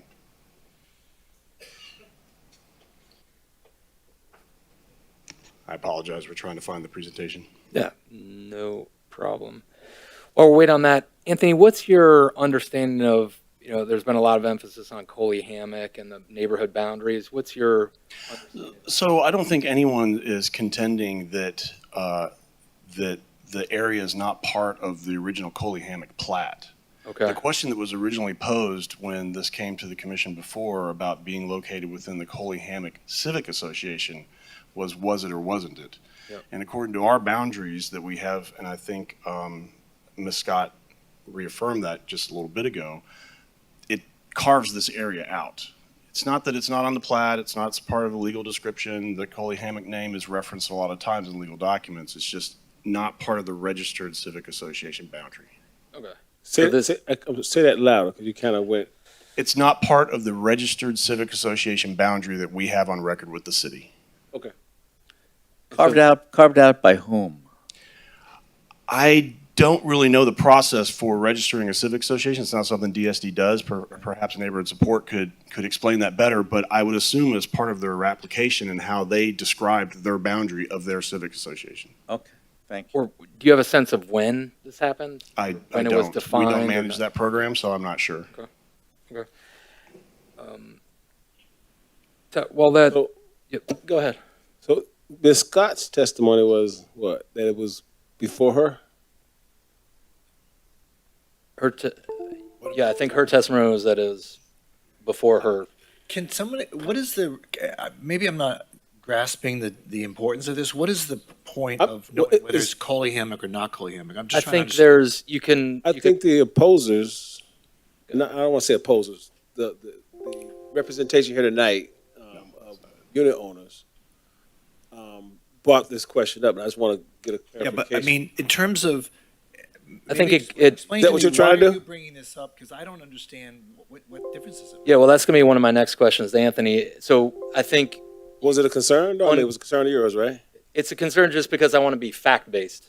But Yeah, what is the fact of it being in Coley Hammock or not being Coley Hammock? How does that impact Well, is it part of the whether or neighborhood? not it wait, I'm talking. I'm sorry. Whether or not it complies with the building and zoning code or the neighborhood compatibility aspects of this. I just need to understand that. Yeah, Why are we raising? What is it? Why is it even relevant? I'm not sure. Go It ahead, wouldn't Anthony. be germane to our analysis. We don't look at the boundaries of the civic association when we apply neighborhood compatibility. We look at the general area that it falls Okay. in. All right. So we can So put that issue It's aside. really, it's, from a staff perspective, it's not something that we consider. Okay.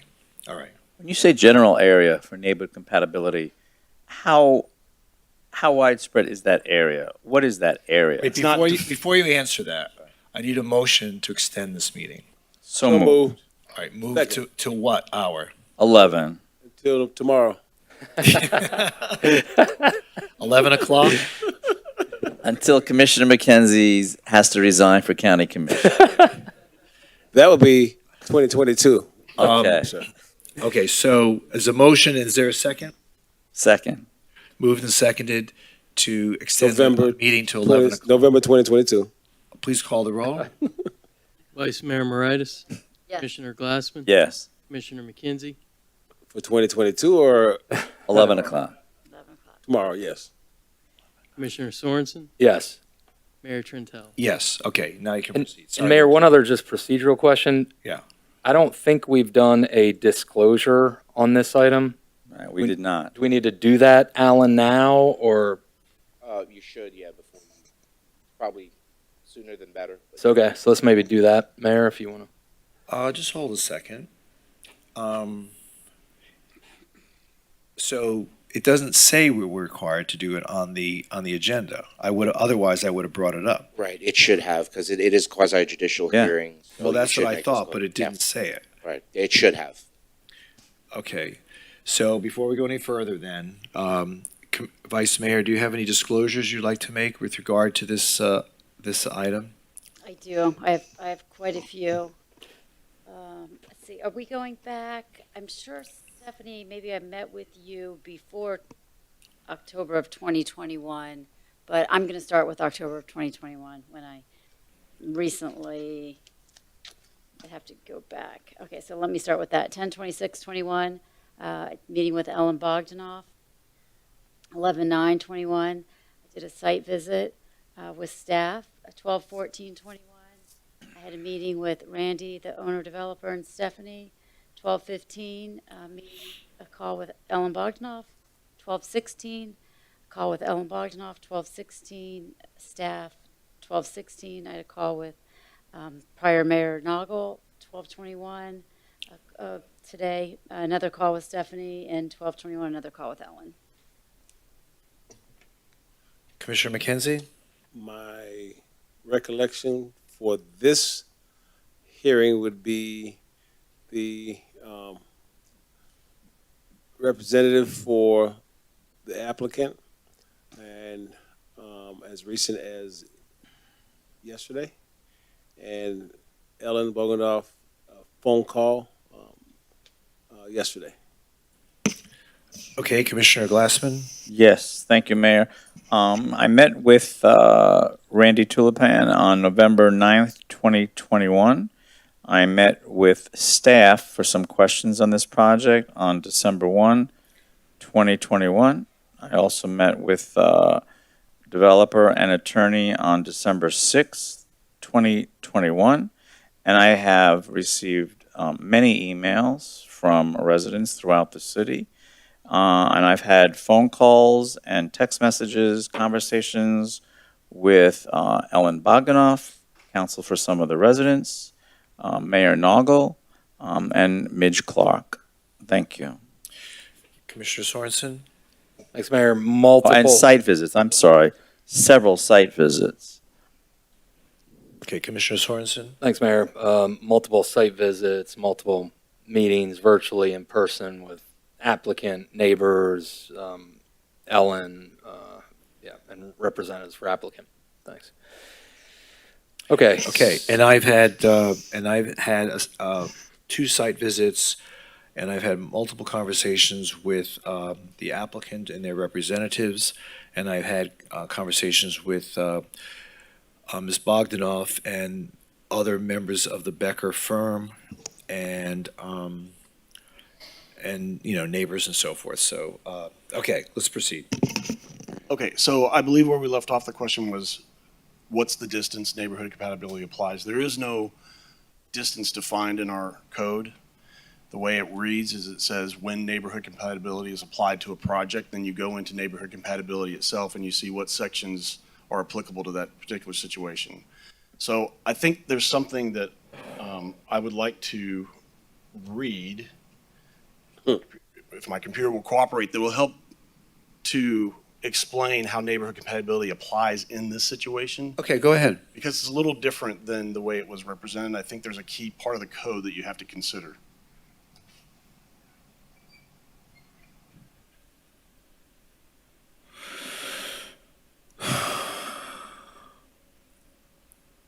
Okay, so neighborhood compatibility falls into section 47-25. Under 47-25.1, which is generally, it talks about applicability requirements of 4725. And what it says, and it's not very long, applicability of the requirements of this section 4725 as further described in 4724 development permits and procedures, which is the table that shows where all the projects fall in the different categories of site plans, levels 1, 2, 3, and 4, shall be subject to the following requirements as applicable. All development permits shall be subject to adequacy. Everything's subject to adequacy. We know that. In addition to meeting the adequacy requirements as provided in 4725.2, the following developments shall be subject to neighborhood compatibility requirements as provided in 47-25.3. That's the section specific to neighborhood compatibility. Except, and this is the statement that I think is important, except as otherwise provided herein, the following neighborhood compatibility requirements shall not apply to the Central Beach districts as described in 47-12, which is the Central Beach section of the code, and to the downtown regional activity center districts as described in 47-13. So then what you have to do is you have to go through neighborhood compatibility and see what sections are expressly applied. There is a section that talks about, and Ms. Toothaker mentioned this in her presentation, that they came in prior to the codification that occurred in November of 2020. The language at that time did talk about this particular zoning district, transitional mixed use, which includes the east mixed use, south mixed use, and west mixed use. This one's EMU. It doesn't use words shall. It doesn't say you have to do it. It says you may apply additional conditions to a project to meet compatibility, but it's very vague. It talks a little bit about the character of the area, but the other sections of neighborhood compatibility that really specifically talk about shadow, scale, mass, odor, noise, it's not in there. So we rely on the master plan as our guiding document. That document has a transition zone that speaks to height. It doesn't talk about additional setbacks, although the applicant did provide some additional setbacks, I believe, on the water that addressed the non-codified New River Master Plan. So they did some things voluntarily that they did not have to do. And from a staff perspective, the project got to the point where it ticked all the boxes in terms of meeting the master plan requirements as related to neighborhood compatibility at the time that the application was submitted. So at that point, we moved it forward to the Planning and Zoning Board, who then made the determination of whether or not it met the intent of the master plan. So I hope that helps clarify. It's not that neighborhood compatibility does not apply. It's just it's not as specific as it is in other sections of that ordinance. So you're saying it's more permissive than required? I'm sorry? It's more permissive, the neighborhood Yeah, compatibility? it never says shall, it always says may. So let me ask you something. Why is it that your department always errs on the side of the developer and not the side of the neighborhood when it comes to making decisions in terms of trying to protect neighborhoods? The projects that you see that come before the Planning and Zoning Board and the City Commission are not the projects that come in the door. We often have discussions with them that change projects substantially. It's really about coming to a point of compromise where we feel comfortable moving a project forward. At that time, we will. It doesn't mean that everybody is always satisfied, and I wish we could say that you could make that happen. But at some point, the developer has a right to move forward through the process, and that's what we did here. Yeah, but at some point, the community has a right to not have their neighborhood imposed upon by a project that clearly oversteps the boundaries of what belongs on this particular street. I mean, this is a monster building compared to what else is on the street. And doesn't it just common sense in your department suggest, hey, maybe this is a little too much for this street? You know, I know what the rules are, but in terms of compatibility, while it may not be required, it should be. It's just the same. We had the same argument with the transition zones. Your department always erred on the side of the developer to allow a 30-story building when it was only aspirational instead of codified. It took this commission to move forward and make it a code and make it a requirement to have a transition zone. Yet for some reason, the neighborhoods always get the short end of the stick when it comes to these issues that are more aesthetic and more subjective than I think is appropriate. I think that the neighbors of our community need to be protected. So I don't understand why it is that your department always seems to favor the developer rather than favoring the neighborhood. I don't, hold on a second though, Mayor. I'm not trying to debate. Question to him, and I think he needs to answer. It's not. I don't want. Let him answer. It's definitely not the intent. But when we look at the codification of the Regional Activity Center as a land use, at some point the city came to the determination in 1989 that that's where the boundary for the Regional Activity Center should be. Mm-hmm. And then when we look at the codification of the original master plan, the determination was made at that point that this type of development was appropriate. And then when the master plan was updated in 2007, it wasn't addressed then because it didn't come up as an issue. And then we addressed it again last year in 2020. We talked specifically about the transition zones. We agreed that they should be codified, and that's what we did. So that's what we focused on. Well, you agreed, but it was this commission that put it on the front burner and said it must be codified. Because the Amaray, why it's a beautiful building, it's just right across the street from 2-story and 1-story buildings. And you know, and so when it was asked, well, why is there a 30-story building right across the street from this low-rise area? And we were told, oh, it's a transitional zone, but it's aspirational. And no one in the building department ever thought about maybe reducing the size or reducing the impact. Same with the Laurent, same thing. You know, these are monster buildings that are right smack up against low-rise neighborhoods, and there's no sense of transition whatsoever. And so I just don't understand why it has to always come to this commission to be the final arbiters, when I think that, you know, the staff should recognize that we're trying to protect neighborhoods and we're trying to maintain the dignity of neighborhoods and not have them inundated with overpowering projects like this one happens to be. And not only overpowering, but I mean, come on, it's smack up against the boundaries practically of both the east and the west developments. So I mean, it's just, you're making it tough for this commission to have to really, here we are, hours of hearing testimony back and forth, when it all could have been alleviated had staff, looked at it and, and said, is this what we want to have? Let me tell you something. When the early days of Flagler Village, the issue of neighborhood compatibility came up. And back then, neighborhood compatibility, everything was 1 and 2 stories in Flagler Village. So people were saying, well, do we want it to stay this way, or is this something we want to see the neighborhood achieve? Higher density, heights, and so forth. And so, these are questions that we ask here.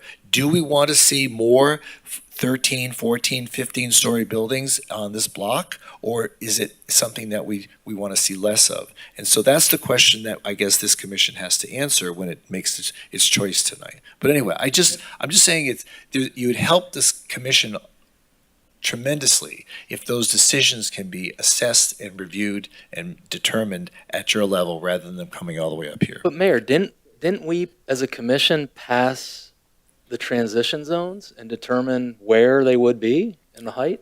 But it's not just an issue of height. Remember that. It's height, setback, and neighborhood compatibility. Those are three. It's not just height. But it's not setback. It's not actually. Anthony just clarified that. Not if it's in. That's the thing. It's Commissioner, not scale. But there Commissioner, are. But Anthony said that there are aspirational aspects. There are suggestions in the master plan definitions that could. Could allow the developer to go this way, or could not allow the developer to go this way. It's our decision. But not for the rack.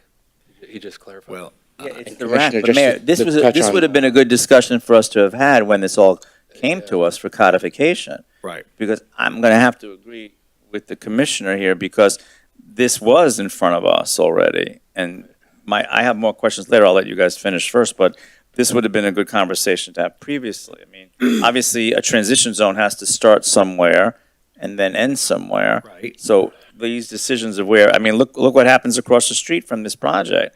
Across the street, just diagonally across the street, they can go 30 stories. Because that's where we, I guess, staff first presented, and then we decided that a transition zone was going to be there. I don't know why the transition zone wasn't on 8th, actually. And it is kind of strange that Rivercrest is, I believe, correct me if I'm wrong, that can only go 55 feet, right? And then right next door here is 137 feet, right? And then Chateau Marc can go to what? 137. Okay, well, also 137. So, see, because there has to be a line somewhere. But again, this all came before us already. Right. That's the point. Yes, but it came before us, but we're being told that we're supposedly being told that we're not allowed to apply neighborhood compatibility standards because this was exacted from the neighborhood compatibility ordinance. I don't think that, what I heard was. Just certain elements. Said there are 2 zones in the city that you can't apply neighborhood compatibility. No. I heard. Beach, and one is the downtown. Just certain parts, certain elements of neighborhood determining compatibility, criteria. not neighborhood compatibility as a whole. And if I can add to the commissioner's point, staff doesn't have the discretion to make those decisions. To make what decisions? When you have a permissive code like you do, especially with neighborhood compatibility, Right. Staff cannot make that call. It's up to you or whatever the deciding body is. So Anthony and his group can, if the developer comes in and they have development rights and there's a certain permissive aspect of the code, if they meet that code, staff has to say, okay, they meet this code. It's up to you to decide whether that should be adequate or not. If the code needs to be changed, that's something you all need to do, which you have done in the past. But with regards to the process that they have to go through for the developer and they have to check off those boxes, staff does not have the discretion to make that decision for you. So can you repeat what elements of neighborhood compatibility we can apply here? So, And can you put that chart up that you had before that was up briefly? You had a slide that was up. I'm looking Thank at you. 47-25.3, which you say we cannot apply here. Well, no, what it says is except as expressly provided herein, it does not apply. So then you get to another section, which this has all been changed because when we codified the master plan, so we're Right. looking at a strike and underline version. Right. So which section are we looking at then that we can apply? It's towards the end of neighbor compatibility. I apologize, I don't have the exact. Well, I happen to have the ordinance right in front of me. Yes, but you're looking at the revised ordinance. That's what I'm trying to say. The revised ordinance from after 2020 is not the same as what was in This the code falls under the prior to 2020. previous. So we're not allowed to use the revised ordinance here? No, Ms. Toothaker her client came in prior to the codification of that code, and she requested to use the prior version. Okay. So what are we applying? What area So can you refer us to? Later in the older version, prior to the codification in 2020, it talked about any development in the RAC district within 100 feet of residential property that's located outside of the RAC, and all development within the RAC TMU, which this is. This is one of the TMU zoning districts. But then it goes down to the language that actually talks about what you can do and what you can't do, and it's very vague. The last sentence, because it's a very long paragraph, but the last sentence basically says approval of setbacks of the development plan may be conditioned by imposing one or more setback requirements exceeding the minimum requirements. The minimum requirements is 0. Right. There are no setback requirements. Right. To the city attorney's point, we took this to the Planning and Zoning Board. The Planning and Zoning Board also felt, through their vote and the action that they took, that it met the requirements. There was discussion with the applicant about squeezing the building or changing it so that they could accommodate some additional design features that would help mitigate. But at the time, and Stephanie can definitely articulate their reasons behind that better than I can, it's for them to defend, they felt that that wouldn't fit into their development plan, and they asked to move forward. So we moved the item forward based on the code requirements that said they ticked all the boxes to have a proper application to get in front of the planning and zoning. Okay, so to answer my question, what elements of neighborhood compatibility can we apply here? Go to that point where you were saying in the beach and the downtown rack, you said something like right may apply additional conditions. That those do It not says, apply. except as otherwise provided herein, the following neighborhood compatibility requirements shall not apply to the Central Beach and the Downtown Regional Activity Center. And you have to read the whole section. The section's several dozen pages long. When you get to the portion that talks about the TMU, it says,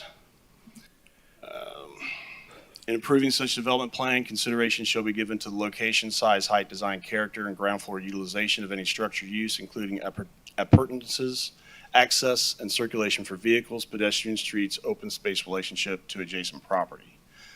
But the master plan, which was vetted and codified by different versions of the city commission, I think at this point 3 different versions of the city commission, is what we look at as the overriding document to say what is appropriate to go in this area. The whole intent behind having a master plan, and this has been said, I believe, earlier in some of the testimony you heard, is to have a certain level of certainty. The issue, as it was described to me, because this predates my time with the city, is that when it was commercial zoning back prior to 2003, there was not enough certainty to get development to move in the downtown. You had different requirements depending on what part of the downtown you were in. The master plan unified all that under one document, and then the rezonings took place, so you have the RACs, CC and Urban Village and the different ones, including this, the TMU.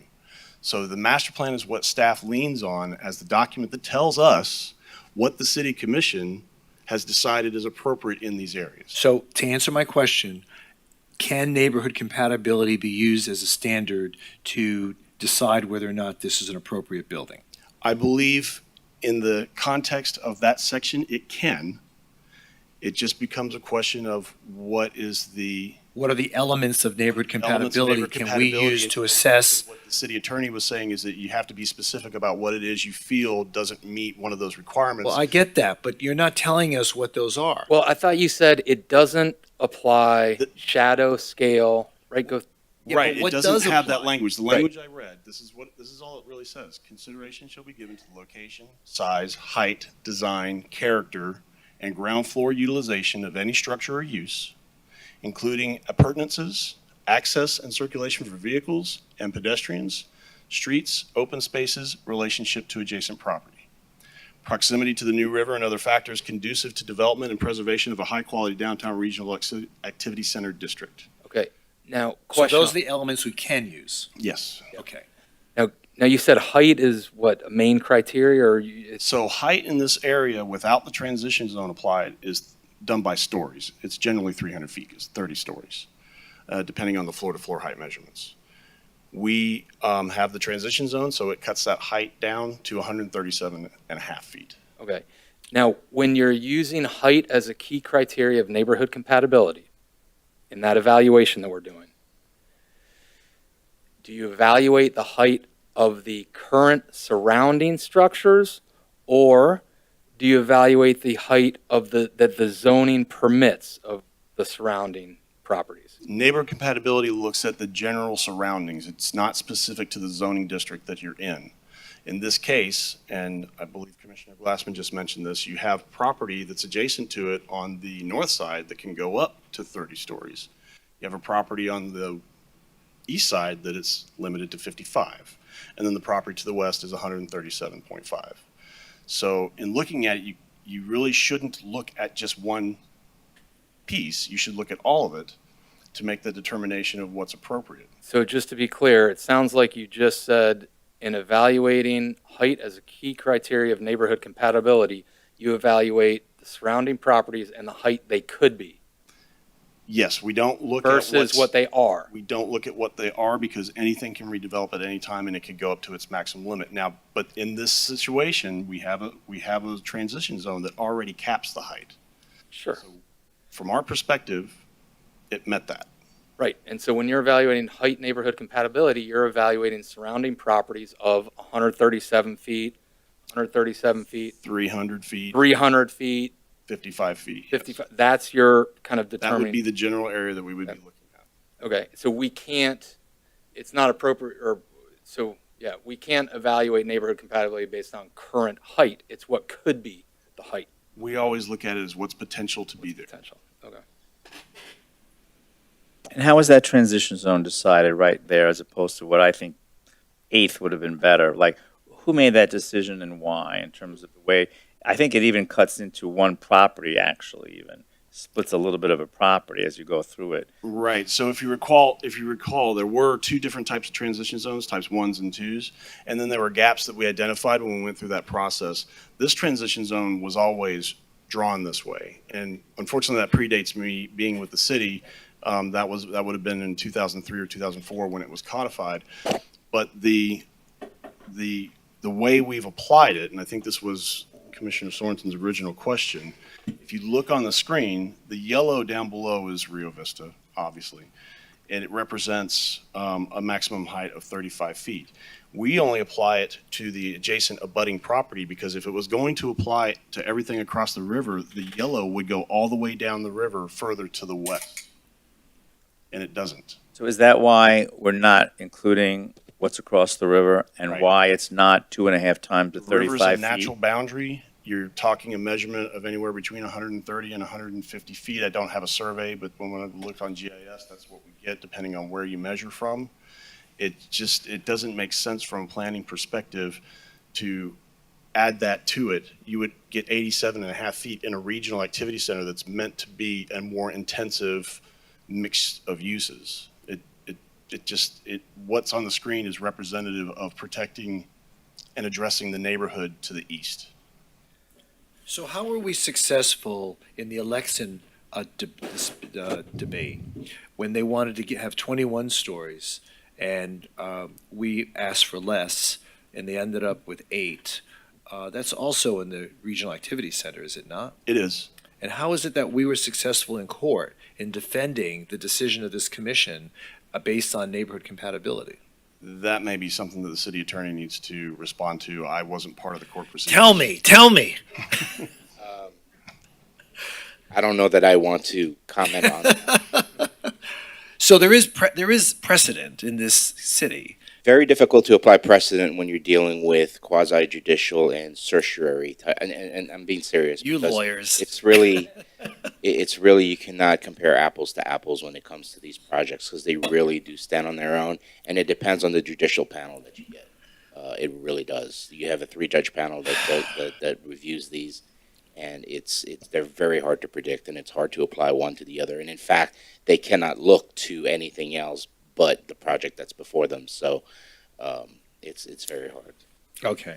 Anthony, how would this project have been looked at differently if it did not fall under the prior zoning and codes that we talked about? In other words, if it came in after, what would have been the major So the biggest changes? difference here is the applicant has adjusted, a request to adjust some of the step backs and the tower separation. The prior code said those are preferred. The new code says that they're required. And in order to get relief from that, if they had an alternative design, they would have to come straight to the city commission for approval. This didn't do that. So that's one of the big ones. It's really a process issue in terms of the previous process was a call-up. This, because of its location, had to go to Planning and Zoning Board. So in this case, they were the first authority to have the ability to either say yes or no. But what we're looking at now in terms of podium, in terms of setbacks, in terms of tower separation, what would have been the difference as opposed to what we're looking at now?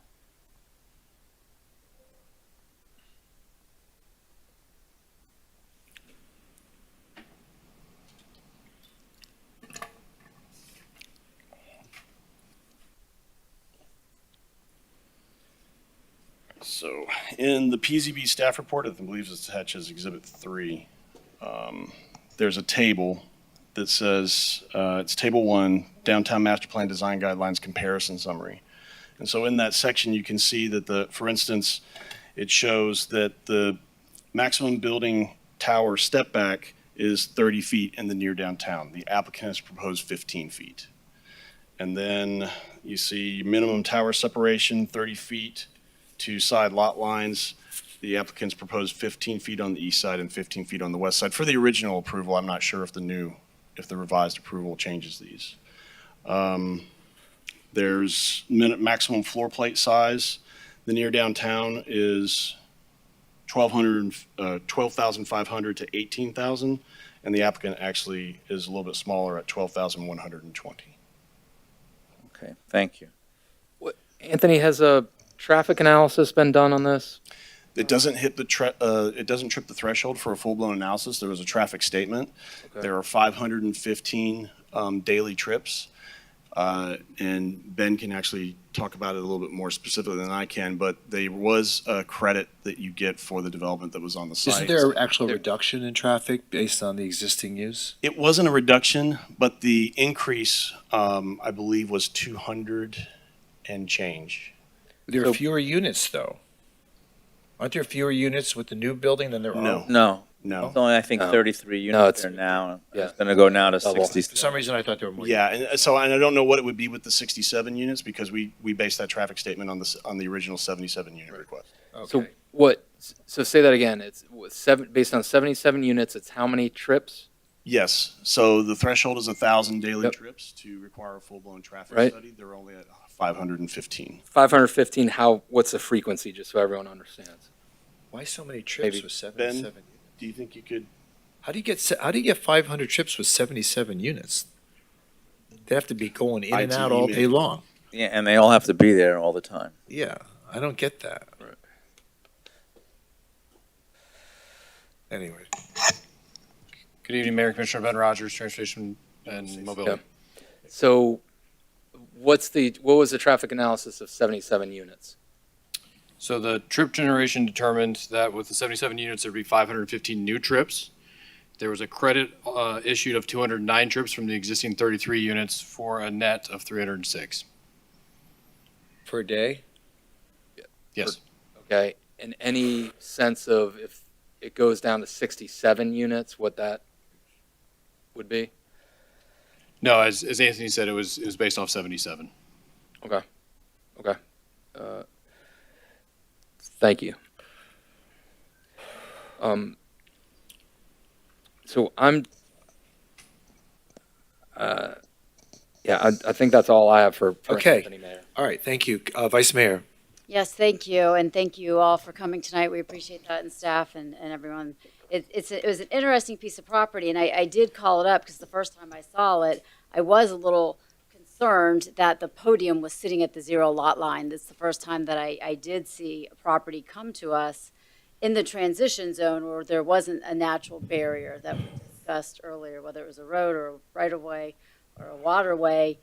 So I saw that, and I did think we could probably do a little bit better. And that was my main concern when I did see this property come to us the first time when I called it up. So I am appreciative that the developer moved the property over, I guess, so it's not on the 0 lot line anymore. There's 4 feet on each side. I guess that's what we're seeing now. And they didn't have to do that, I understand, but I'm thankful that they did and that they made that concession because I think it's a better fit for that property. I've spent time, I went over there, I saw it, I walked around, I did see the view on the river crest, how you do face the river. I went across the river and I looked at your views. I know Chateau Mars is a little bit different. I walked around, I looked at every single piece of property, whether it was a parking lot, and I understand the 30 feet to the north, the 30 feet to the west, which are just parking lots right now, and the 137 feet, which is this property 808, and 137 feet, which is Chateau Mars right next door. So it was complicated. I do understand the frustration that the current neighbors feel because what you're currently in, they're smaller buildings. They're about 5 stories, maybe a little bit more. I understand that, but when we make our decision, we have to make the decision based on what can be built on those properties. I mean, what is allowed? Just like you've heard here, since 1989, we've been talking about whether it's the master plan, we've been talking about the transition zone, we've been talking about codified them recently. So we've been talking about this a lot because we're trying to get it right, and we really do want a level of certainty for the people that want to come and do business in our city. I heard the young professionals speak, and I get it. I have 2 young professionals moving back home, and it's hard finding housing for them. And I do understand the best way to get affordable housing is to have housing. And so I know we made that decision as a city and a commission years ago to have the density downtown so we could really provide those units, and our younger workforce could come back and work for us, which we desperately need. And I know we are continuing to have a lot more units. I am happy to see that it's a condo. I was a little bit, I don't want to say concerned, maybe it was just the market, but when I first started 4 years ago, everything was an apartment. And I thought, that's not a good trend for the future, especially for our young people. I would like them to have some equity and buy and have a place to own for themselves at some point. So I am happy this is a condo. I do understand that they've submitted under their grandfathered in under the initial transition zone.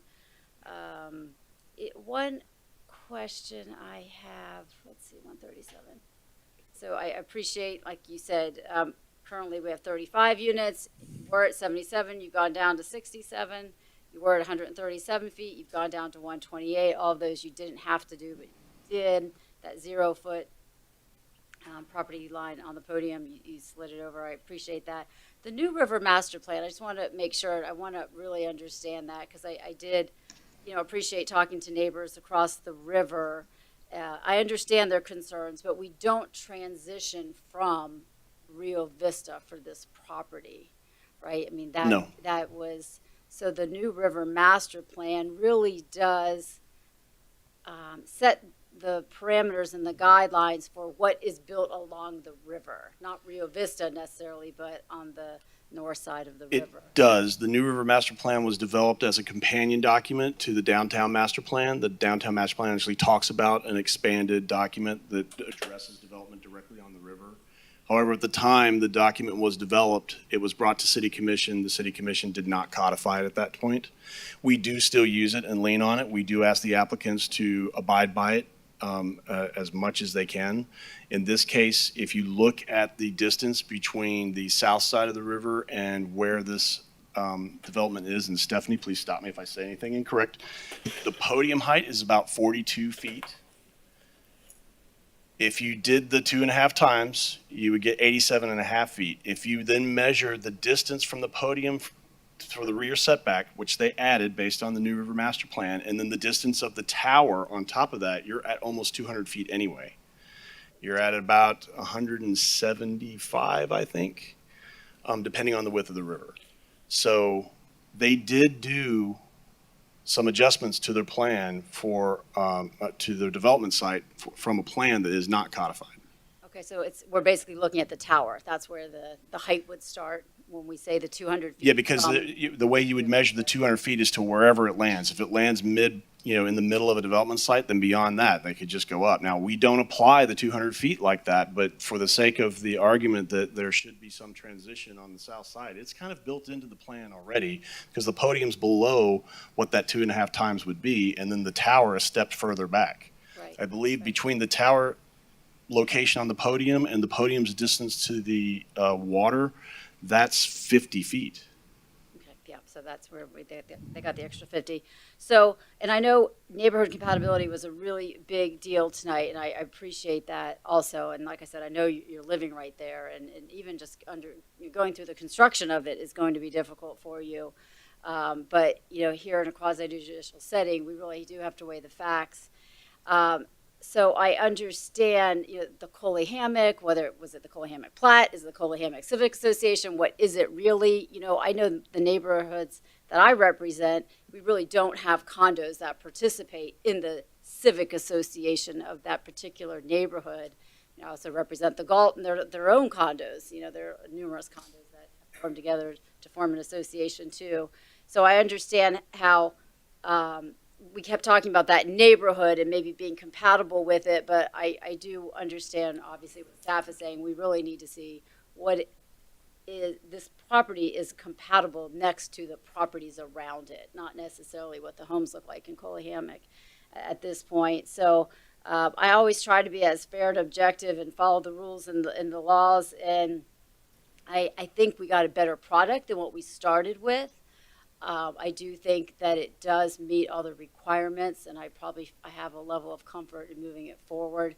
And I know that's probably not what you want to hear, but we really do need to evaluate it based on all the facts and all the criteria and everything that is before us. So I feel like it was a good process to go through it. I wanted to understand also, because like I said, it was the first time I've seen something come to me where it was a zero lot line next to RM25, next to you all.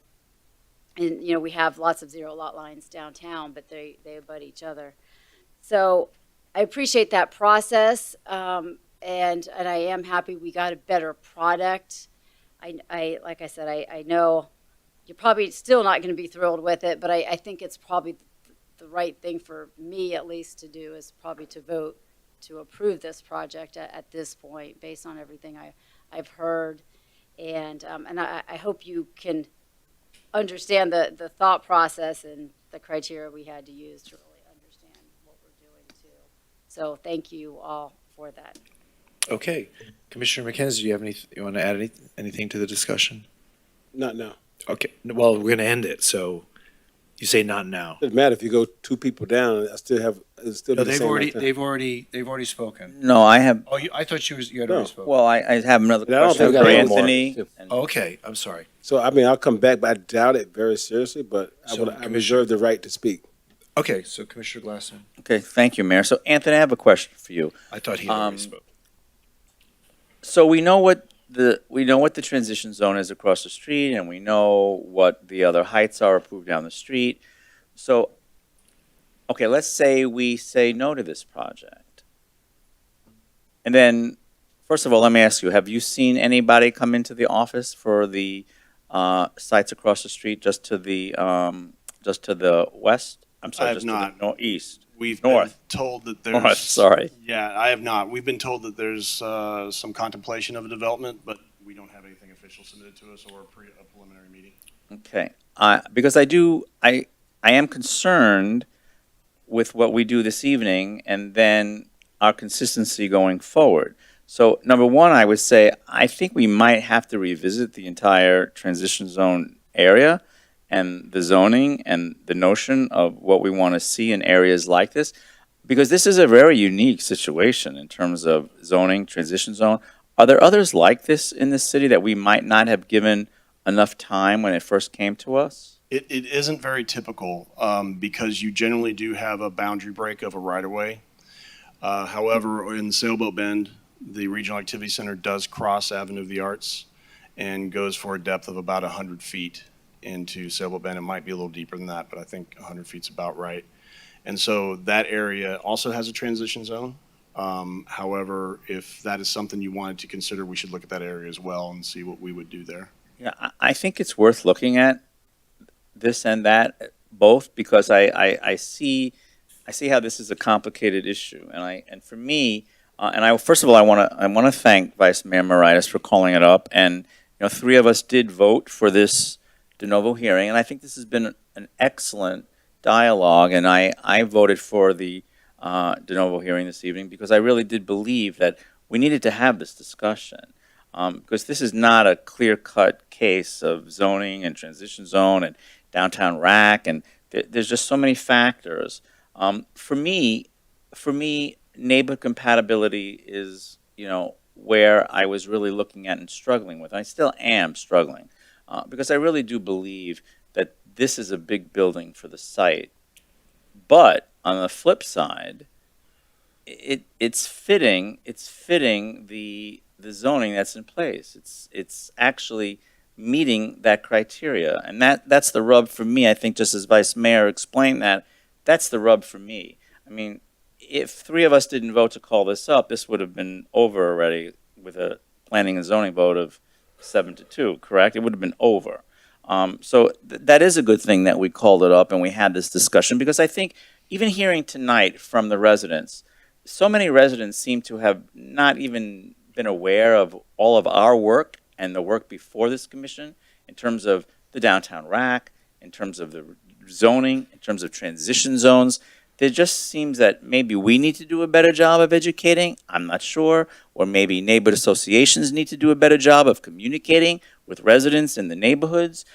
Someone needs to do a better job, or maybe the onus is on residents ourselves to get more involved and to learn and to know. Because these are, as we can see tonight, these changes to our zoning have real consequences for residents. So I would implore everyone to pay attention. Just pay attention throughout the years, because we see now that we find ourselves in this situation where it's difficult. And my frustration is I certainly understand what people are feeling in this particular situation. On Saturday, as I parked and walked for a while up and down the street, and I looked east, I looked west, I looked north, I looked south. I tried to get a sense of what is that neighborhood? What am I thinking about in terms of compatibility? That's why I asked you before, how far do you look? How far and wide does neighborhood compatibility reach? Because I think that's really important here. And as I said before, I know what's coming across the street. It doesn't take a rocket scientist to know that we're going to be seeing projects come that are going to fit the zoning as it sits now, and we'll see 30 stories across the street, and we'll see 137 feet across the street. I have no doubt that that's coming. So I have to feel justified tonight in knowing that that's also coming, or else I have to be consistent throughout and say no all the way through, and then we'll end up in situations that might be a little tough to extricate ourselves from, or we'll just end up in court. So as the Vice Mayor said, I too dig deep, and I need to understand, and I need to feel confident in my vote, because this is serious business, but we have to follow our ULDR. We have to follow our law. So, I'm curious to hear what the district commissioner has to say, because he is closest to this of all of us. But this is a tough one. But I just wanted to thank, my colleagues on the commission, and I wanted to thank everyone that's here this evening, because this was a very valuable discussion, and I think a really a good learning experience as well in terms of what we have to understand and what we have to know. So I also thank you, and I thank staff, because this is not an easy one. That's it from me. Thank you, Mayor. Okay. All right, Commissioner McKenzie? I still want I don't think Ben was finished. I want to hear what he was saying before I interject my will on his district. Have you finished your remarks? No, I wanted to say a few more things. Oh, go ahead. Yeah, if that's all right. I thought you said I'm finished, and I thought you were finished. No, no. Okay, so you're not A finished. little more to share. Just another hour and I'll be done. Okay, thank you.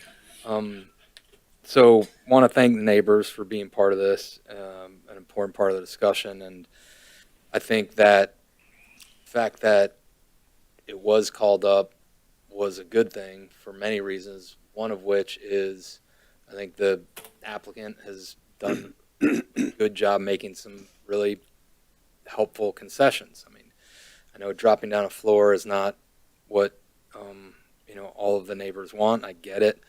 And I know the setbacks aren't, sufficient for a lot of folks, and I completely understand that. And it does help in dropping down the units, I think does impact traffic positively in the neighborhood. So I thank you for that.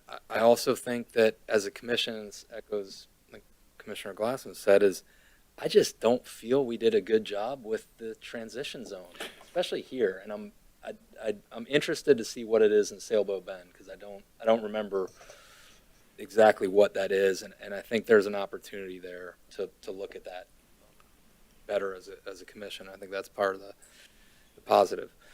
I think that based on what as we evaluate competent and substantial evidence, and one of the key factors for me is Anthony articulating that we have to look at not what's there in the neighborhood now, but we have to evaluate, when we're evaluating neighborhood compatibility, we have to evaluate what is possible given the zoning height limitations. And if that's the standard, I think we have a hard time saying that staff is erroneous in making a suggestion that it is compatible when you look at 300 feet and 137 and so forth. So I think that for those reasons that this is compatible with the neighborhood. Yeah, so thanks, Mayor. Okay, thank you. Okay, Commissioner McKenzie? No comment. No comment. Okay. So you've heard from everybody tonight, and I appreciate staff. Anthony, thank you for educating us on how the law, how the ordinance works. And I want to thank everybody who participated in this discussion. We had quite a few people who signed up to speak, and we have a very robust community who takes dear interest in how we live and how we organize our lives. I'm going to voice a different opinion than what I've been hearing on the commission, simply because I do believe we can do better as a community in terms of designing our neighborhoods and maintaining the integrity of the quality of life that we've come to expect when we move into a neighborhood. I think that the developer here, his heart is definitely in the right place. And I think that, he came into this project with the best of intentions. He had good advice from his counsel, advising him as to what he can build and what is appropriate there. And I think that for all practical purposes, in good faith, this developer came into the community thinking that this was something that the community would accept. Unfortunately, as I look at it, I listened to what Mr. Fajardo indicated, what criteria we could still use to determine neighborhood compatibility. And I heard one point after another, which registered with me as to why this building is inappropriate. And if you look at the design, if you look at the modeling, you look at the positioning of this building, it's just not fair. First of all, to the neighbors to the east and the west, to have a parking podium that's basically a wall, no fenestration, no design in particular, just a plain flat wall that these folks are going to look at for the rest of their lives. And in terms of its being able to fit in on the site, I mean, it's quite clear that it's just being tightly squeezed into this site. between two existing buildings that I just don't think that's how we want to design our city. I don't think our city is meant to be that way. This is Fort Lauderdale.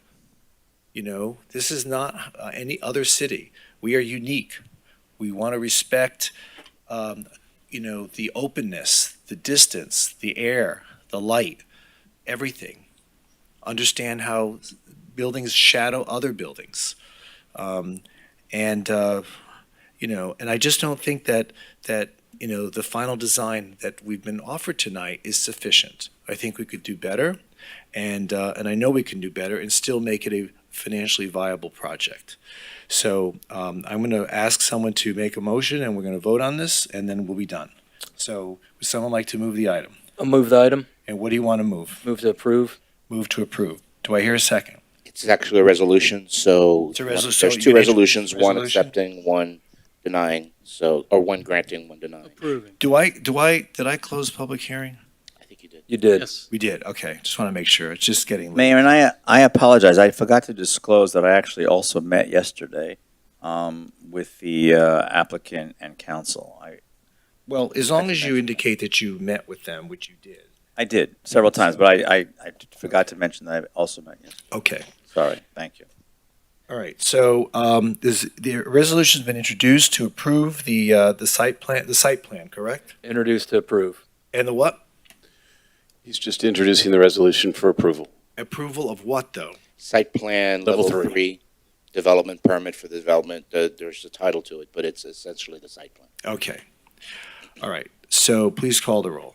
A resolution in the City Commission of the City of Fort Lauderdale, Florida, approving the issuance of a site plan level 3 development permit for the development of a 14-story, 77-unit multifamily residential development known as 808 Southeast 4th Residences, located at 808 Southeast 4th Street, Fort Lauderdale, Florida, in the Downtown Regional Activity Center East Mixed Use Zoning District, providing for severability and providing for conflicts.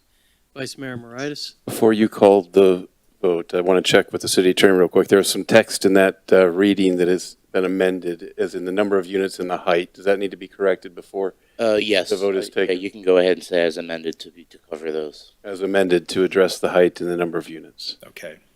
What's the amendment? The unit count was down by 60. 10, and It was 60. you read 77 at 67, I believe. Stephanie, how many units? 67. How many units?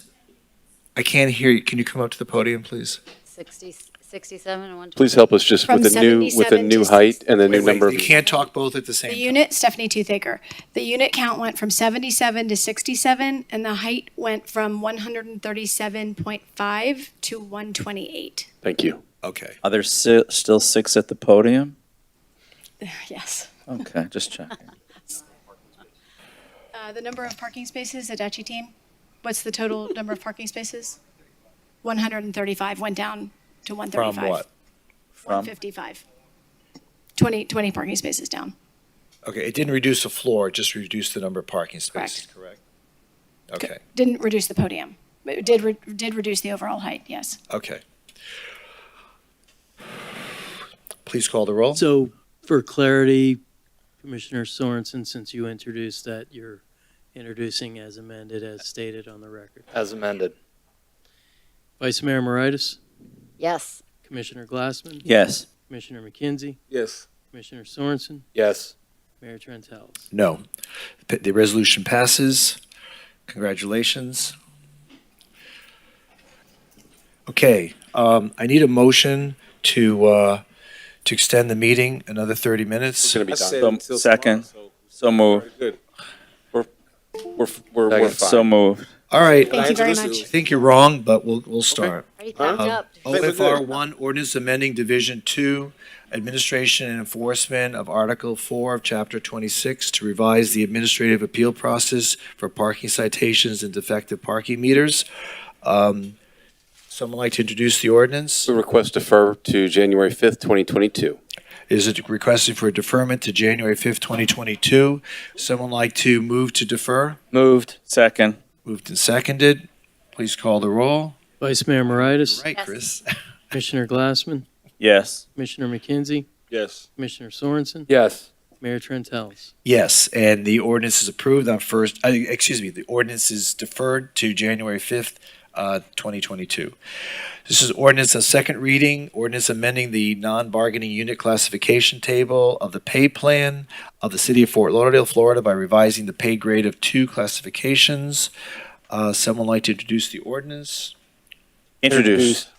It's been introduced. Any questions? There being no questions, please call the roll. An ordinance of the City of Fort Lauderdale, Florida, amending the classification table of the pay plan of the City of Fort Lauderdale, Florida, as amended by revising the pay grades of 2 classifications and providing for severability, repeal of conflicting ordinance provisions, and an effective date. Commissioner or Vice Mayor Moritas? Yes. Commissioner Glassman? Yes. Commissioner McKenzie? Yes. Commissioner Sorensen? Yes. Mayor Trentalis. Yes. OSR 2, Mr. Shine, you're here for questions only, right? 35 minute. Yeah. Out of order. Out of order. At this stage of the game, it's not funny.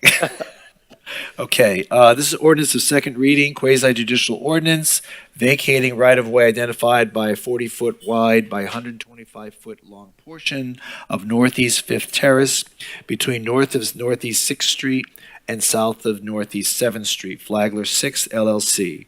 Anyone wishing to speak must be sworn in. Commission will announce any site visits, communications, or expert opinions received and make them a part of the record. Vice Mayor, do you have any further disclosures other than what you disclosed the Nothing first new. time? No. Commissioner McKenzie? No. Nope. Commissioner Glassman? Nothing new, thanks. And Nothing Commissioner- additional. Nothing additional, nor do I. Do I need to close? No one has signed up. No one is planning to speak. Do I have to close public hearing? No? Okay. So would someone like to introduce the ordinance? Introduced. An ordinance vacating a portion of Northeast Fifth Terrace, 40-foot right-of-way lying west of lots 32 through 36, block 313, and lying east of lots 13 through 17, block 314, according to the plat thereof as recorded in Plat Book 2, page 18 of the Public Records of Dade County, Florida, located north of Northeast 6th Street, south of Northeast 7th Street, east of Northeast 5th Avenue, and west of Federal Highway. All said land situate, lying and being in the city of Fort Lauderdale, Broward County, Florida. And I don't believe I read after Block 13 Progresso, so let me add that to the record after Block 13 Progresso, according to the plat thereof. Vice Mayor Moritas? Yes. Commissioner Glassman? Yes. Commissioner McKenzie? Commissioner Sorensen? Yes. Mayor Trentalis. Yes, and the ordinance is approved on second reading. Any further business of the commission? Not other than happy holidays, see you at the Okay, anchor do- drop. Merry Christmas Happy and New Happy Year, New Merry Year. Christmas. Okay, so yes, Happy and so healthy. those who celebrate Christmas, Merry Christmas to you all, and Happy New Year, and hope to see you all on Himmershey Street at midnight, New Year's Eve, for the anchor drop, which will be a beautiful night, and I hope you all will be able to make it. So, what? I still have 3 minutes? Yeah. Filibuster. Meeting adjourned. Let the record reflect.